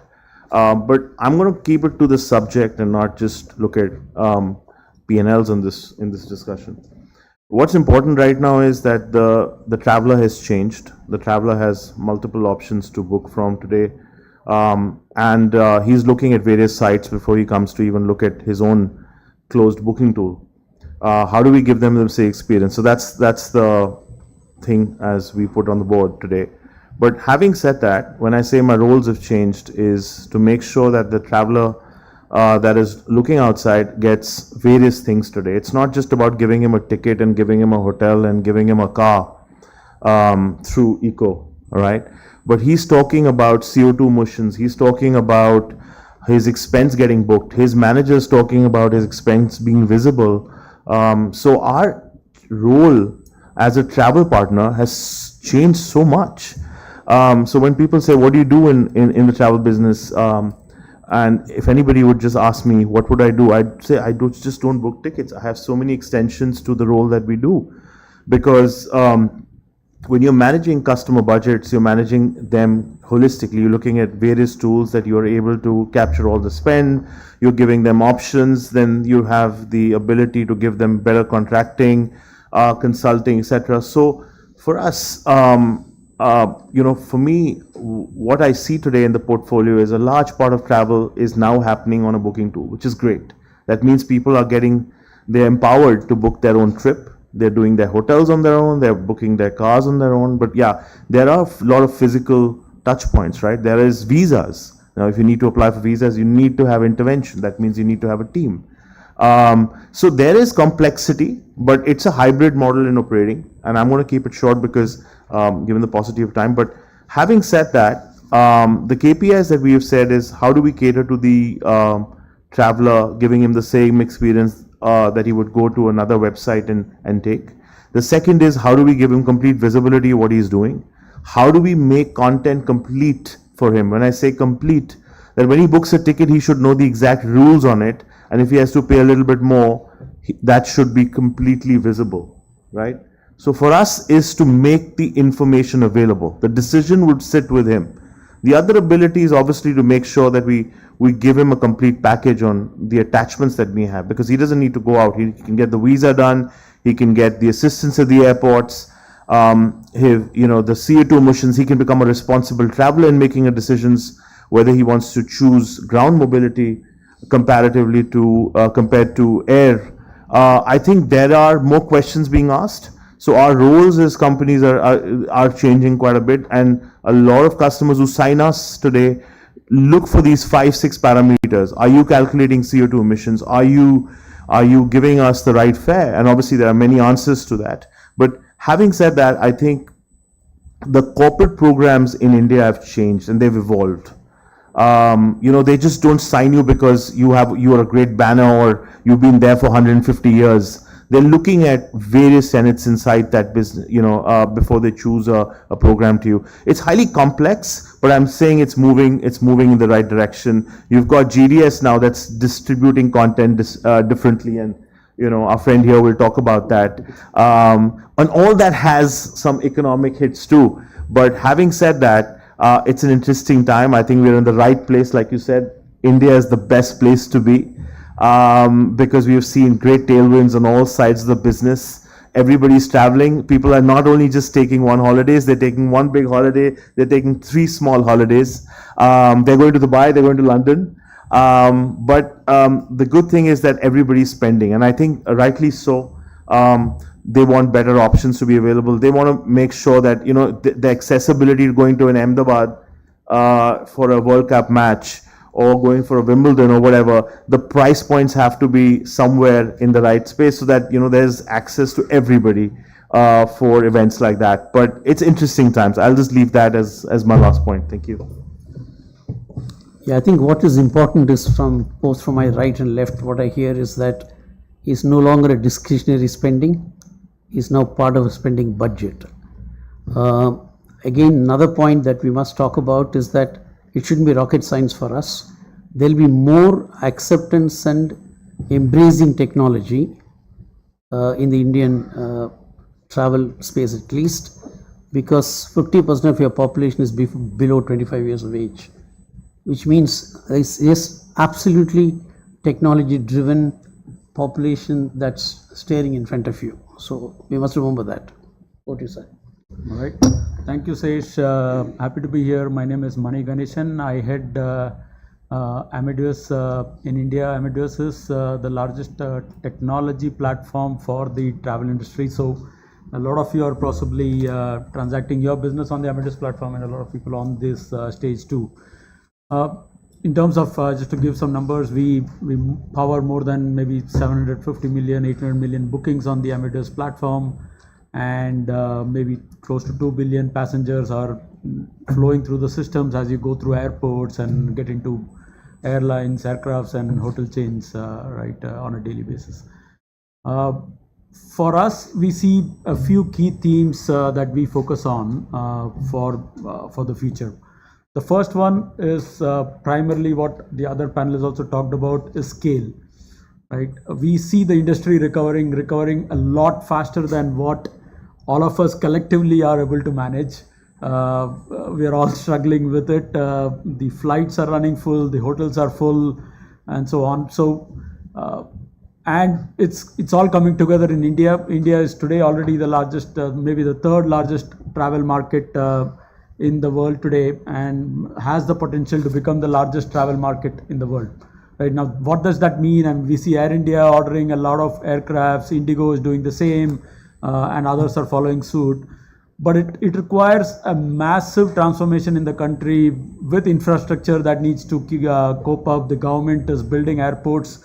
Again, those need to happen faster than what we can manage. The rest of the infrastructure needs to keep pace. So this is one massive transformation that we are seeing, which is going to be paramount in the coming years. The second one is the changing demographics of the traveler, which again is mentioned. The key is to understand the traveler, give him a comprehensive solution for all his travel needs together. Travel is today a very siloed industry. A traveler books an airline first, then books the hotel, then books the ground transportation, then sees how the destination experience needs to be. How can the industry come together to give a more collective, universal, personalized solution for a traveler? And that's the expectation that travelers have. And the younger the demographics of the traveler, the more they are looking at these kind of combined solutions. And that's what we are looking at as a technology provider. The third one is, how do you come together as an ecosystem to provide solutions, right? In the past, a technology provider like an Amadeus, we would try to build all the solutions ourselves, right? And sometimes our customers express that frustration to us too, saying, why can't we build our own solutions on your platform, right? But now we are looking at how do you bring the ecosystem together, open up the platform, work with partners like the Accenture, like Microsoft and the Googles of the world, so that, and our customers together, along with the startups, to see how this entire ecosystem together can create solutions that take care of that end traveler a lot better, right? So that is a key focus that we are taking for ourselves. And last but not the least is, how can this entire system become reliable, a lot more reliable than what it is today, right? I mean, very often you hear a big meltdown happening. Sometime back, it was in the US, I think towards the turn of the year, where suddenly there was a big meltdown and flights couldn't take off, passengers are getting stranded at airports and so on. That's the fear that we have. It's a very, very complex system that travel is. The end traveler does not see a lot of this complexity. We are sitting on a lot of systems, technology that is reaching end of life, needs to get modernized. We are seeing more and more of the ecosystem wanting to come together. All of this is introducing significant level of complexity in the entire travel chain, right? How can we make sure that the system is more and more reliable? And we are seeing governments coming with their own data protection laws, which means data needs to be localized. We are seeing geopolitical situations. What happened with Russia at the start of this year or maybe a little earlier, as to how there were a lot of regulations that came into travel into and out of Russia. So all these are introducing significant levels of complexity into the entire ecosystem. How do we as technology providers make sure that these systems are operating in a reliable space so that when the traveler gets out of his home, in a predictable way, he can reach his end destination and have his experience that he is looking for. So these are some of the key themes that we see and we are focusing on. Thank you.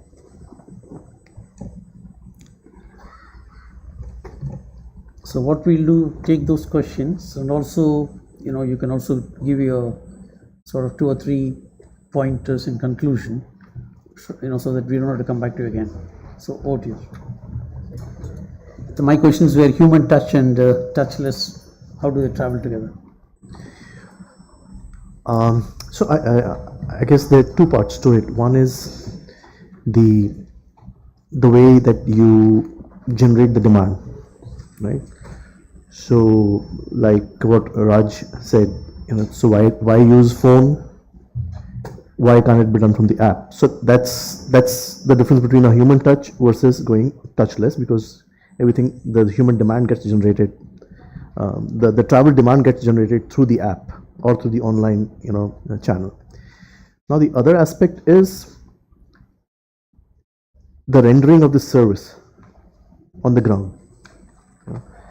Now for our industry here at Eco Rent a Car, I mean, until we are getting into autonomous self-drive cars, I guess we will have to deal with drivers and we will have to provide service to the drivers. There is no other way. Technology, till now here in India, we cannot look at it taking over that aspect for at least for the next 7 to 8 years.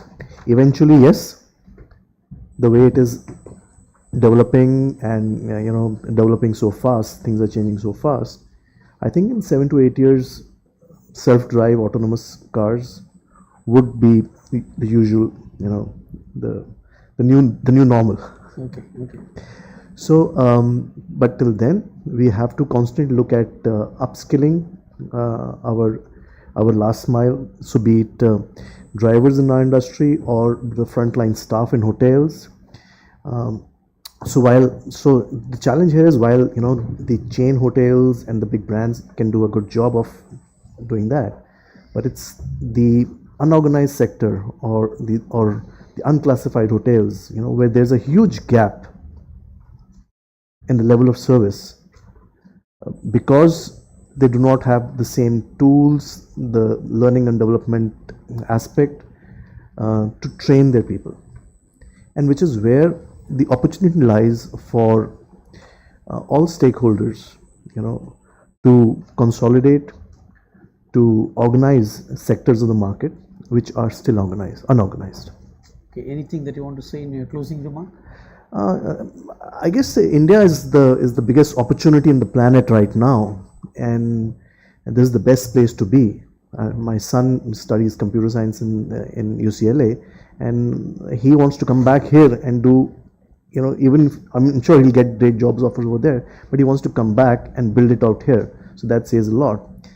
And rest, as stakeholders in the travel industry, we must look at how we can grow without making the same mistakes that's been made in the West, in terms of sustainability, too much carbon emissions, too much travel, unregulated and unsustainable.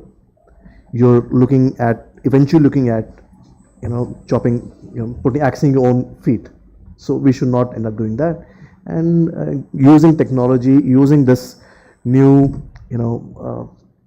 realization that where it leads to, we need to build ahead. All right, thank you, and also give your son our good wishes. Thanks. Yes, go ahead. Yeah, so I think what you asked was that, for example, we have flexible options on our platforms where we allow the customers to pay maybe a modest premium, say 500 rupees, to get the flexibility to change their travel plans in future if required. And why can it not be bundled? See, I think it can be. There are 2 aspects to it, right? One is pricing. So The reason, so if we have to bundle it and provide it to everybody, instead of some people paying 500, maybe everybody will have to pay say 50 rupees extra. So maybe those customers who don't really require that flexibility will end up subsidizing those who really need that flexibility. So is that really the right thing in this case or not? That's one aspect. The second is also in terms of the risk, right? So this is essentially an insurance product, and there is the problem of adverse selection. So in fact, we have experimented with this in the past. We have tried to offer this product at a throwaway price or effectively for free. And what we've seen is that the claim ratios have shot up, which means that people are using this product not in the way it's designed, where if your plans genuinely change, you end up taking this benefit. When people know that, okay, I may travel on the 10th or the 12th or the 15th or the 18th, I will end up booking all the 4 tickets knowing that I have pretty much no cost of cancellation here. So this ends up, this defeats the assumptions on which the product is designed and priced, right? So the insurer risk goes up significantly. That's the reason after a lot of experimentation, we feel that it makes sense to not bundle it along with the base product and make it a paid product. There will be some cases, for example, we provide a free product which is Medi Insurance, Medicancel, which means that if you have to cancel for any reason which is medical related, you get your money back, no questions asked, and that we provide to all the customers and we absorb the cost. So we think for a product like that it makes sense, but for an discretionary cancellation or amendment, probably it's better to keep it as a paid product. Closing remark? Yeah, see, I think we've discussed a little bit about say a self-serve model in travel versus a assisted buying model. My view is that both models will continue to coexist, but increasingly you will see a lot more people move towards a self-serve model. There will always be sort of one end of the spectrum, maybe the very premium end or maybe the top corporate end, where they will continue to be assisted buying. But even there, what we are seeing is that the B2C segment or the retail segment is the leading indicator. People get comfortable using self-serve models in their individual capacity for their personal travel plans, and then they feel a lot more confident and comfortable adopting it even for their corporate needs. So we feel that that trend is going to continue, and that I think bodes well, right, for a lot of us on this panel, because I think a lot of us work in that segment, which is benefiting not only from the tailwind of travel industry growing, but also this shift into online models and into self-serve models. Yeah, I take back that question on that 500 rupees. As Ashish was saying, in a Jugaad country, you need to have something like that. Thank you. Go ahead. Thanks. So basically, like for us as OTAs, what we actually have is we have a lot of first-hand data on the consumer, and it's onto us to use that first-hand data very responsibly and for the goodness not just for the consumer, but also for the overall travel ecosystem. For example, the question that you've been asking is that what kind of dynamic pricing, I mean, how far, I mean, can someone go so what happens is when someone searches on the app to the listing, they actually, it's maybe a couple of, I'm so sorry. It's a couple of seconds, but in those couple of seconds, what we do is that you find out more about the consumer from his past history. You also find out what kind of supply pricing is available, and you try and let them meet, which is listing. So a lot of work actually happens in those 2 seconds. But you also get a lot of insights whether that kind of pricing, how did the consumer react to that kind of pricing. Now those insights can actually be passed on to the ecosystem and said, okay, while dynamic pricing is there to stay, but are there limits, are there points at which the consumer actually loses trust on the entire supply ecosystem. So I think we have a lot of responsibility with this first-hand data to serve our consumers better, build products like FlexiPay, offer them at the right point, but secondly also provide insights to the entire supply ecosystem and say, okay, this is what we have learned from our consumer, that at what kind of pricing that he actually gets pissed off and he loses trust with the brand. The second thing is that what I pick up from you, sir, I think reliability is the key here. We have to be reliable platforms, whether it's supply, whether it's pricing, whether it's a consumer experience, now whether it's on the call or on the app. But the ultimate thing is whatever we do as custodians or as industry bodies of travel, we have to finally build reliability for a consumer, that he relies on us and says, okay, once I've booked with us or the supplier, it'll be sorted end to end. when the IRCTC person was mentioning 72 to 73% of their booking was done through technology, we just took it as a figure, right? I just want to put that into perspective. Just to give you an idea, there are 8 billion travelers on the Indian trains every year. 8 billion. That includes the repeat travelers, no doubt. Now you put 72.8% in perspective and see how many people are using technology. So it clearly shows you that either you embrace technology or you be left out. Yes. Yeah. So I think my last 2 cents on this is clearly that I think the hybrid model of offline and online will continue to stay. If you look at domestic today, it's completely touchless. If you look at international, also to point, largely is touchless. If you look at complicated itineraries, there's some bit of intervention that is required to make sure that you price it right and you give the right options and all of that. While to a great extent that's also become quite available.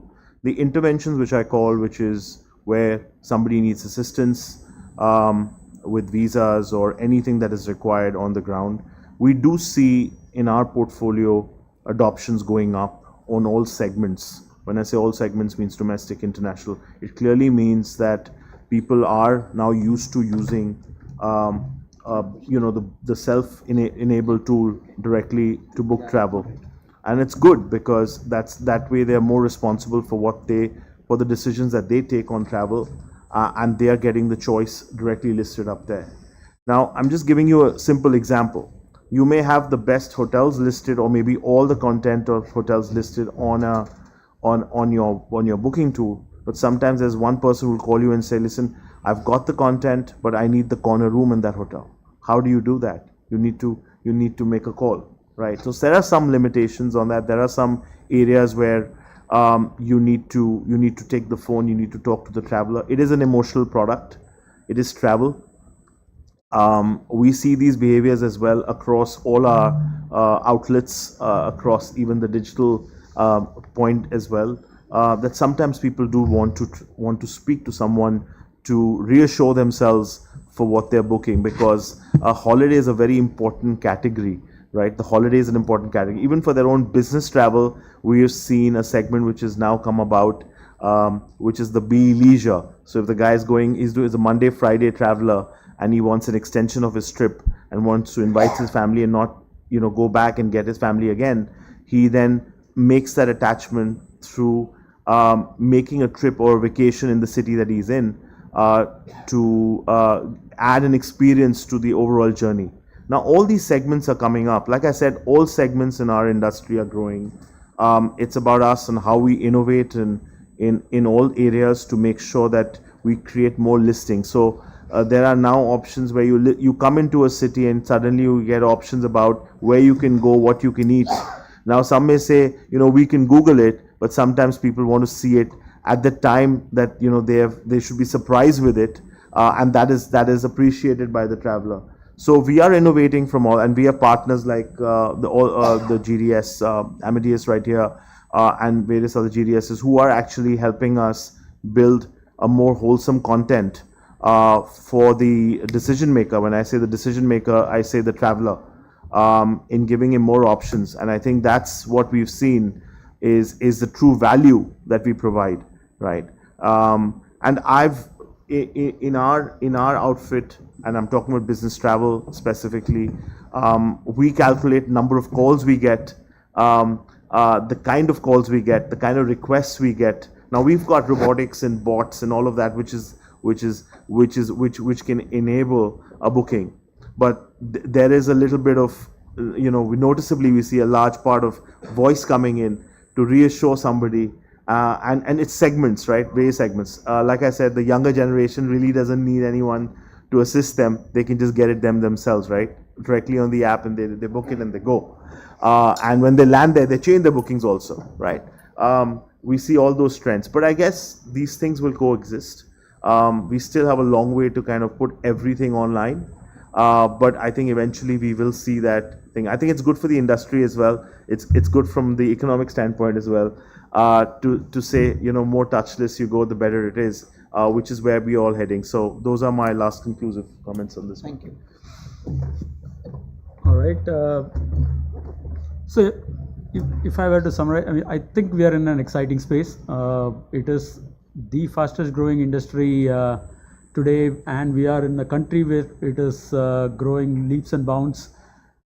Again, our Prime Minister has started painting a picture of what India going to look like in 2047, right, which is in the next 25 years. And we all need to look at how travel will transform itself in the next 25 years. Maybe travel today and travel 25 years later is going to look vastly different. Maybe a lot of our businesses will get disrupted. Maybe there won't be any ground transportation anymore because people will get to the terrace of their building and there will be a VTOL, vertical takeoff and landing, that is taking you from your building directly to the airport. Or why not? Maybe if it gets distance, maybe flights are going to get defunct or airports are going to get defunct. Who knows, right? 25 years is a lifetime in the technology industry or in any industry, right? So that's what could happen in 25 years. Now we need to see how we can come together as an ecosystem and make sure we build that vision and work towards it. Thank you. Maybe Chandrayaan will go this way, like a loop. Yes, I'll take your question. Yeah, hi. Can you introduce yourself? Yeah, I'm Tanuja Pandey. I run a company called Mice Online, and my questions are directed to OTAs and especially maybe Indivar because he's in business travel, and Rishi, who kind of knows a little bit of what I do. I want to know if you believe that everything can go online.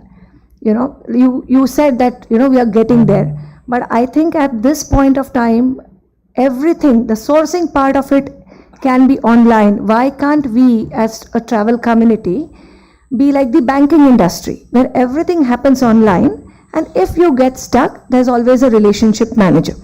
That is how the industry should proceed further. And while all of you are mostly B2C, where you target the individual customers, I believe even the groups and the events part is ready to go online.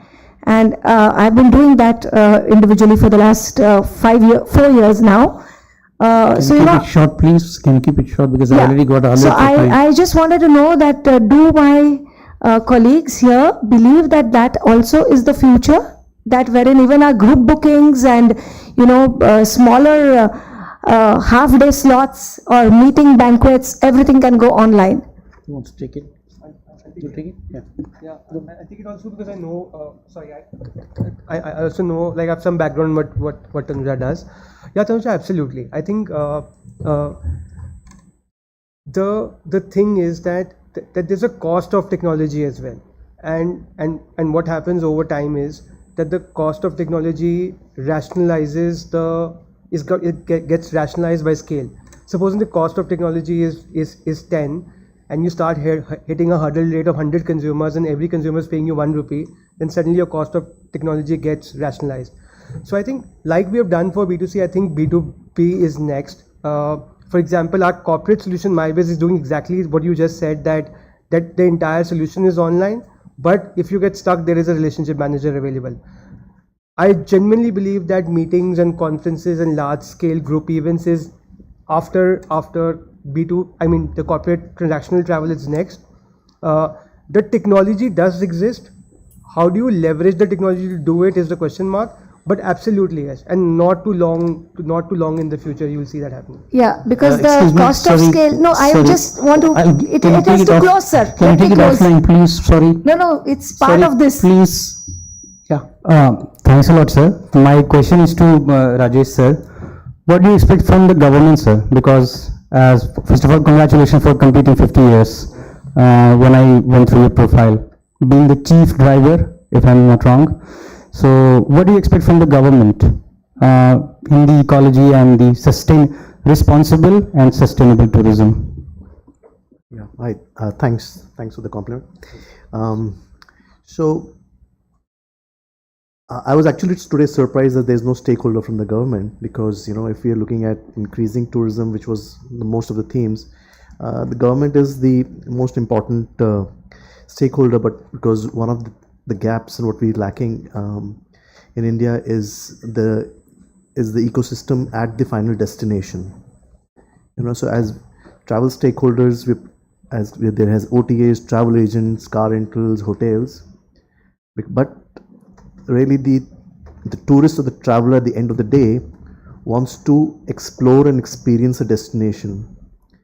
And where we see in most of our cities are unwalkable.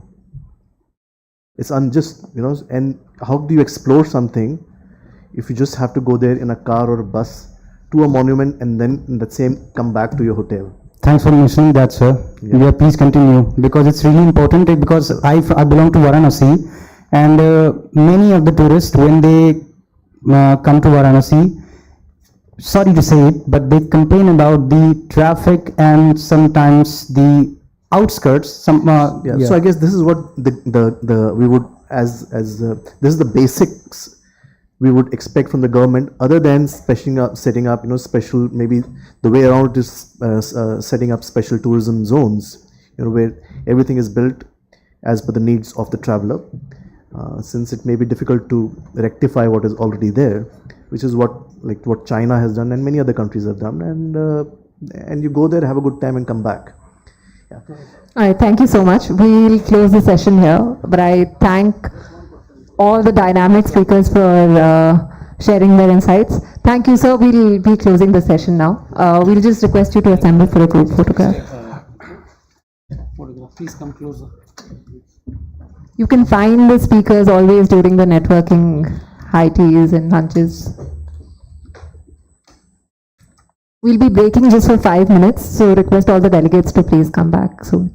Thank you so much. Thank you, speakers.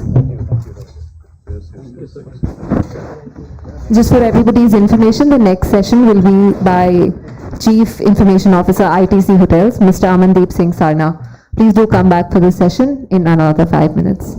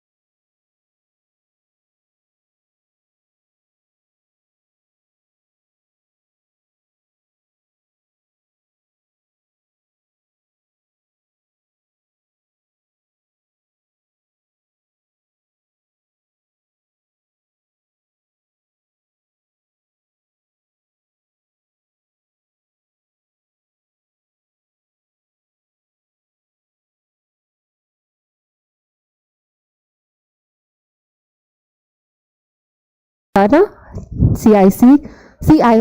ITC Hotels. So the stage is all yours.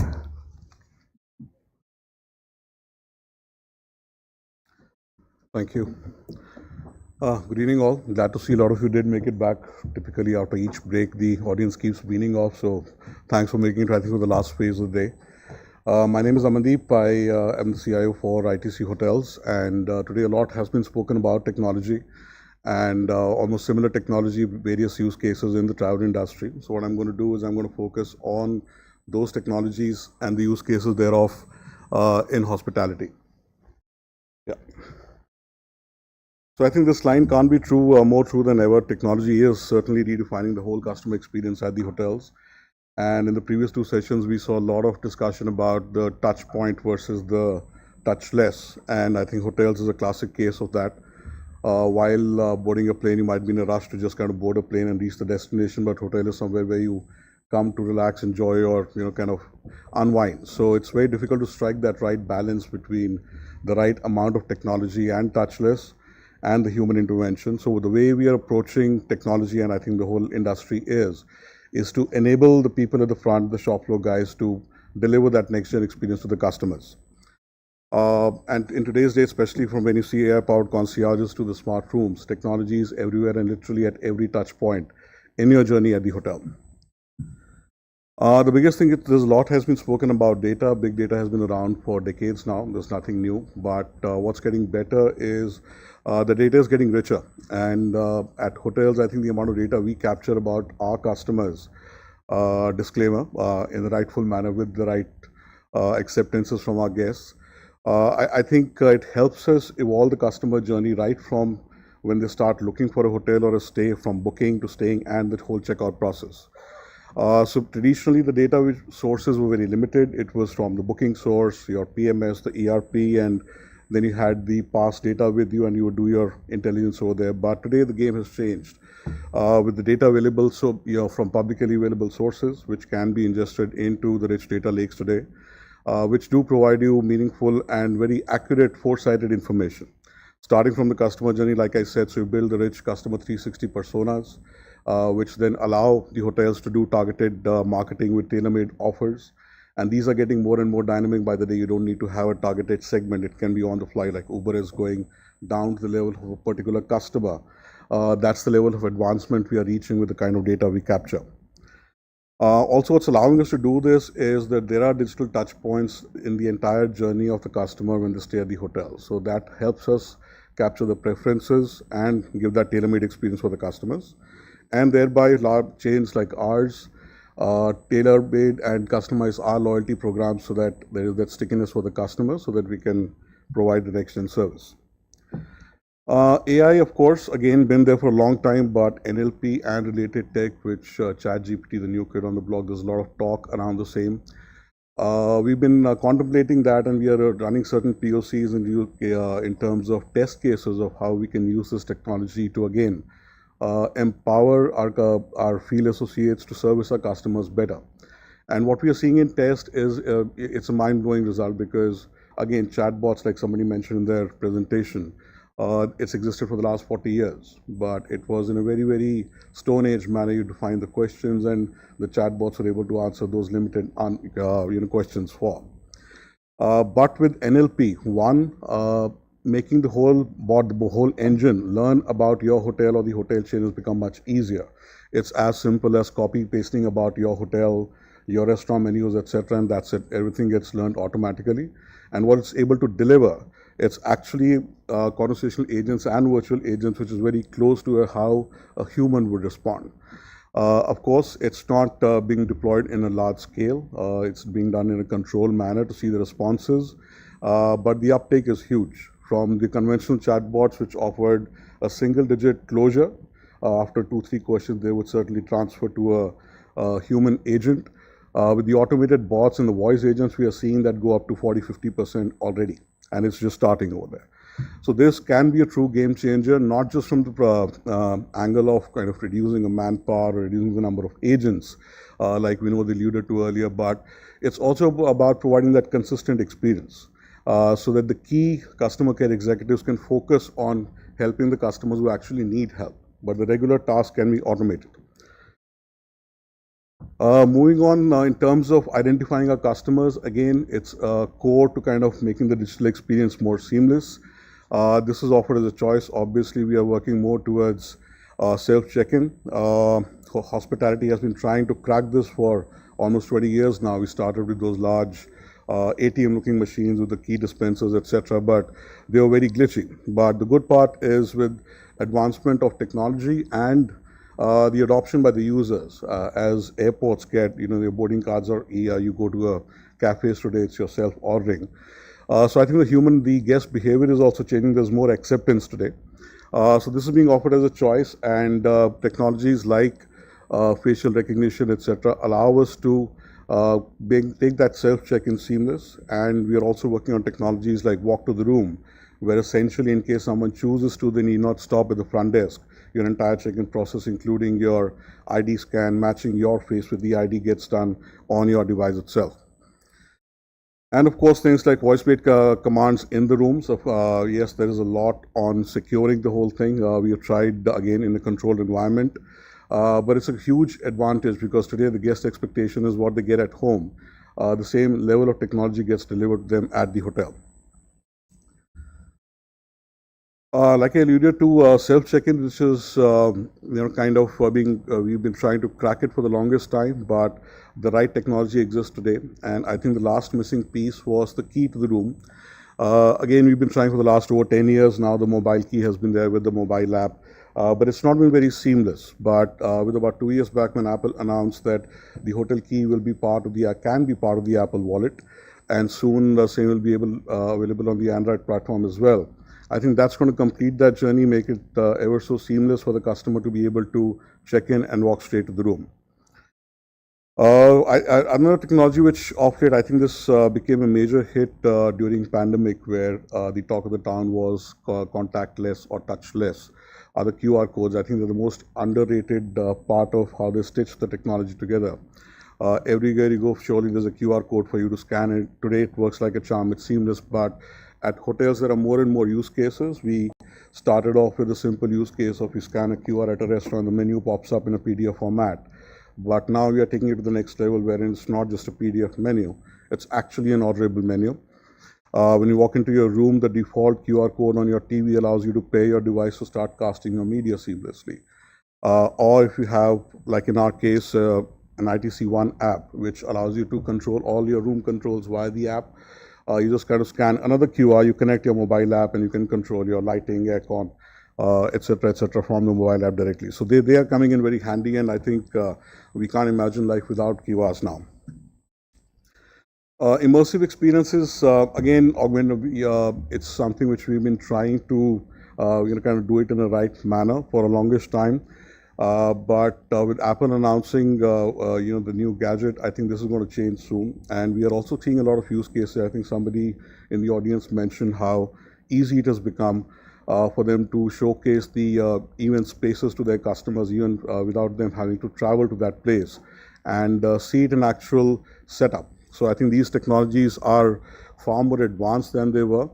And especially the augmented reality in the large resorts. It's very easy to lose your way. So those come in very handy, and a lot of hotel chains are adopting this technology. Another interesting use case for this is training. As somebody was mentioning in the last conversation, it's becoming more and more critical for the human element to become better, to be able to service the customers better. And for that, the most essential part is training. And it's not just a one-time training, it's a regular training. And these tools are coming in very handy. For example, you want to train a housekeeping staff, so how they use augmented reality in the actual guest room to learn how to make a bed sheet or how to do up the room. So those kind of technologies are really coming in handy for us.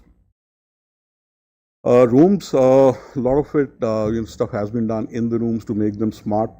But the good part is, by default nowadays, whatever tech or devices we install in the room, more or less they are IoT based. So what they're helping us to do is, again, capture the consumption patterns. And it's not just about providing that personalized experience. I'll talk a bit more in the next slide. It's also helping us, kind of contribute to the sustainable cause a lot more by help of these technologies. Robots again, when they started off coming into hospitality, I remember as part of a chain which kind of launched this in globally. It was more of a gimmick and a marketing campaign where the bot was kind of delivering a bottle of water to the room. But the more nowadays you see, especially internationally, Japan and Korea, etc., the adoption is increasing, and it's a matter of time where the usage of the actual robots does increase. And we are already seeing use cases in terms of simple service delivery, amenities, or a room service order. It is less error prone now. And in case of aiding housekeeping, we already have these vacuum bots at home. So same gets extended to a commercial scale, and it aids the housekeeping and of regularly vacuum the corridors better. And what the intelligence built in does allow you to do is it does not go and start vacuuming and making noise when the rooms are occupied. So you can do it in a smarter manner. Also, what bots are helping you with the combination of drones, etc., is inspection of places where typically humans can't reach.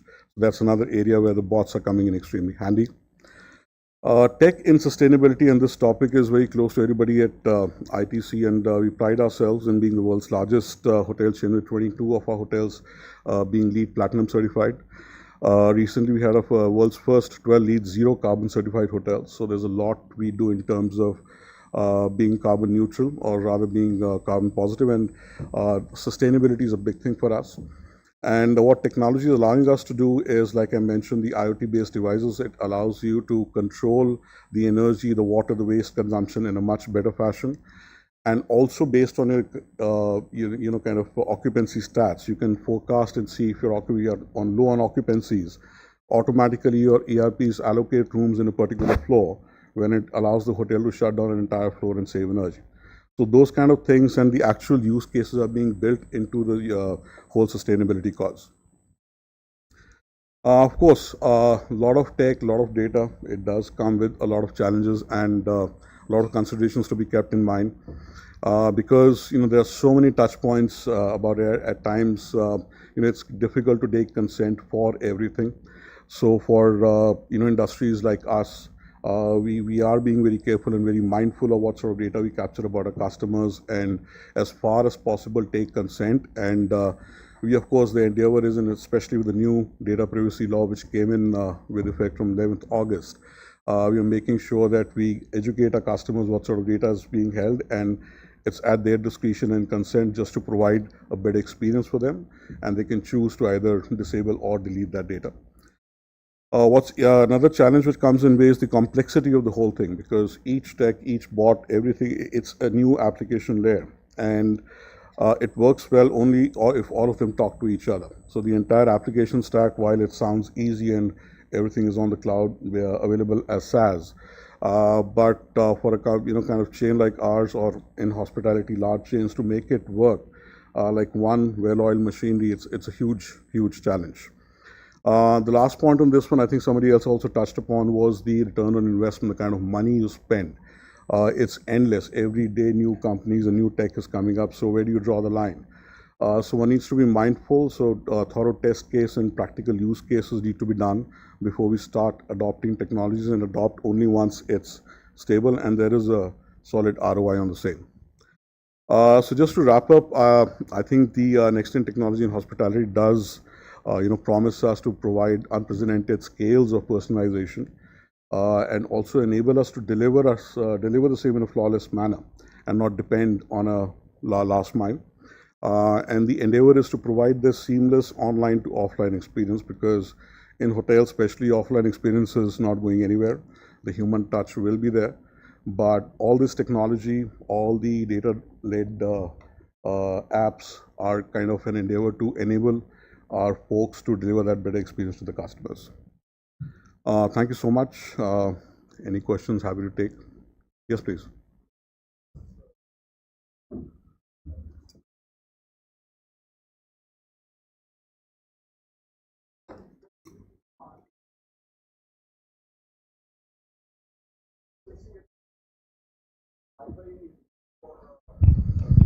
Mobile data connection is weak, something like that. So the digital card does not work on the Wi-Fi. It works on the Bluetooth chip on your phone. So there's a NFC chip which is there in the door lock of the room. So it's a Bluetooth pairing which happens, an NFC pairing. It does not go through the Wi-Fi or the 4G signal. The cost of this software will not increase for updation or for modernization or something at the something new is coming. For legacy hotels, yes, where the door locks aren't compatible, but I think the locks which have been coming for the last 5-10 years, they do have a slot where you can insert that BLE chip, which is not too expensive, and the software is also getting more and more reasonable by the day. And the interface for the whole thing to work effectively is pretty much becoming plug and play and out of the box when you deploy a PMS and an online solution. Next question is the QR menu. I believe the chef, they want to meet personally with the guest instead of QR and menu, and the guest changes the menu taste of the spices or whatever the my taste, or he want to have suggestions with the chef what they can cook good for me. So that relationship is not missing in that. So like I said, this is all aiding the way we do business today. This is not replacing it. So while we have the QR codes on each table and in each room, it is just for people, those who are happy ordering by themselves, they don't want to be disturbed. But somebody who wishes to interact, we definitely have order takers in the restaurant who can interact with them, guide them what to order and help them. If they need be, at request, the chef can definitely come and interact with the customers. So both options are there. Yes, absolutely. Thank you. Yes, please. Thank you.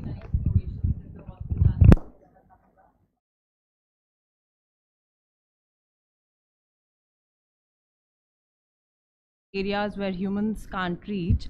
So I'm just curious to know more about it. So one use case which in one of the erstwhile companies we did was, it was a very tall building, and we used dry cladding for the stones on the facade of the building. And as you may know it, I think you're from Cushman, right? So it's a perpetual problem. The stones keep falling off, and you need to closely monitor them. So which stone is chipping off, which hanging loose from the device. So it's practically not possible to every time for a human being to hang from the ceiling and inspect that. So that was one use case where it came in extremely handy, where you could fly that. In fact, on a daily basis, you can monitor them.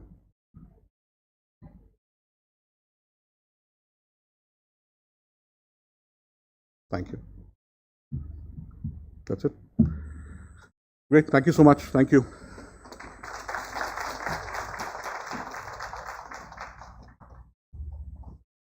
Thank you so much. We'll move on to the last session for the day. The road ahead, emerging technologies in the growing travel landscape. Till we are setting up, I will request our speakers to join us on stage. Our moderator for the day is Mr. Harish Chandra. Our panelists, Mr. Karthik Sharma, Mr. Ankush Sabharwal, Mr. Rajni Hasija, and Mr. Rajesh Chopra.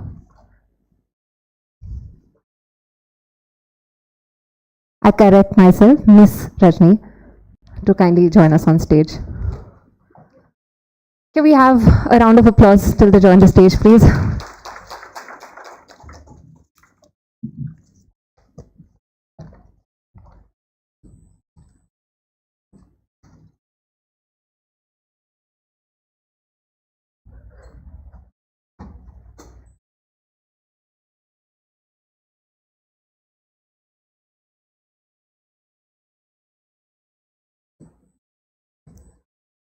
I'll just make a quick housekeeping announcement. Since this is the last session for the day, I will request, I do understand it's the last session and everybody has had a long day, but do keep some questions in the very end, and please do listen to the speakers attentively. Thank you so much. We will have another round of networking high tea just post the last session. Over to the speakers. Thank you.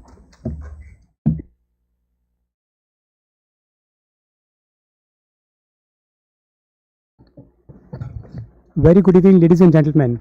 Last session is always very interesting and very boring, am I right? So I'll try to keep it very interesting, very funful. Don't think that technology is going to make you dumb. It is going to make you very smart. This is my takeaway. This is my statement, and some takeaway will be there from this session. I can just ensure that. Okay, so I would like to start this session with ABCD. How many of you know exactly from A to Z ABCD here? Okay, great. Everyone knows it. Let me tell you something. All these alphabets are traditional, old, and new meanings are also attached to these alphabets. I'm not too sure if you're confused or if you're aware what I'm saying. Think of old apple that we all know and think of a new apple with which we play today. So everything from A to B to C has old tradition and a new tech world attached to it. Hotel industry is all about B's. I'm not too sure if you agree with me. B for bed, B for bath, B for breakfast, B for banquets. And the new tech word for B is blockchain, big data, business intelligence, big data. What is C? Anyone who will tell me meaning of old traditional C and the new C? Amazing. See, we have champions here. C stands for change. The only thing constant in this world is change. And customer experience is changing, which starts from C and technology is enabling it. Hope you all agree with me. So I will make it very interesting. Don't feel bad that you will be bored in the last session. Anyone knows where is Steve Jobs now? In hell or heaven? Doing what? Selling apples. Okay. So technology is very interesting and you will not find a funny man like me. So I just thought to engross you here. I want to keep this session very engaging for all of you. Okay. So, in one of the hotel, a lot of viruses came in the server. You know why? Because they were using Windows Server Edition. And windows were open and all the viruses entered from the window and entered inside the server. Okay. And you know what? Our good friend Bill Gates will go to hell or heaven. Everyone knows that. The fact is known. On heaven, there are no gates and windows. Okay. There are. So fine. So now I have done an exercise to wake you up because this is the last session. I'm sorry in case I have taken too much of time, but I want to keep it very simple. Technology is very simple. In hotels, we use a term called as KISS. Keep it simple and sober. Okay, don't go in wrong way. Okay, so let me start this session by introducing myself. My name is Harish Chandra. I have almost 3 decades of experience into travel and hospitality industry. I started my career as a room service captain. I was a waiter 30 years back, and today I'm a MD of a company, tech company, which is based in Nagpur. We have offices in places like Dallas, Macedonia, Kosovo. We have development center in Kerala also. And our company has done major disruption. 7,000 Hilton hotels software is done by us. Chains like Motel 6, Saunders, Chatrium, many more are there actually. So let me introduce my panel over here. Rajni madam, as you know, she is ex-IRCTC. She will tell more about herself now. Over to ma'am. A very good evening to all of you. I was discussing with Harish that by the time our session will come, not only you have to wake them up, half of the people might have gone and it happened. So this is part of the life. Last sessions are always like that. Having experience of 30 years in the government setup and being the panelist in many, last session mein aisa hi hota hai. So, but let's keep it short. I am Rajni Hasija. I have worked and I am an ex-civil servant who has contributed nearly 34 years with the government. Out of which 13 years I have spent with IRCTC in various capacities. And finally I superannuated in the month of May and now contributing to the system in a different manner. Thank you very much. Thank you, Rajni ma'am. Over to Ankush. Yeah, my name is Ankush Sabharwal. Thank you for inviting me here and thank you for being here still. Founder CEO of an AI-based startup, CoreOver. We'll talk more as we go along. Hi, I am Karthik Sharma and I am a AI author, thought leader, and also recently sold my DIY AI learning company called Decode AI to Bright Champs. So my focus right now is skilling around AI ML in different industries. Thank you so much, my panelists, for your introduction. Now, let me tell you something else. A lot of disruptions is happening. Like you must have seen the world of Ola, Uber, Airbnb, Oyo, Tribo hotels, Fab hotels. Disruption is everywhere. Now, we need to make sure that the experience that we offer to a customer has got both the features. The old traditional legacy of folded hands and to enable it with some more technology. So technology is coming with a lot of cost, a lot of pains, a lot of cyber attacks, a lot of things are happening. But it is a ever evolving landscape. Hope all of you agree with me. So my first question is for Rajni Madam. A lot of innovations are happening. A lot of new technologies are coming like XR, extended reality, mixed reality, your augmented reality. A lot of new things are coming, IoT, blockchain. Are these innovations really helping our travel and hospital industry to take leap and bounds in terms of customer experience, profits, bottom lines? Well, I have been privy to a few discussions happened just now, and much has been said, I must say. I would like to say that these technology revolutions that have happened is not going to impact only the tourism or travel industry, it is impacting all the industries. So how can be tourism industry or the travel industry be dispensed of? It is going to be there. So these changes, like in the form of artificial intelligence, you say, or extended reality or Internet of the Things, they are going not only to impact the customer interface but also the stakeholders. All the stakeholders are going to be impacted. On the customer front, the customer experience is going to change.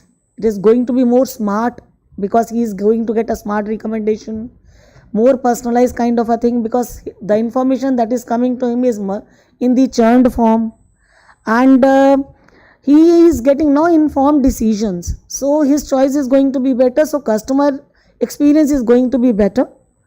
And but as far as the stakeholders is concerned, for which we all are here, we all are working for one guy, that is a customer. He is the Dula Raja of the thing, because we are ultimately, we all are trying to get the customers. But at the same time, we have been talking about the overcrowding in the tourism, we have been talking about many failures. But technology really can help in improving that to some extent, because you are going to be more informed. So all stakeholders, be it a tour operator, because in tourism industry you have many factors. You have accommodation provider, you have a hoteliers, you have technology providers, you have accommodation providers, you have travel agencies. All these data was earlier in the disintegrated form. Now it has come as a big form. The data analysis is there. AI, to say technically, has 2-3 components. That is, the predictive modeling is there, then robotic automation is there, and you have many algorithms are there. By predictive modeling, one can have preferences and the choice. You can get predictions, and one can better choices can be given by prediction and can be combined and collated and given to the customer. So the stakeholders experience, his money, his expenditure gets reduced, and he is going to get a target kind of an audience. His expenditure in promotion of the things will also get reduced, because he is now going to have a qualified kind of a data कि इसको market करना है भाई, इसी को ही देने का है, something like that. And he's in terms of operational efficiency, robotic process automation can bring operational efficiency to him. All things which are very, I think, monotonous kind of a thing which were being done by the manpower, lot of manpower is being done. We in the tourism industry do realize that off-board experiences are different. As a hotelier also, Harish will agree with me, no amount of a technology can replace human power. Human touch has to be there, especially in the tourism. So when this human touch can be better by use of technology. Technology cannot replace each other, they can complement each other. एक को दूसरे की ज़रूरत है, एक दूसरे को हटा नहीं सकता है. So the stakeholders, in the stakeholders, we can say that we are going to get operational efficiency. The processes, daily processes can be automated, and one can have a better choice, and their expenditure on that front can also be reduced. So there is a vast amount of data which can be used, and you can have algorithm, you can get a customer choice, ये vegetarian है, ये इस तरह के hotel में रहता है, past experience ये है.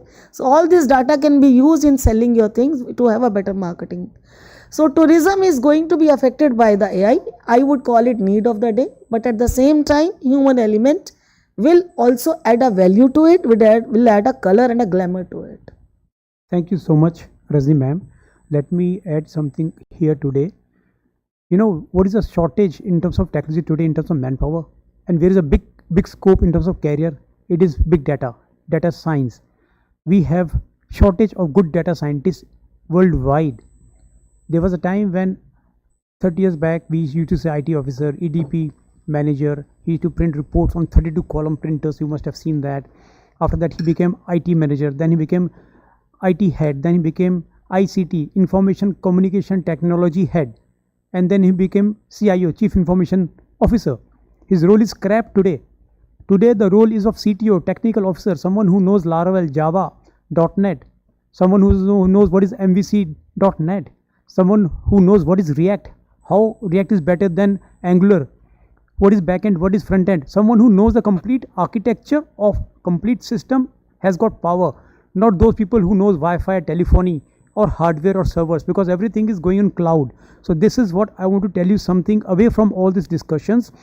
If you want to make career, or if you want to tell someone from your family to take a career, ask him to go to data science, which has got a lot of options, whether it is artificial intelligence, augmented reality, or anything else to do with slicing and dicing of data to get desired results, like Rajni madam mentioned about PI, predictive analysis, RPA, robotics process automation.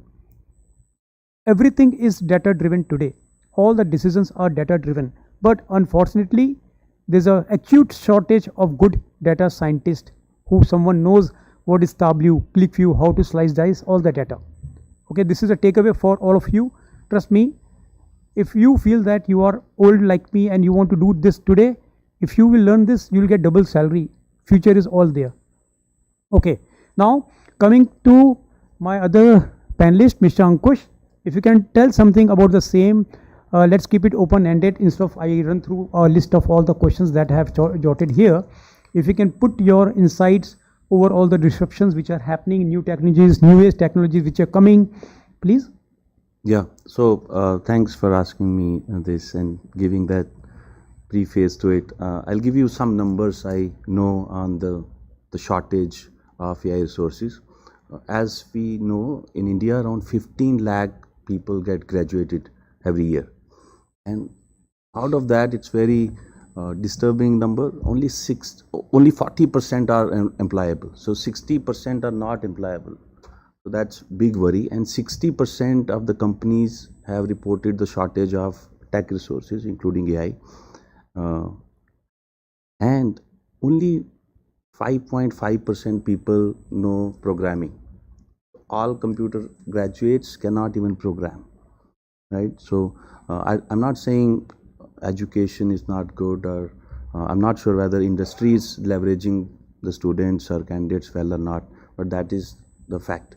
And AI skill is definitely at shortage, and we are losing trillions of dollars because AI resources are not there. In India, only 2.5% of tech people, tech resources have AI skills.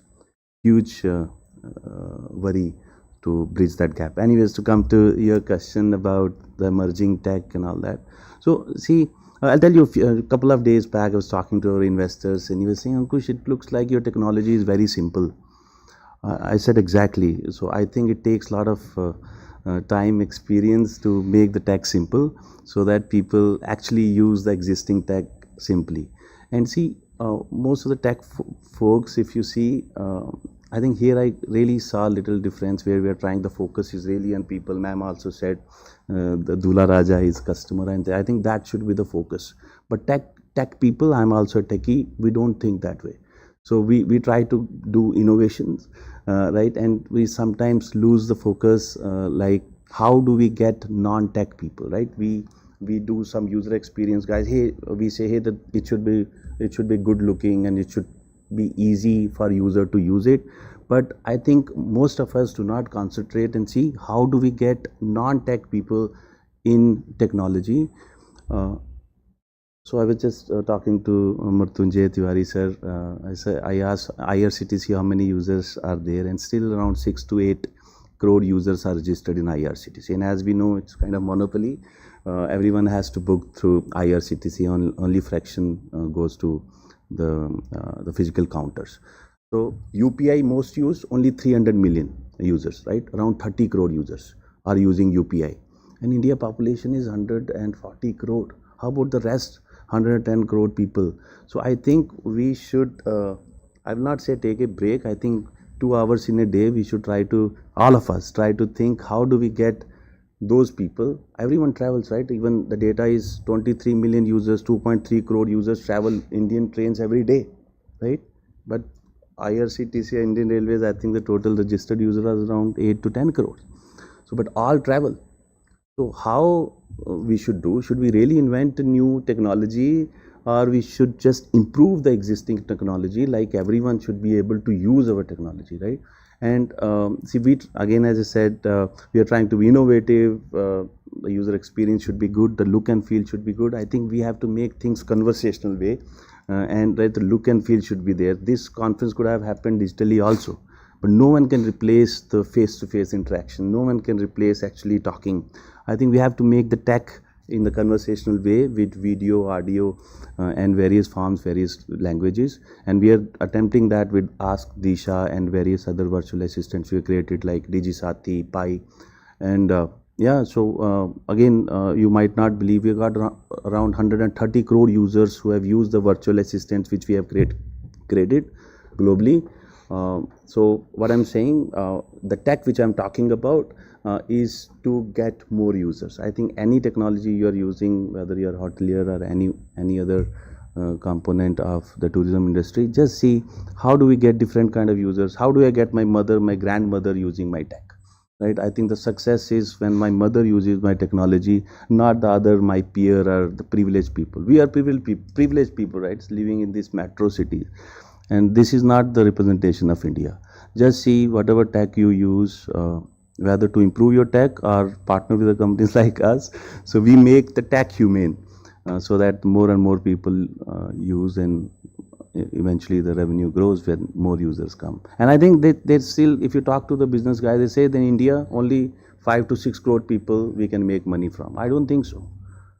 Right? If that is the case, people, the merchants in the villages would not be making any money. There are small kirana store, they are making money. So all the business guys, all the startups, they focus on these 5 to 6 crore people in India. So I think we should go beyond, and small is big, and try to leverage the mass we have in India and make more money. Thank you, Ankush, for your insights. The good pick from your talk is I, which is innovation. Anyone, whether he's this level or C level, has to do some innovation to do some disruption. So a lot of innovations are happening, a lot of disruptions are happening. So I have given you one story. Where is the future? It is all in data. Second is all innovation. If you are able to solve a pain point like what Ankush has done or what Karthik has done, it is amazing to see that so much of innovation is happening, and these people are able to generate so much of jobs in India. Okay, so I'll ask one question with my audience here. How many Indians have credit card today? Percentage of population? Any idea? It is around 2.5 after all this NEFT, everything has come in. I'm not too sure, but it has gone little down. But yes, now why I'm telling you this figure is, there's a big sea of opportunities. Think that after say 10 years, 10% of Indians will have credit card. So this means a lot of more technology will be there, more applications will come, and technology is not going to reduce the job, it is going to increase jobs, because with future a lot of Indians are going to be on credit card. If think of India when 40% of Indians have credit card, how much technology will be used and what are innovations will happen and what will be the volume of sale online. So this is the power of technology. Second thing is some use cases I'll tell you. In 2007 something happened which has changed the world in terms of do your things yourself or self booking tool. Which technology has enabled that? Can anyone tell me that? The touch screen. The touch screen was invented in 2007 by Apple. It was there earlier with IBM and others also, but it has reached masses after Apple came with first touchscreen phone. So that earlier people used to call center for their needs. After that, it was all do it yourself, while employ some people in call centers. And after that, the new world of mobile applications, native applications, progressive web applications have come in picture. Now everything is immersive, intuitive. Hope you all agree with me. Okay, now in 2025, something good is going to happen worldwide. In most of the luxury hotels, 25% rooms will be voice enabled. Can you believe that? No one is actually using this data to create solutions around the pain points of hotels or what guest needs. Let me give you a very raw example. You have seen many websites of hotel chains. How many hotel chains have put their WhatsApp number that if you need any service, if you are coming from foreign, you do not have Indian SIM card, you can use airport Wi-Fi and contact us if driver is not there. Trust me, 96% of hotel chains do not publish their WhatsApp number. It is so simple, free. It's common sense basically. Do you agree with me?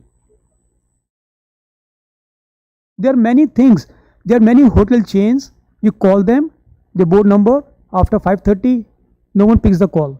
So it's a lost business, and we paid 18%, 20% money to OTAs because for 100 years, the oldest hotel company in India was busy only in food production, food and beverage service, very good clean bed sheet, crispy bed sheet.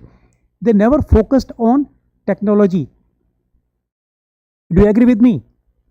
So we need to do something as per the customer, what customer is asking for. Still, you go to many hotels, there is no Paytm code or QR code on reception. They all say do it online, use NEFT or give me your credit card, right? So we have to see what our customer needs are, and we need to line up according to that. Please park your questions. We'll have this session later offline. We are running short of time. Okay.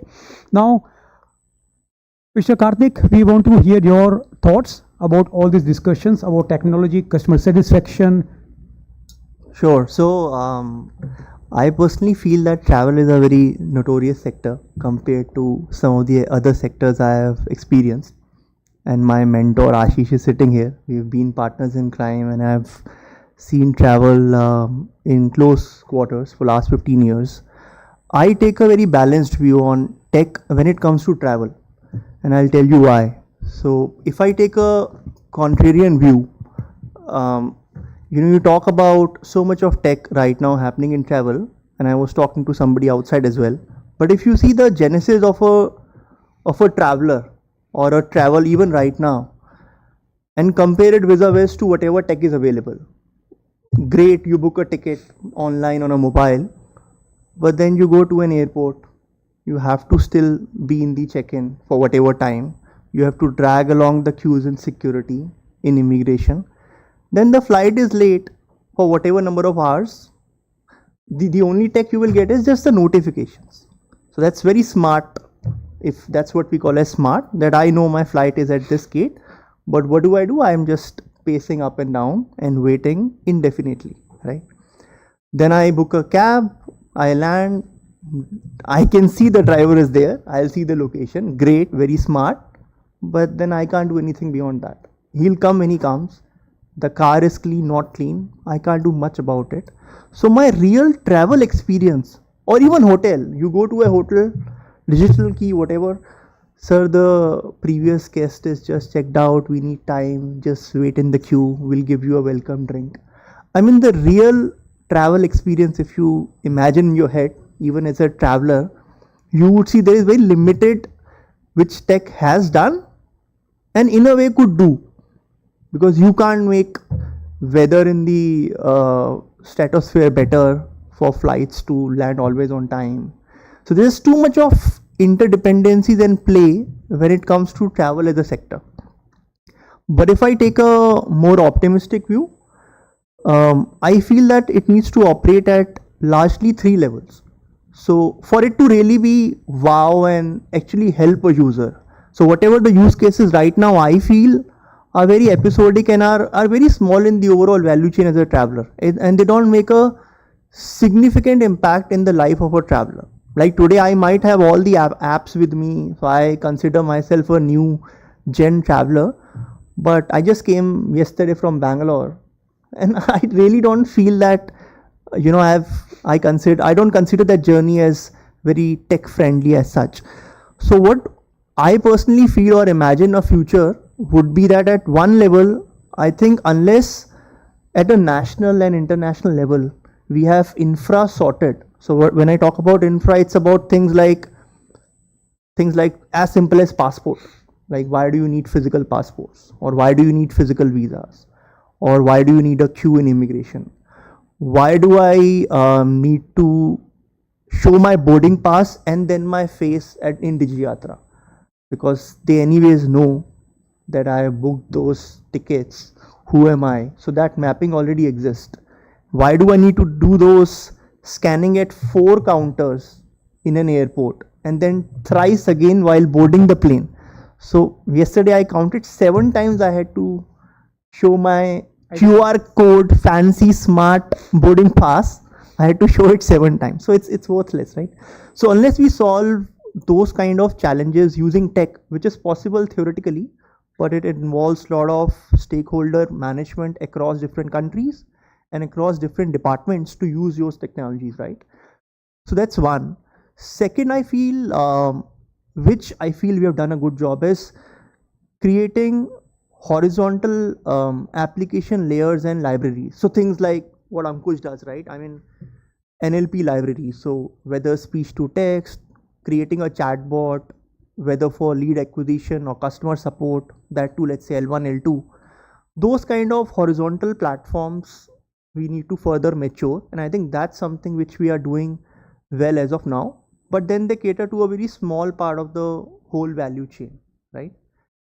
Then third, I feel where I feel the real opportunity exists is, and which was triggered by my conversation with one of our dear friends, Rajiv, who runs Cars on Rent.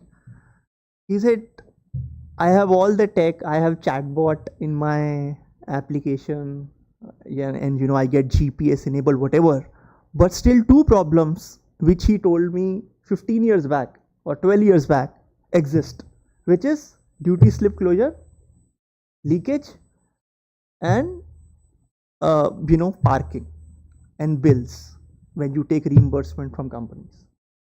So these are some of the real, and then we discussed and debated use cases that, you know, you could have a consumer centric location tracking consent based system, and the driver is tracked, and when there is a certain deviation from those paths, you can figure out a trigger that, okay, the drop has already happened but the duty slip is not closed. Or in parking you could use computer vision. But I mean, those things are available, right? Again, things like the driver you call and say, okay, the car is clean, have you followed the checklist? But then finally when the car arrives, it's not clean, or that SOP is not really followed. Then how could you do things like have a camera in the car which takes a picture after every few minutes, and using computer vision detects the objects, their dirt level, their, you know, whether there's a bottle in the car or not. So you could have an ideal SOP defined and then match it real time. So I think those are the real nuances, use cases which need to be solved for car, hotel, aviation, so on and so forth. And unless those are solved, I think some of the fancy stuff would remain very cursory and superficial, and we can feel good about it that we have a robot coming in and delivering a water bottle, but like that doesn't significantly change my experience. So I think when we talk about AI, ML, XR, so on and so forth, we need to take that balanced view that what are we doing at a 30,000 feet level, which involves DGCA and so on so forth organizations to actually take those calls, and then also create industry level solutions. So there is no travel solution. So there is a solution, as I said, micro level for car, for flights, for hospitality. Thank you, Karthik. Because time is short, how much time we have now? Accordingly, I'll try to proceed ahead. It's over. Okay. So let me make it little lighter. Let me make it little lighter now. I think a lot of people are sleeping and many are looking at mobile as usual. Okay. I'm not too sure why they're here. I'm sorry. Okay. So the pickup point here is from Karthik's talk is that in travel and hospitality, technology is not used at all. I agree with you. A lot of scope of innovation is there. I've seen big companies. I'll not name any company over here. What they do is they focus on those industries where a lot of money is there, like BFSI, banking, finance, service, insurance, IT, ITS, pharma, healthcare, government education, oil. Those are the big markets for them. And somehow these tech companies use the same products somehow in our industry. I'm telling you, there is a big scope, and a lot of things can be done. For example, when I'm going to my 5th floor in a room, what I do? I show my key card and the lift takes me to my 5th floor. You must have experienced that in luxury hotels. Why cannot there be a face recognition system so that lift already knows that Harish Chandra is going to be in 501? It takes me automatically there. No one has developed a solution. I'm giving you a pain point for which you can think over and create a solution. It will be a hot selling cake, right? Second, in many hotels, 5-star, whatever, at night when I'm tired, I order for food. I arrived at in hotel at 11:30 in the night. I order for food. No one is there to pick the tray. I keep it outside and sleep because I do not want my room to have some smell in the morning or it becomes difficult for me. What happens? The tray is there in the corridor for 8 hours till the time someone picks it. What is the solution? If there is a camera with some artificial intelligence, it takes a snapshot, sends a SMS using IoT that there is a tray lying outside room number 501. So that's the power of technology which hotels or your different other segments of travel, tourism and closely knitted industries need to use. The other challenge is customer profile. People know my likes and dislikes. I have to give my ID at airport, at hotel, everywhere. We should have one customer information system to make sure that same customer, when he books a car, when he goes to airport, when he goes to a hotel, his likes, dislikes, address, PAN card number, photo ID, everything is shared in a secure manner. Why today we are not thinking on those fronts and not reducing the number of touch points so that experience is better? Okay. Now, I think time is very less. We'll take only 2 questions and that too only in 30 words, nothing more than that. You see, you have said a lot of on the hotel industries. I will say 2 things. With the management, if you take any innovation to the management, they will ask you 2 questions. How much additional revenue I will get it and how much payroll I will get it reduced. So simple, they will ask you 2 questions. You go any innovation, any renovation, no problem. But answer me these 2 questions. How much additional revenue I will get it and payroll how much will be reduced. I will give you a good answer Number for this. one. No, your time is over. Sorry, only one question. Second You have taken Yes, 60 I words. asked you 2 questions. Second question. Okay. Lot of things you ask for the AI for the hotel industry. Yeah, very good. But the question is back-end services. AI can't work. You said the yes, back-end services. Front services, yes. Front office services, it can help you. The check-in, yes. Check-out, no. Housekeeping, no. Like you said, the cutlery is there outside. Used cutlery is there. CCTV is there. They can see that. Housekeeping people, they can see that. No additional photo picture is required, but no manpower. COVID learned a lot of things to the hotel industry. COVID learned reduced manpower. Post-COVID, keep as it is. So what No is the need to question? add If you more can just complete your question, please. Huh? If you can just tell me what you want to know from the panel. Yeah, AI will not work at back-end services. Sir, it is working. I can give you some use cases. I remember in a hotel chain where they had 200 hotels, they were compiling all the daily sales report. 4 or 5 secretaries were there. They used to take 4 or 5 days to compile 1 day dashboard. Today, back office operations are very simple. Automatically, one Excel sheet is uploaded by all the hotels after night audit. It compiles the dashboard, which hotel has done the maximum sale, which hotel has got the maximum complaints, in which hotel occupancy is very less, though the energy cost is very high. I'm telling you, a lot of innovations are happening, don't take me wrong. There are many applications which I can tell you which are helping back office operations also. There are various housekeeping applications which say that delivery of shampoo should happen in 2 minutes. It has taken 20 minutes. A lot of very simple 1,000 rupees per month applications are there which are optimizing the operations. Sir, it's very easy to say sitting there. I'm from the hotel industry. 26 years I was with Oberoi Group. Still I'm connected with the hospitality industry. I've seen the back-end services. Sir, one second, sir. Sorry, we will discuss this offline. AI will not do the bedsheet setting. Sir, this is what people like you and me who are baby boomers think. This is the time of generation M and mobile. People are who are born in millennials. Mr. Karthik rightly said the person is waiting outside for the billing, and the front office they are waiting instruction from the upstairs. Sir, I agree with you. Okay, bedsheet is okay. Sir, I agree with you. Anyhow. If hotel industry is not investing on technology, we cannot help it out. But technology can solve many issues. Bedsheet can't be removed by AI, not by the technology.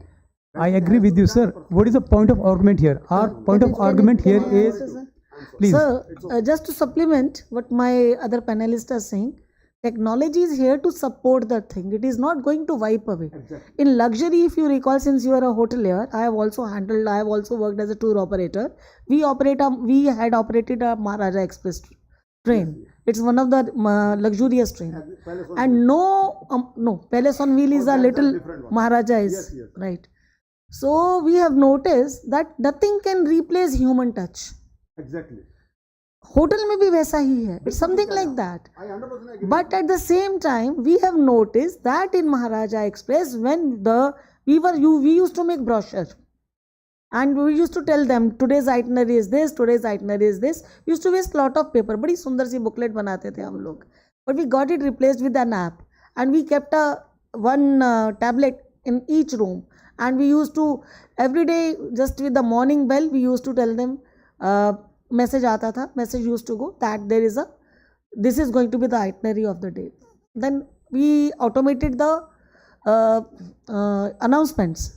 So my team from Maharaja is also, they will appreciate this helped us in saving some paper. You are right in saying so, and he is also right in saying so. They have to work in synergy together. Perhaps human power utilization will never go down. At the same time, technology will overpower it. This is a transition phase. That is why we are little hazy and we are little confused to accept it, because innovations are happening. Maybe what Karthik is saying or what others are saying, it is the difference of the demand and supply. Because in airport you can see the huge queues are there because the demand is high and the supply, and there is queue management may be poor. Things have improved. We can't say things have not improved. Things have improved to an extent that yes, we can say with wow, कि कहीं कहीं अच्छा भी लगता है. But at the same time, sir, what you are saying is also correct. What he is saying is also correct. They have to go in synergy. Karthik rightly said that a lot of steps are there. 7 times to show the QR, which can be reduced. Yes, certainly, sir. Isko to one can easily do this, but perhaps one has to think over it. Maybe we'll pass over your request to the GMR. At least I will do whenever I meet them. I'll just make one small point. Just allow me to. This system here, जिसने 700 students, they were at the risk in Canada, education, they went for education. ये system here, जिसने 21 students deported from USA to India, back to. ये system ही था. Sir, let's not go into all the things now. Please give chance to others also to speak. My request is to you, please. Any other question? Please.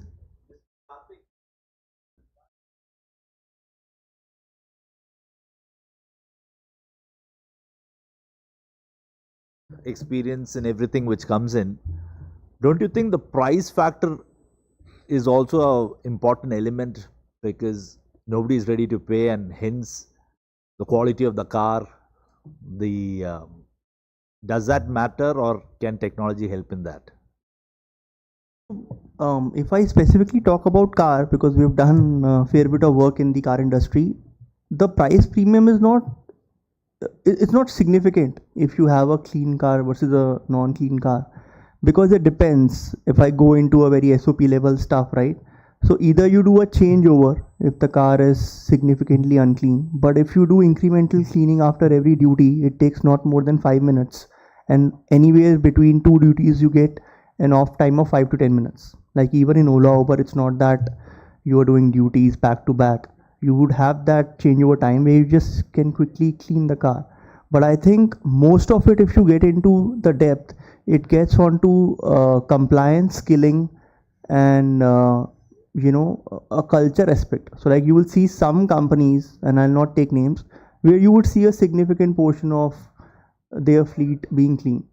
May not be new, but still clean, because that's part of their SOPs. And that same effect also passes over to hospitality industry also. Like if you go to a certain hotel chain, you would see a certain category of service, customer service, cleanliness, which is followed. So long answer to your question is that I don't think there is a significant price premium. Obviously, it will be on a kilometer basis, 10 paisa or 15 paisa, but it's not into rupees per kilometer, if that's what you're referring to.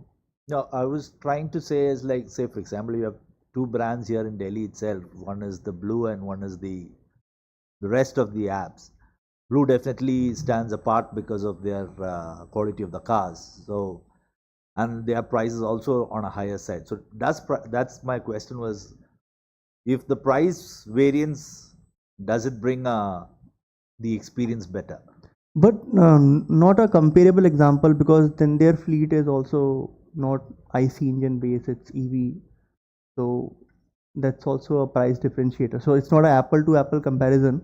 So if you have a car operator which is based on same combustion engine or EV, whatever, and then if we compare, then you would not see a significant difference unless they do things like there is a meet and greet. Those are complementary services. But on an apple to apple basis, if you see, it will not be more than few paisas a kilometer.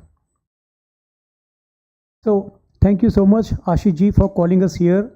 Thank you, Fiki, for organizing this and putting emphasis on technology. Really appreciate that part. Now, I just want to end this session by saying something. A lot of disagreements will be there. It's always good to have healthy debates like this. Cost of manpower in India is little cheaper. Adoption of technology is little poor in industry. With that note, I will close this session now. Thank you, panelists, for giving so much of insight to my audience. Congratulations to all. The Chandrayaan 3 safely landed. Congrats. Thank you. Good news. Good Wonderful. A round of Finally applause for landed. a scientist. And please also make a round of applause for my panelists here. Thank you so much. Thank you so much. We'll now have a group photograph before Thank we you for end the being day. such a patient audience over here. Thanks. Thank you. I'll also reiterate the same. Thank you so much for joining us till the very end.